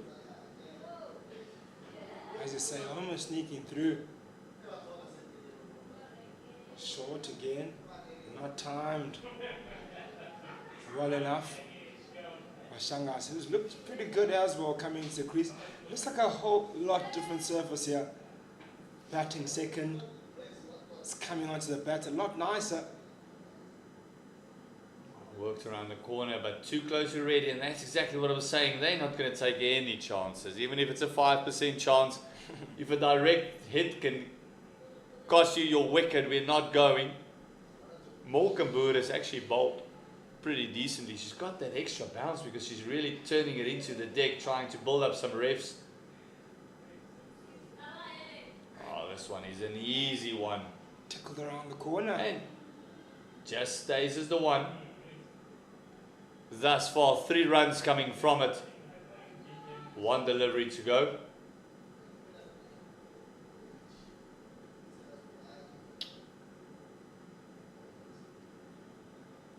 Keep that run rate at a decent rate. Short from Milkenboer. She's just been in that zone or that short length. She's bowled well in specific deliveries or certain deliveries, but then has that delivery that just goes short, that gives away that single. And ends the 19th over.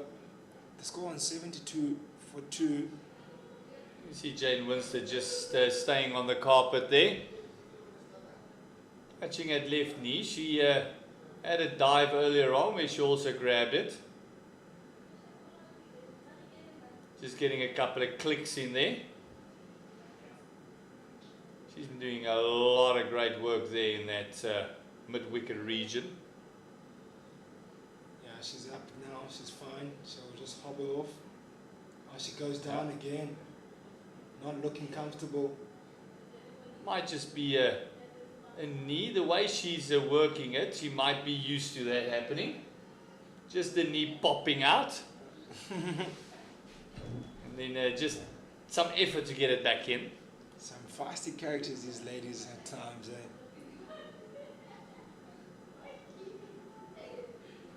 They are so tough.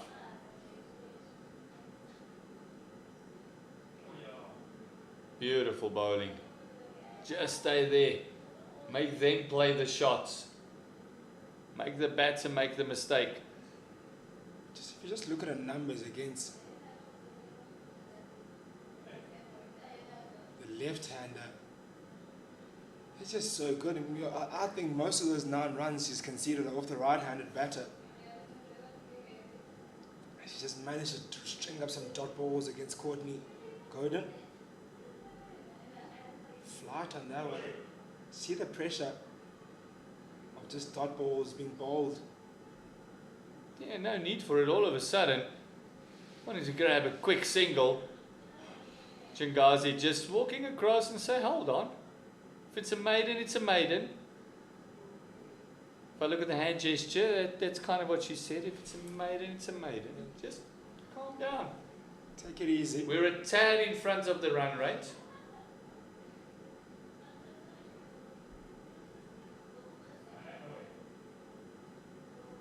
Dropping shorts and great fielding by Lagrange. Lagrange. Could have been a single there at least.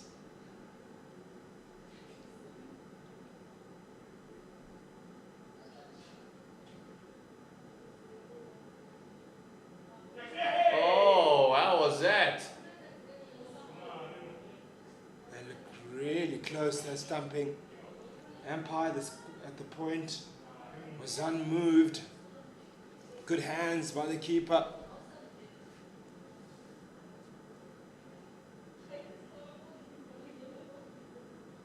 Let's have a look at that again.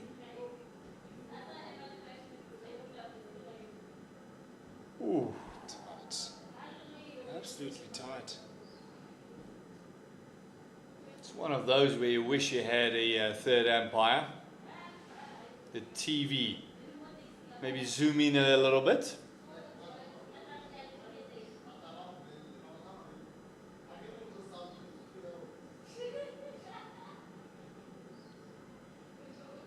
Winster again picking it up, and a fantastic over from Van Ensberg.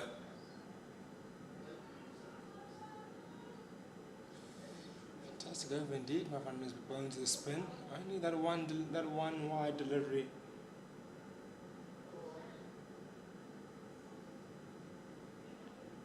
It is 20 overs gone. It is a 51 runs still more required. And it's drinks here at JB Marks Oval. So we're going to take a short break. We'll be back in about 5 minutes time. Just need to wet the old goggles. And we'll be back in 5 minutes right here live from the JB Marks Oval for the Hollywoodbets Pro 50.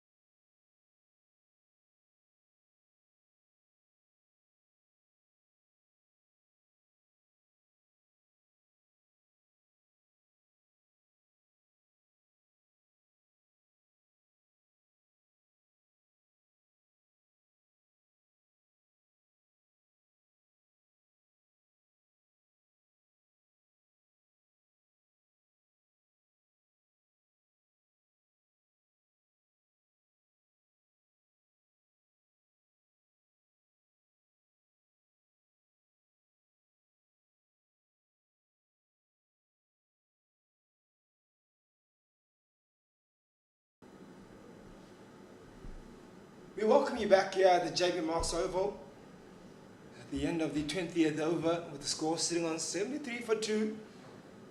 It is the Dolphins in firm control now, chasing their last 51 runs to win. And for the Dragons, it will be 8 wickets to potentially get victory. Big uphill task. Still 108 deliveries yet to come. As I come here after this drinks break, still not alone in commentary. Khaib Maloney, your thoughts on the end of the proceedings? Lucky to get away with that one is Van Schoor into the attack. Changazi would have wanted to put that away. Yeah, if they don't pick up quick wickets here, I'm afraid it's going to be tickets. Only 50 odd required, with more than enough balls to do it in. 178. 8 wickets in hand.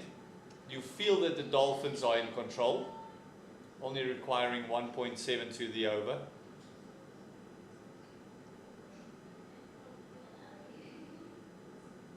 There's that extra bounce from the JB Marks Oval that we've been hammering on about. Interesting bounce that we've got it all afternoon. Pops of champagne, commentary box.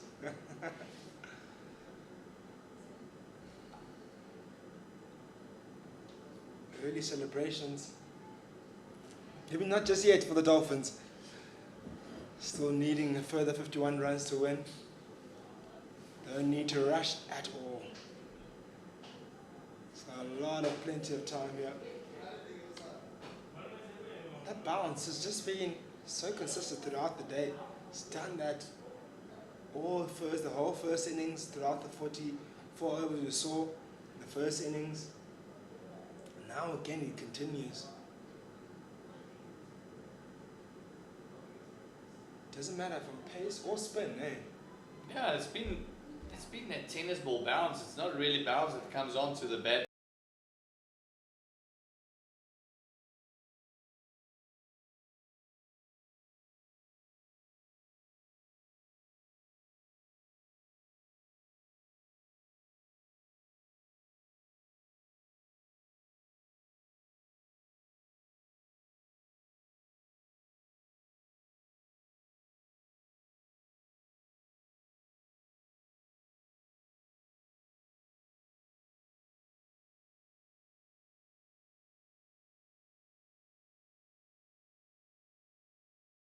Of that one. Interesting choice to jump out of the way.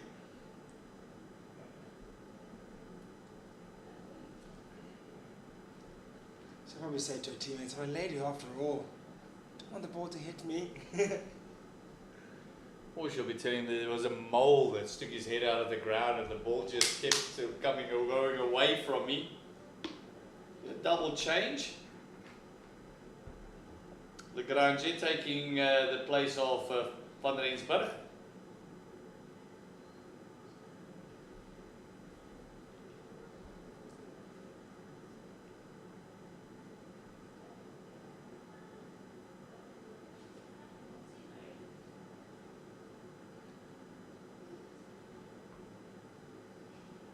Like she's going to come in with some intent. Nice height to her. Lanky, medium pace, fast bowler, medium pace, medium to fast. She's got a lot of energy about her. There's Tabitha, Lagrange. How that energy converts to wickets.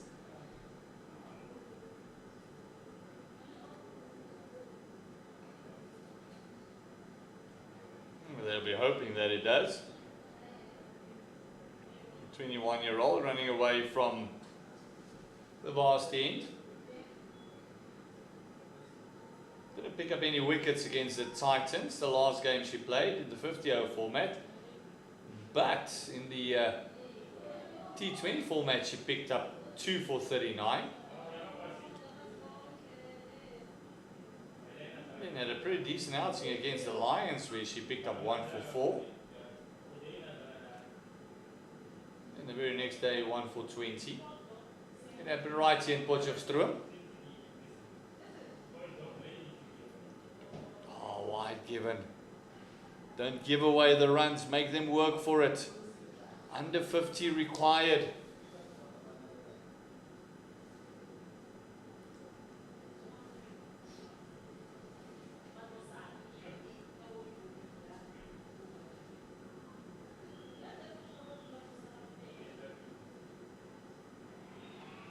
Big appeal. I'm sure that was pitching outside the line. Definitely impact outside the line as well. Have a look at that again. Lovely action about it. Hop and a skip and a jump. She's got a kicking start to her.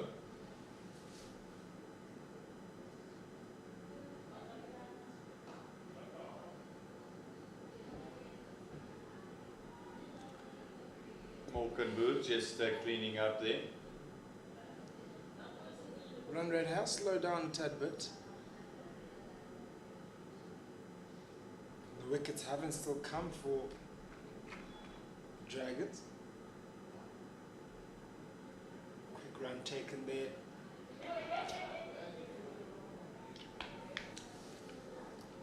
That's easy pickings, just to the right of that midfielder. Just looking at the shirts and some of the covers, it's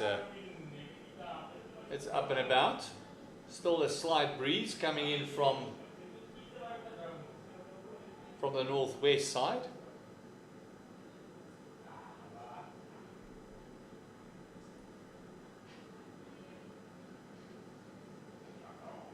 Oh, this one is cut and great fielding. Minion de Prea, backward point. It's got 2 runs coming from that Lagrange over.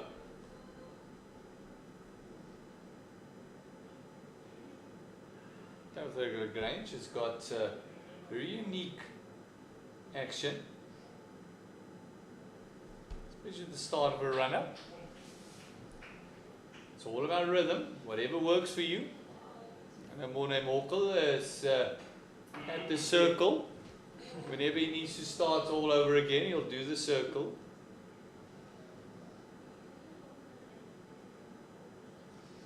Talk about that. His reason for that was because of they had a backyard that was too short for him to have a run up, so to extend it he had to go around in circles to extend his run up. I remember when growing up I played in the driveway with my friends around in the area, and oh, this one is just whipped off the hip. That'll be another 4. Yeah, driveway cricket was a big thing in our day. and I remember what that did for my game is that I became a very strong straight, because the only way you could score boundaries was straight. And on the either side of me, on the cover side where I could play through the covers, there was a wall, so it kind of restricted me from actually playing a shot in the cover. So my mind was always set playing straight. And then I came into school and I wanted to play cricket. A lot of the runs I scored were straight, and I was very strong straight. And as I say that, no ball is signaled by the umpire, free hit. So just conceding a boundary early over, that's the last thing you need. Score 42 now required. Courtney Gunden has got a free hit. Let's see where she's going to go. Oh, she goes downtown. It's a great use of the free hit. You were talking about telling your story about playing straight. Look at that. That is classic straight hitting by Courtney Gunden. Yeah, we grew up together, played together a bit of cricket.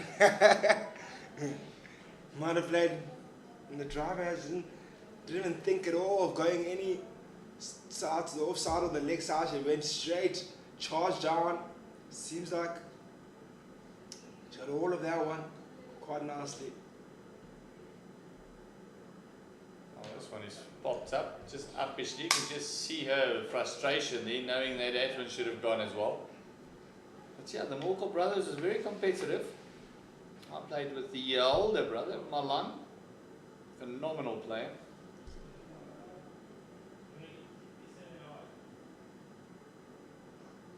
If he played with you, certainly the older brother. Yeah, Malan was a phenomenal player, and then Albie Morkel, we don't need to talk much about him. We all knew what he did with the bat and ball. Playing, I think it was 6 or 7 years for the Chennai Super Kings in the IPL. Oh, lovely shot. Just the one. Expensive over thus far. One delivery still to go. It's already 10 coming from it. Talk about Abe Morkel. He's also an assistant coach and consultant, bowling consultant for the World Coaches in the World Cup. They're about to get their game underway versus New Zealand in about 45 minutes time at 3:30. Sure, they'll look to get a victory there. They had a tight one against Afghanistan. Yeah, please, no super overs. I don't think the constitution of the rest of South Africa can handle another 2 super overs. I actually don't mind them, as long as you come out on top. 37 more runs required now. 23 overs gone, 87 for 2. Dolphins, Hollywood-based Dolphins, destined for victory. Making easy work of this chase so far. Yeah, using only 23 overs thus far. Going at 3.8 to the over. A hat-trick will come in handy now.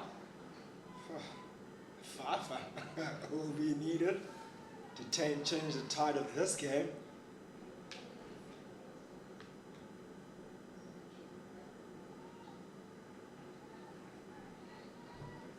This partnership is 30 of 53.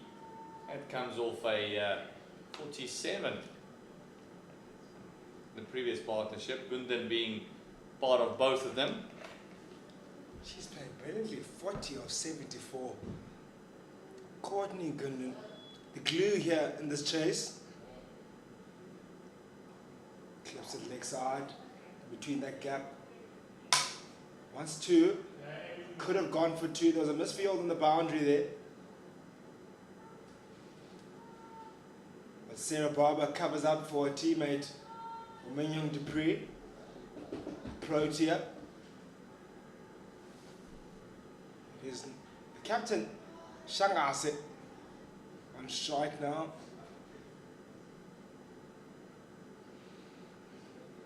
Swivels and cars that one to the boundary. It should be 4, and definitely it is. Hollywoodbets Dolphins now moving quickly and chasing now the score of 37 runs required before that ball, which moves on to 32 now. Just 32 more runs required to win for the Dolphins. Could do it in very quick time.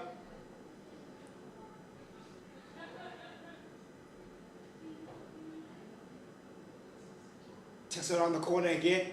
There's cover this time. Nice bit of cricket being played here by the Dolphins.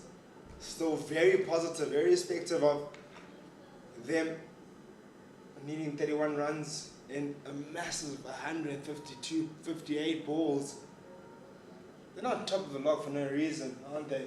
I think they feel that they might have this one. Oh, beautiful bowling. Lovely comeback to the left-hander. Yeah, they might feel that they've got enough time to get the runs in this particular game.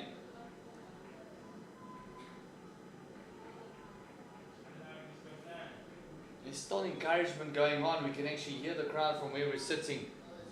Just encouraging Tabitha, the Grange, to go in and take a wicket or 2. Make them work for this 31 runs. This one is pulled onto the leg side and a bit of a misfield. And the player is not having a great time of it today. Yeah, she's not looking comfortable. Didn't look comfortable with bat in hand, and in the field as well. 2 fumbles in a row. Does do something to you not to be able to score runs, especially as a leader in a situation like this. Does kind of maybe psychologically affect you sometimes, but you have to put that past her. She's experienced enough to be able to put that past her.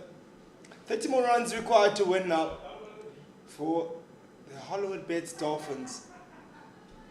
They are 94 for 2, looking very comfortable.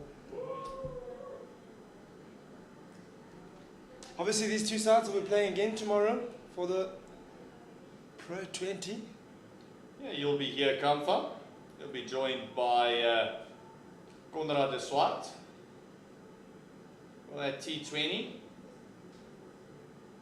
As Winster comes into the attack, the captain says, "Hold on, let me have a bit of a go." She's been good today, the captain, Renee Winster. Maybe would have liked to change the decision to bat first in those bowler-friendly conditions. Be interesting to hear her thoughts. The toss. Oh, rather the toss at the post-match on the decision to bat first.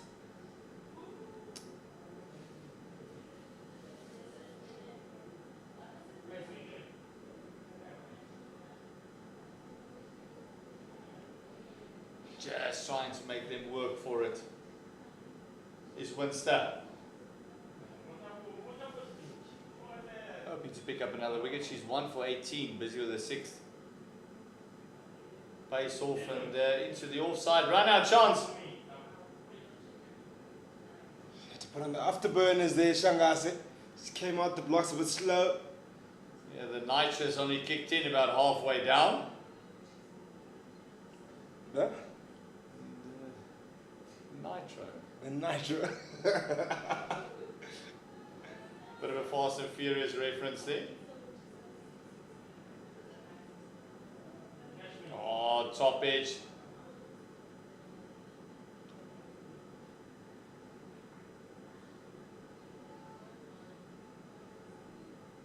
All the pressure is on the Dragons.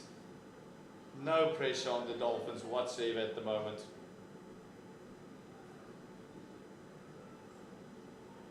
Tickled around the corner, probably will get 2. Yeah, just stick to the 1.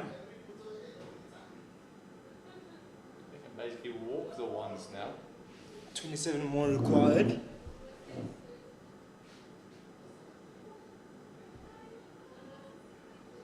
It's partnership growing nicely, 40 of 65.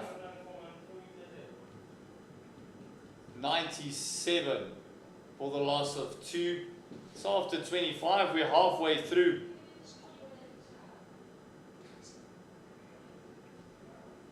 We are halfway through the innings of the Dolphins. As Van Esbert's got the ball back in hand.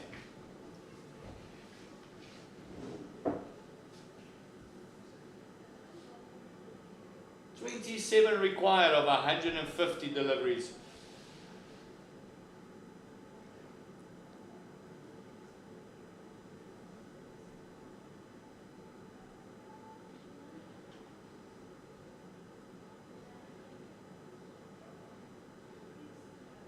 Shot of the back foot, but couldn't find the gap. Can almost see the ploy of dropping that deep cover has now changed from Renee Winster. Has put that fielder back up to drive those runs again. Hoping that maybe if one of the 2 of those balls find the fielder, will build pressure. Maybe a bit too late now. Partnership very, very good at 40. And Courtney Gunden is on 44. Has played absolutely phenomenally well. Oh, goes for the sweep. Doesn't get hold of it, but enough just for the 1. She's played the part and played this situation brilliantly. Just allowing everyone to bat around her. probably try and see out the innings. Knows the strike rate doesn't matter now. Shangazi slapping it through the offside. Just the one. 99 for the loss of 2 comes up. Triple figures just around the corner. Oh, lovely bowling. Bit flatter, bit quicker.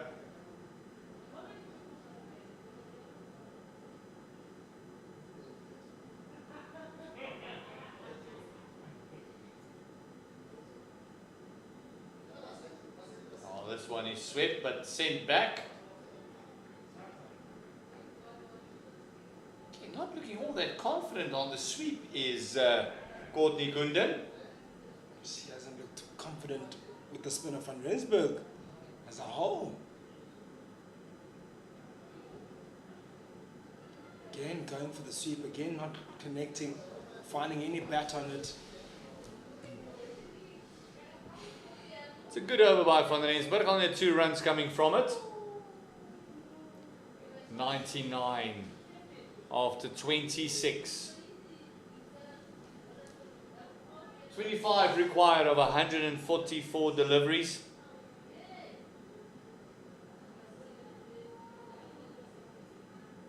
You've got to feel, even if a wicket or 2 falls now, that there's no real pressure on the new batter coming in. I think the scorers are under more pressure than the new batsman coming in. Winster to Shangazi. Captain to captain, swept away. Sarah Barber just picking it up. And that's 100 up for the Dolphins.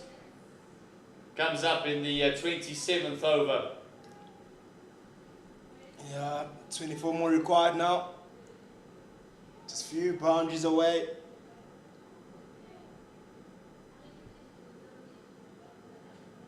I'd say 24 singles away to victory. They could do it almost in singles.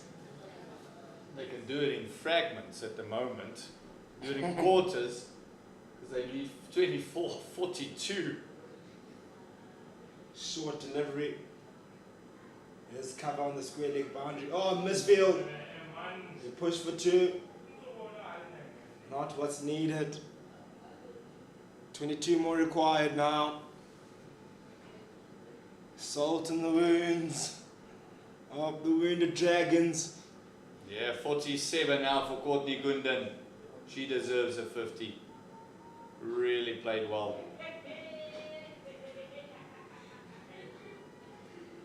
Required rate is not really a problem at the moment. It's 0.9. Far from being a problem.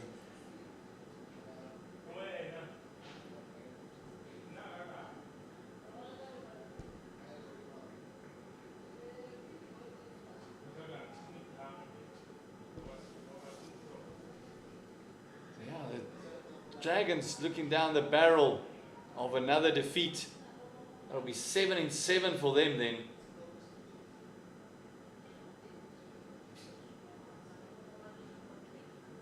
Took it around the corner again. Just be the one, just keeping the strike. She's on 48 now.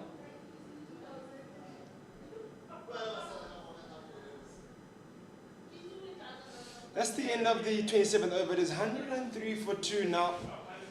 Game moving along slowly to the end.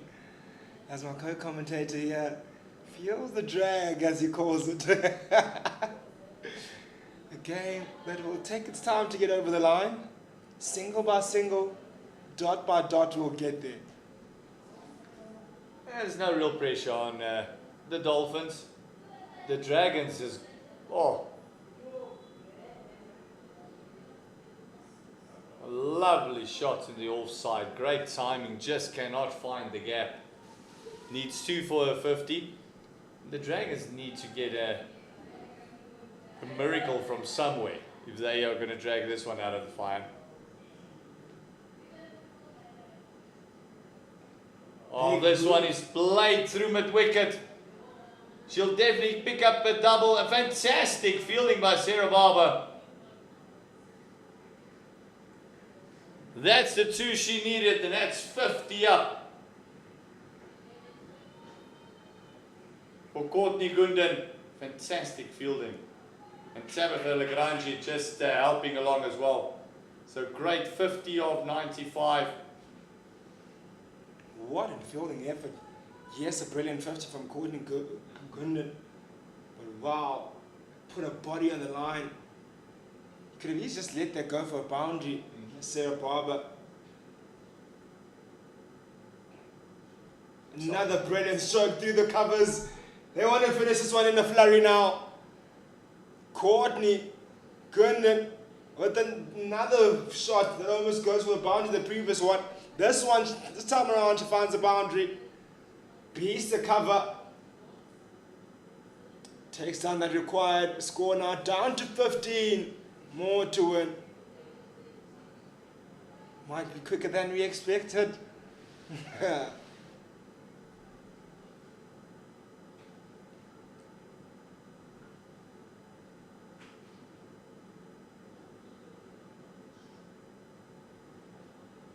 Most expensive over for Van der Rensburg at the moment. She's bowled brilliantly. This over going for 6 runs. Still 7. Busy with the 7th over.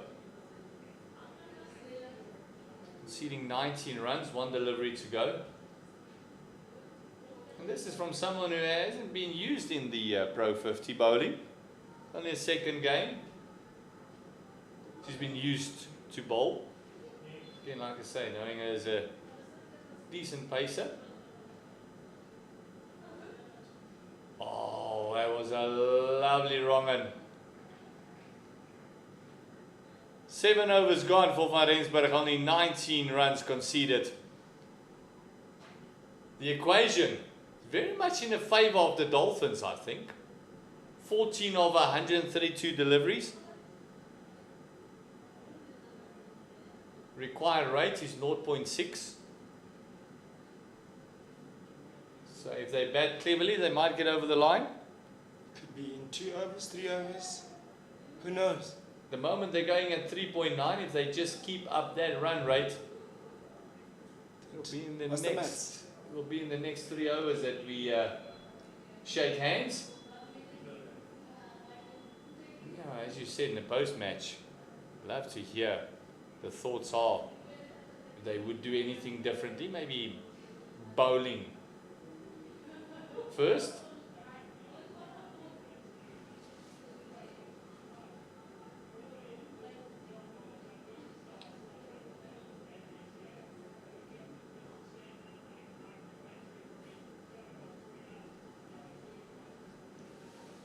Just to keep you updated with everything happening around the world. At the moment it is the Ada Markram and Satner doing the toss at the ICC T20 World Cup. South Africa's won the toss.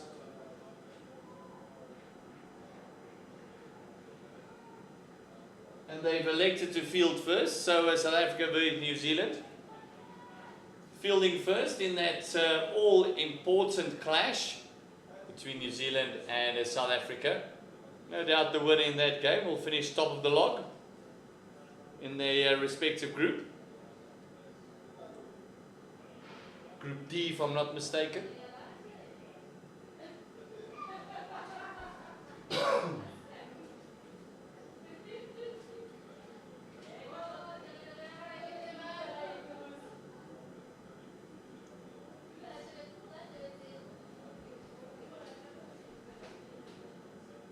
Singh Nini coming back into the attack.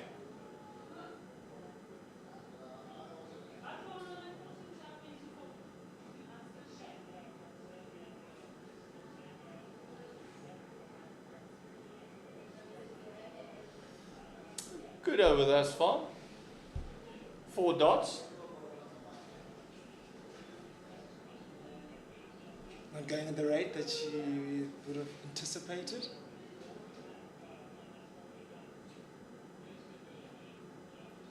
lovely shot hit on the up. Oh, and beats the fielder and goes through for a boundary. Oh, lovely stroke from Courtney Godin. What a performance it's been from her. She's on 59 now. Hit it on the up and timed it so well. Thought the mid-off there would have covered that, but the timing was so good. Used all the pace. Mulkenboer just couldn't get there, Kamfa.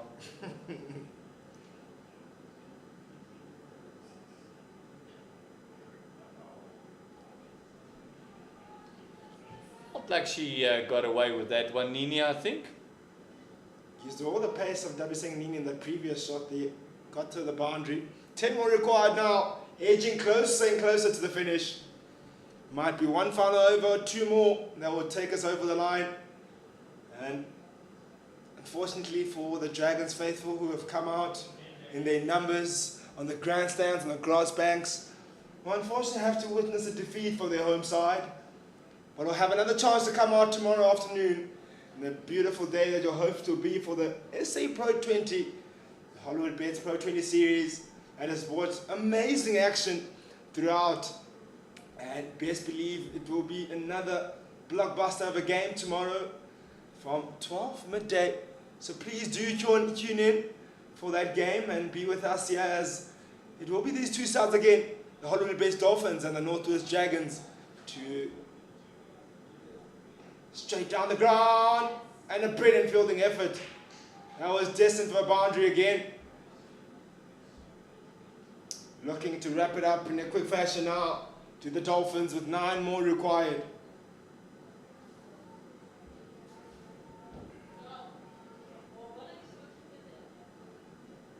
Just looking at the other games being played in the Pro 50, the Hollywoodbets Pro 50.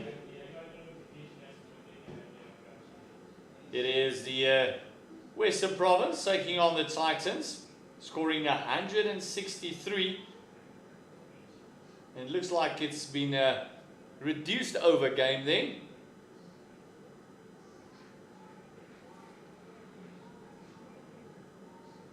It's 41 for 1, the Titans. And then the Lions scored 184 for 9 in their allotted 50. Garden Route Badgers at the moment is 12 for the loss of 2. This one is slapped down the ground. It's another single. And they are just compiling.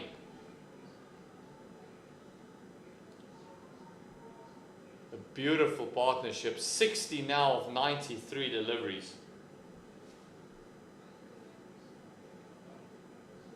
Played with power to the onside.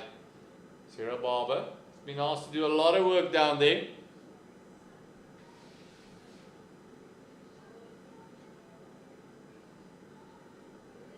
Now just one hit away. Can we see a 6, the first one of the game? Straight to Winster. It's the end of the over. It's the end of the 30th over. 118 for 2 now. 6 more to win. It's Hollywoodbets Dolphins. Sure for victory now. Could do it in this last over.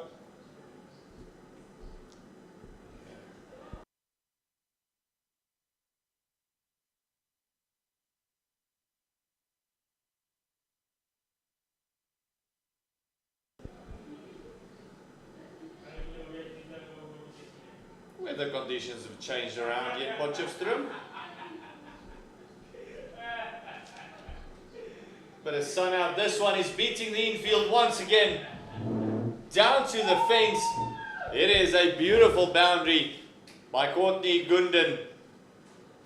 Oh, she's batted like an absolute champ today. Just look at this timing. Just leading down on it. That's 4 runs and it's only 2 to win. 1 to draw.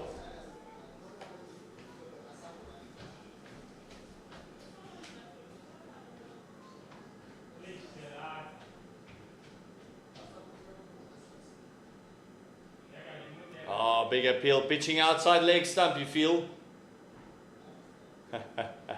Gundan and Reddy still exchanging a bit of banter.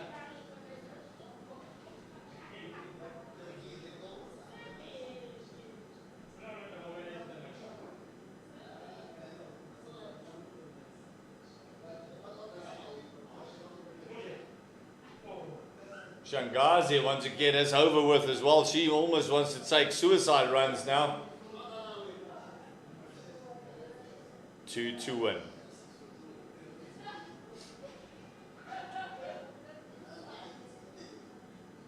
Works around the corner. Will they come back for the second? No, Shangazi said, hold on. Just take the one. Scores are level. 1, 2, 3.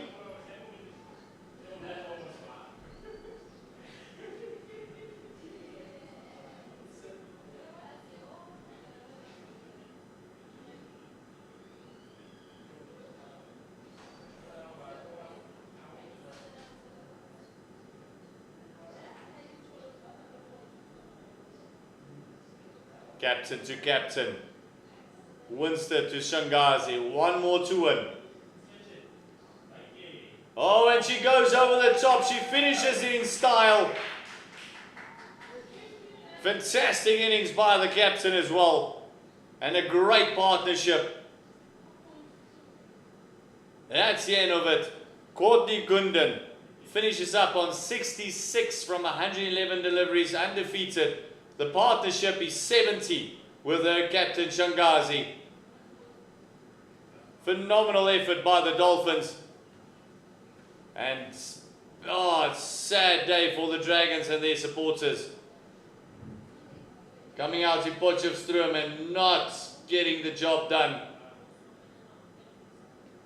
The Hollywoodbets Dolphins ladies win by 8 wickets and still about 19.1 overs to go as well. So in double quick time as well. So congratulations to the Hollywoodbet Dolphin ladies. And it was all started when the Dragons won the toss and they elected to bat first. And Zintle Mali got the first 2 wickets. Her bowling figures was 2 for 6. She got rid of Reddy. And then also van der Ensberg. Those were the 2 big ones. There was a 28 opening stand, and then from there things just kind of went pear-shaped. Molkenboer came in. She scored a lovely 20. And she looked very comfortable until the spinner started operating, and then there was a little bit of a fluster. Chantal van Schoor batted a very long time trying to save what is to be saved, what can be saved. Faced 66 deliveries. Scored 18 runs, and then Jane Winster actually came in and she scored 24 of 39. At one stage, it looked like she was batting on a different pitch. But as I mentioned, Marley picking up the first 2 wickets, and then Nombulumko Benetti.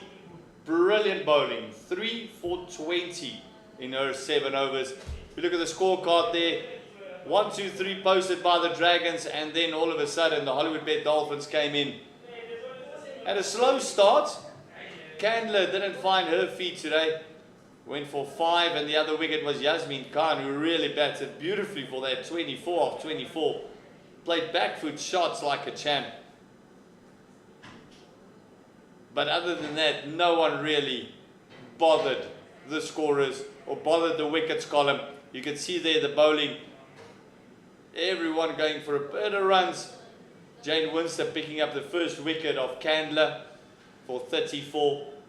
And then also the other wicket taker was Phoebe Molkenboer, who picks up Yasmin Khan,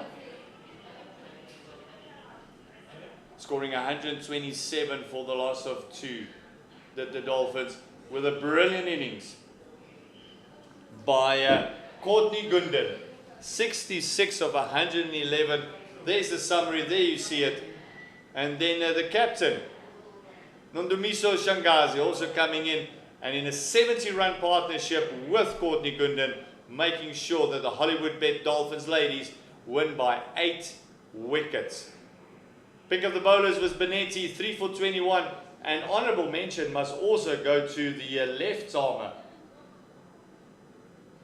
from the Dolphins, who bowled fantastically well. Jane de Figueiredo, everyone around her picked up wickets except her. She went for 17 in 10 overs. So great work done by her. But Benetti, 3 for 20 in 7. And then also the pick of the batters, Courtney Gundan, 66 without loss. Thank you for joining us right here at the JB Marks Oval. Stick around, the post-match presentation with Kamfa is up next. And don't forget, tomorrow is the Hollywoodbets Pro50 live from JB Marks Oval.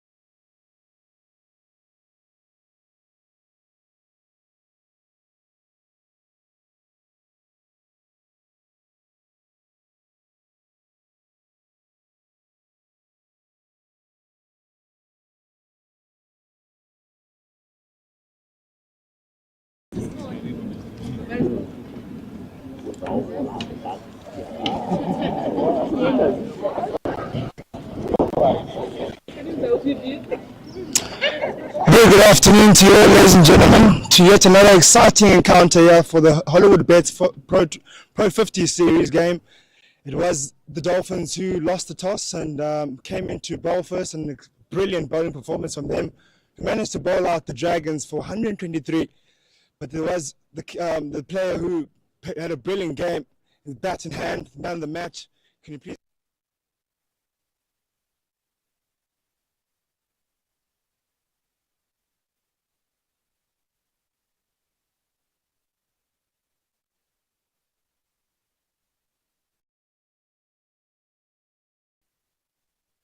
I think nothing fancy. It was just all the basics. I haven't been in the game for about 3 months out of injury, so I think it's probably one of the hardest crafted 50s in my life.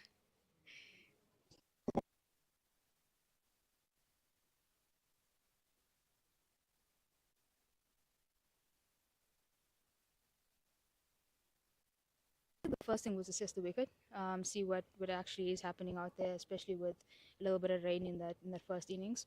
But yeah, like you said, they're both tight lines, so we just had to wait for the bad ball, full and a little bit outside off, and then we can put that away. But other than that, it was just about keeping it simple and batting through it. It wasn't a massive score in that sense because we had a lot of time, so I just used the executed with the time. Congratulations, man of the match.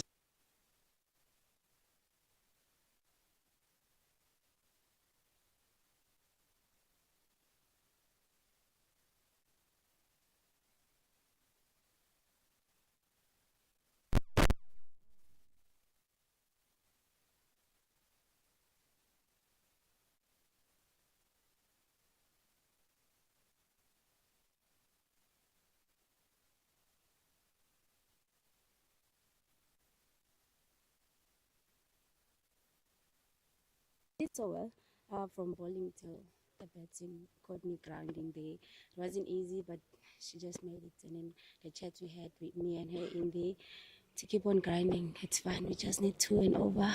We can do this. So yeah. One more question before we go away. You're obviously comfortably top of the log right now. How are you managing? What are you thinking in terms of using the momentum that you have right now? We're not there yet, but yeah, we're gonna use this for tomorrow's match as well because it still counts. And then yeah, for the remainder of the matches as well. All the best for tomorrow's game. Looking forward to seeing you there. Thank you. Thank you. And we'll have the losing captain to come forward, please. Hene Winster. Hene Winster, you obviously won the toss and you chose to bat first. And things didn't really go to plan. And what was your thinking at the toss when you came into bat this morning? No, the same that we are strong batting lineup for today especially, and we wanted to capitalize on that and obviously use that to our benefit. But unfortunately, our batters wasn't patient enough, so it didn't work out. So you rate the patience may be your downfall today in terms of your batting performance? Yes, definitely. I feel like we didn't wait it, long enough for the bad balls and capitalize on that, and took our time out in the middle. So unfortunately, it didn't go our way. Obviously, a quick turnaround on tomorrow's game, Pro20. What are you looking to do different? Obviously, a different format, but it's still a game of cricket. So are you looking to do anything different in terms of what you could do potentially if you could win the toss again tomorrow? Depending on conditions now for tomorrow, so we're going to have a look at that. But otherwise, I just feel like the only thing we can do is come back stronger, mentally stronger. We need more fight and make sure that we win out there in the middle and show that obviously in our body language. Okay, all the best for tomorrow's game and hard luck for today's game. And all the best. Thank you. Thank you. Thank you to all you ladies and gentlemen that joined us today for the Hollywoodbets Pro50 series game. Look forward to joining you again tomorrow morning for the Hollywoodbets Pro20 game. Thank you.